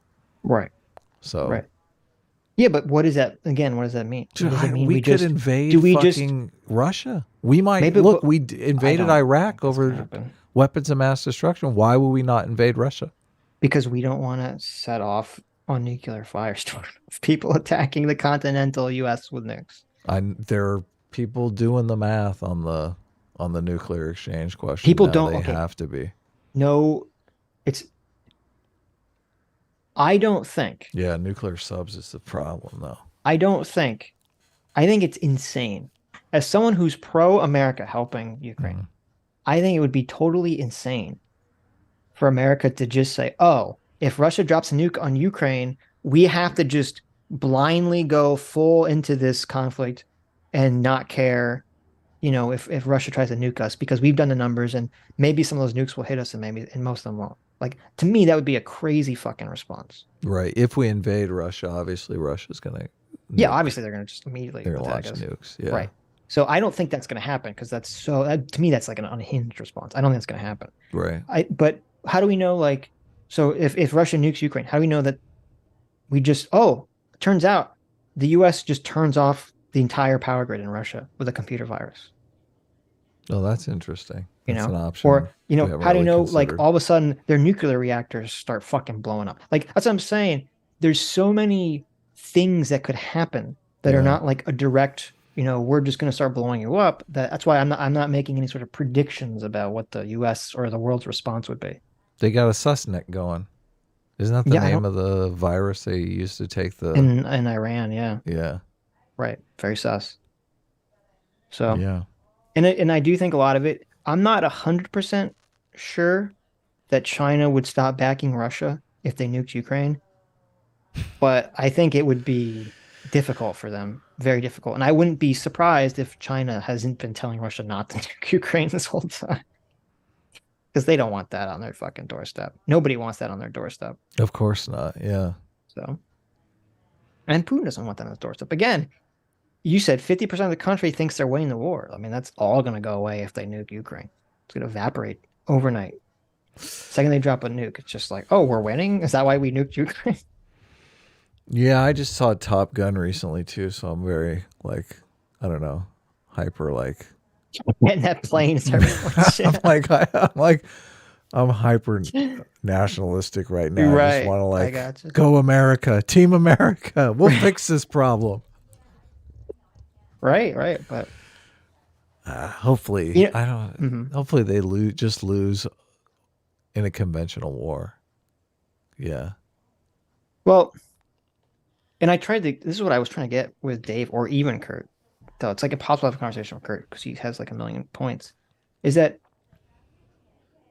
if Russia and Ukraine agrees to a peace treaty, which we all want to happen, what possible security guarantee does Ukraine get from Russia? They can't. It's like impossible to get one now. Well, there's only they join NATO or they join fake NATO. Yeah. Those are the only options. Those are literally the only options for peace. Well, those are the only options for security. Like if they Right. can't get, I mean, they weren't supposed to invade to begin with, so all trust is lost. Yeah, there's literally no security guarantee Ukraine could get from Russia. They have to get it from NATO or fake NATO. NATO, fake NATO, or here's a bunch of nukes. Right. Right. How? I mean, that's it. How would that? I mean, I wonder if we have State Department people telling them, like, if you nuke Ukraine, we're going to give Ukraine nuclear weapons. I don't know. Maybe. Who knows? Would that change things if we just like marched a big old nuke into Kiev and said, "Listen, here's your new Christmas present"? Well, the problem is that would still be like Russia would if Ukraine got a nuke, it'd be pretty obvious, right, that it came from America. Yeah, it would say USA on the side of the nuke. Yeah, obviously. but then this it would say "Go Ukraine, America." Right, but if we give Ukraine a nuke and they nuke Russia, that's the same thing as us nuking Russia. There's like no difference. No, it's not. Yeah, it's totally this. What do you mean? It's totally the same thing. It's completely the same thing. Can we like we scratch out the USA and we put China. Look, it says made in China on the nuke. What if we ship a nuke to Germany and it gets lost on the way? Oh, it gets lost in the mail. Just happens to end up in Ukraine. Oh, I was just walking and it's like the guy just walking goes, whoops, I just dropped the nuclear weapon. And then the Ukrainian guy just looks around and says, oh shit, and just runs over and picks it up. Look, Ukraine carries it back from Germany all the way to Ukraine. Look, Germany could leave it on its porch for a long enough time that Ukraine could just stumble by. Listen, Russia, we were just routinely delivering this nuclear weapon to Germany. And look, we sent them a text message. We said it's en route to you. It's at your door. And you know, the Germany just they had the laundry buzzed and they went to go check it first. And when they opened the door, oh, those blasted Ukrainian porch pirates came. they swiped the nuke. They got the nuke. They got what's this? Not our fault. It was a total accident. I think this could work. I think as long as there's plausible deniability, we're cool. We got to check in with Kurt and Jimmy though to make sure that this is an acceptable exchange for them. I'm skeptical. I don't think this plan's gonna work. Does this make America bad, or is it? Can we wash our hands of this situation? Right. I think. Well, it'd be. See, I think like a more likely response would be something like Ukrainian people would get into Russia and start blowing up nuclear reactors or something in Russia. Yeah. Something to that effect. So, I mean, I don't know, but then that's going to cause them to start. It's such a bad fucking situation if that happens. I mean, we're already in a bad situation, but that makes the situation that's like so horrific, like 1,000 times worse. We could never have the conversation about how the world is sort of breaking down into autocrats and democrats, and that the autocrats are what makes the world such a fucking unsafe, unfair, unfree place. Right. That's true. And this is why it's like unfortunate we can't have a conversation with Kurt or Jimmy, because I'm sympathetic to the fear of nuclear war. I mean, I'm not ruling that out as like some impossible scenario. We are joking. It's something you should be concerned about. Something everyone should be concerned about, obviously. But you can't just say, well, you know, la la la la la. Let them do whatever they want. And that's what's interesting. Like, I mean, Dave understands that concession, and I think maybe he agrees with that because he's libertarian. He knows that people need to defend themselves, and Kurt just doesn't. He doesn't give a fuck. He literally doesn't care. He doesn't. He just doesn't understand the threat of just allowing nuclear powers to do whatever they want. So, Yeah. but whatever. Anyways, Yeah. What's up, uh, man? You still? Come on. Let's finish these super chats. I We know. got to go to bed soon. Stuck for $5 says, I think we should give Putin some bubblegum and give all the Russian coupons for free medals at Bennigan's in return for ending the Ukraine actions. There you go. That could work. That's Free a solid meals. plan. There you go. Is Bennigan's even still around? I thought they went out of business. Is there any Bennigan's near you, Adam? A Bennigan's? You know, Yeah. I don't know. I don't know that I've ever eaten at Bennigan's. I've Really? heard of it in like movies and stuff, but That's like any of those restaurants that has all the shit on the wall. yeah. That's like a that's like a Bennigan's. That's modeled after a Bennigan's. Let's see, Bennigan's. Is there a Bennigan's in Southern Well, it California? says they're No, still. it's It says Atlanta, they're still Georgia. around. Are there any in Florida? Bennigan's, Los Angeles. No, they're drastically cut down. Wow, look at this. There used to be a bunch in Florida. Well, I'm assuming this might be a different Bennigan's. Actually, I don't know. I'm not sure if this is the same one. There used to be a bunch in Florida, but they're all gone. So I used to get the Monte Bennigan's, Cristo Los sandwiches. Angeles. Look at this. There's one in Pasadena, Long Beach, and Manhattan there you go. Beach. Yeah. I used to get the most unhealthy thing. It was a. Have you ever had a Monte Cristo sandwich? No, what is that? It's a ham and cheese sandwich that's battered and fried and covered with powdered sugar. That sounds fucking delicious, though. It is delicious, but it's so bad for you. I know. But it's fucking good. I'm on a mission, man. I got to try that. I love ham and cheese. Ham and cheese is like my sandwich, but Well, there you go. battered See? with powdered sugar. Oh, I've come never on. seen it anywhere else except for at Bennigan's. So Well, I might be driving out to Pasadena soon. there you go. Oh yeah, it says a bunch of Bennigan's closed down in 2008. Sad. Very sad. CS for $20. Thank you, CS. Says, ha ha ha. Jimmy is such an alpha compared to Kurt's beta weakness. I mean, I like Kurt, but when I watch this debate, all I see is Kurt looking at Jimmy and Dave with little girl eyes saying, "Can I please have a cookie?" Wow, okay. I wasn't. Go ahead. I was I was gonna say for that. I so. didn't. I literally actually in the entire conversation did not look at anyone's face. I don't know what anyone was looking at or how they looked in the conversation. But I mean, we've had Kurt on. Kurt's been on, I think, 3 or 4 times. I just expected Kurt would, step back to sort of a moderator role because, as you do when you've been on the show a bunch of times anyway. Like we've argued this with Kurt a million times. Like, what's the point of arguing again with another person who only has an hour to be on the show? right. That's so sad. Just maybe I should have said something to Kurt. I knew I should have called him. I don't think it would have made a difference, but Okay. I wouldn't worry about it. Stuck for $5 says, what if DeSantis paints himself orange and bleaches his hair for 2 years? I don't There know you that go. that's going to be a solid strategy, but It'll work. if he was a couple inches taller, it would help. I think Trump is here. Go ahead. Insensitive for $10 says, if Trump runs third party, we'll just have a repeat of the 92 election. Trump was instrumental in the destruction of the Reform Party. If he does it, he's betraying every principle he claims to stand for. What principle does he claim to stand for? What's left?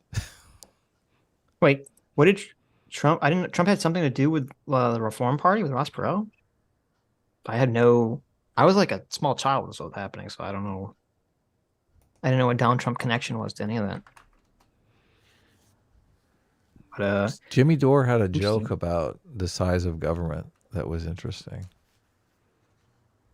I Because missed he it. said it was like 6'1" is the good size yeah. of government. And I was thinking, that's sounds like he's been arguing with libertarian types. And that's his response. Well, someone also pointed out, yeah, Trump is really tall, and DeSantis is actually kind of short. So, Yeah, how tall DeSantis is... going to lose? Look, did they rid the internet of how tall is Ron DeSantis? It's a good question. DeSantis height. I can't find it anywhere. Oh my God, are you right? Is that true? Let's- Is his height removed from the internet? Oh my God. I thought you found it. No, I saw a picture. Someone had a picture of him next to someone. I think that was Trump's height, and they were way taller than him. Right. Oh my God. Where's his height? Okay, this is saying he's 100. Wait, I just saw 180 centimeters. What the But they fuck? don't even does have that it in mean? American. Oh my God. Yeah, I see the 180 Okay, centimeters sorry. too. It says that's 5 feet 11 inches. So 5'11". yeah, so that's like So that's a little bit taller than average, but for a politician, you know, Trump is like, he's like 6'2", someone said. okay. So he's got him beat by He's got to be 3 yeah. inches. Yeah. Yeah. Standing next to him on the stage is going to be tough. Yeah, we'll see. Well, hey, listen, it's gonna be fun. They're going to give him one of those little boxes to stand on. So he's the same height, and someone is going to take a picture from behind Ron DeSantis, and it's going to be over. Uh-huh. Right. There He's you going to go. be on the kitty box. And You mean like how you remember when Trump like stood really close behind Hillary Clinton, like really weirdly? I do remember that. He's gonna stand really close to DeSantis and be like, "Look how tall I am." I thought he was going to stab her or something. That was so I thought he was gonna weird. I thought he was gonna do ASMR in her ear or something. Oh, man. Good times. How tall is AOC? That's a good question. Why do the fuck do people use centimeters when they could say the same thing? I mean, yeah, I don't fucking know. Because that's like a European thing. Right, fucking Europeans. Laura the Brain for $2 says, Destiny doesn't get a pass on being a sleazeball. Oh, sure, of course not. Yeah, and I think like his relationship with Anna, like is super fucking weird, and he shouldn't do that. I don't think he should do that. But you know, if that's his private decision, I guess that's up to him to do that. And I don't think that translates into Mr. Girl like trying to gem up this Me Too like insane allegation against Destiny. Like that's so weird and sleazy to do. Like, let me go talk to all the girls that you've ever like had sex with and try to like extract a Me Too story from them. And that just seems so weird to me. And fucked up, but and like literally over like a subreddit ban. Yeah, it's weird. Come on. Get your shit together. Shell Shocking, thanks so much for being a Frozen here for 4 months. Says, can't catch the full stream tonight. I have work. Just want to say that every stream after the Missile Girl one was great. Keep up the good work. Good night. Well, thank you. Thank you. I appreciate it. Let me see if there's any more Streamlabs that came in. Dill's Painful Elephant for $2 says, hey guys, your cool and collectiveness helped me get through this I don't even know what this word is. Ew. This pilonidal cyst. Gross. The picture is it on someone's butt. Thank you, Google. Why would you do this? Cyst I have right now. Oh, that sucks. You have it. That's so unfortunate. A literal pain in the butt, like our guest today. A wrench for Christmas is what I want. Past $100. Love, Ja.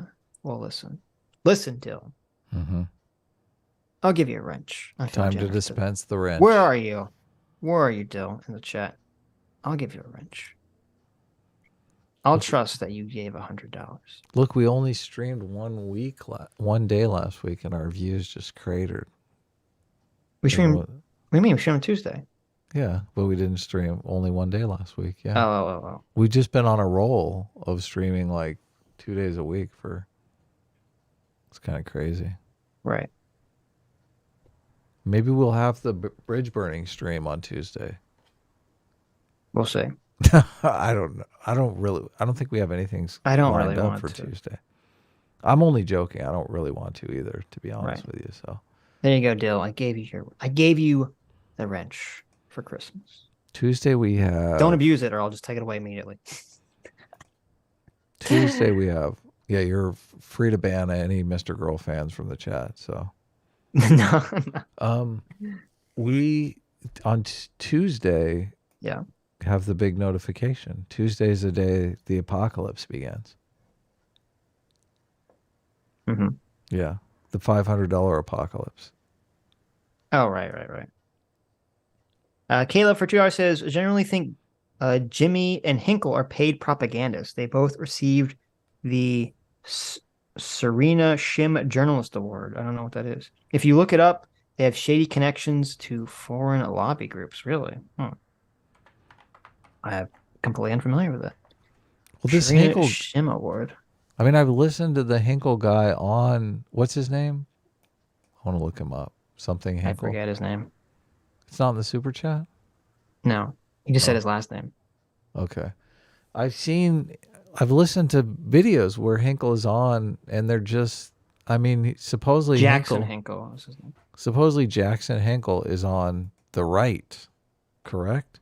I don't know. I don't know anything about him at all. And Jimmy Dore invites him on, like, look, I have a bipartisan platform here. Like, I'm on the right and he's on the left. But it's strangely, every time he comes on, they agree on everything. It's like, is that really is that like a bipartisan platform? If that's the case, I feel like it's not. You know how Fox News does it, how they bring like but you listen the liberal on, right? You heard like Jimmy is not willing. I don't think he's willing to have a conversation with someone where he disagrees with them. Mm-hmm. I don't think like I don't think he'd have a conversation with a Republican or a Libertarian or anyone on the right about like, well, I disagree with you on these policy positions. Like, has he ever had that? Has that ever happened on his show? Yeah, no, I guess not. He just I don't think he has it in him. Oh, look at this. Kyle Rittenhouse hires Nicholas Sandman's lawyer and plans to file 10 defamation lawsuits. Nice. That's brand new. Apparently that's brand new. Cool. I wish him luck. He definitely deserves it. They're very hard cases to win. So I hope he gets them. Really hope he gets them. Jackson Hinkle has a picture on his timeline with Jordan Peterson. So yeah, I saw that. Everyone was tweeting out some picture about him. Apparently he's been, canceled and deemed a badmans or something. So I don't know anything about him. He has a picture where he's captioned it, "Drinking the tears of my haters." Right. I mean, he seems like a nice enough guy. So Kurt gave us $2. I guess he felt bad. Mm-hmm. He said, "You guys know that it was actually Bush that did 9/11, right? Jet fuel can't melt steel beams. What's this? You say that hitting it with an airplane would weaken enough to cause them to collapse? Well, I don't fucking care." Oh my God, that was a great impersonation. That was I'm pretty sure that was actually Kurt that sent that, because that's just dead on. That's dead on. Yeah, we didn't get into trutherism with Kurt. Maybe. Oh my God, I fucking bet you he believes 9/11 was an inside job.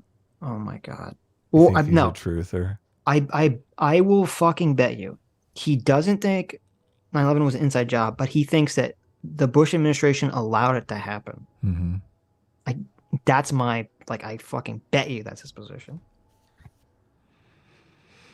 Yeah, I don't begrudge anyone looking into this stuff, but it's like, I don't feel like the evidence is there for a lot of this shit, obviously. Right. So I don't know. Anyways. All right. Anyways, thank you all for coming. Thank you all for your incredibly generous donations today. Thank you for going with us on this painful, horrible journey of watching 3 men act like babies and cry and shit themselves, while 2 men, 2 alpha chads, were just trying to have a nice, reasonable conversation. So thank you all for making it to the end of the stream. You are the true heroes. And we'll see you all on Tuesday. Bye-bye!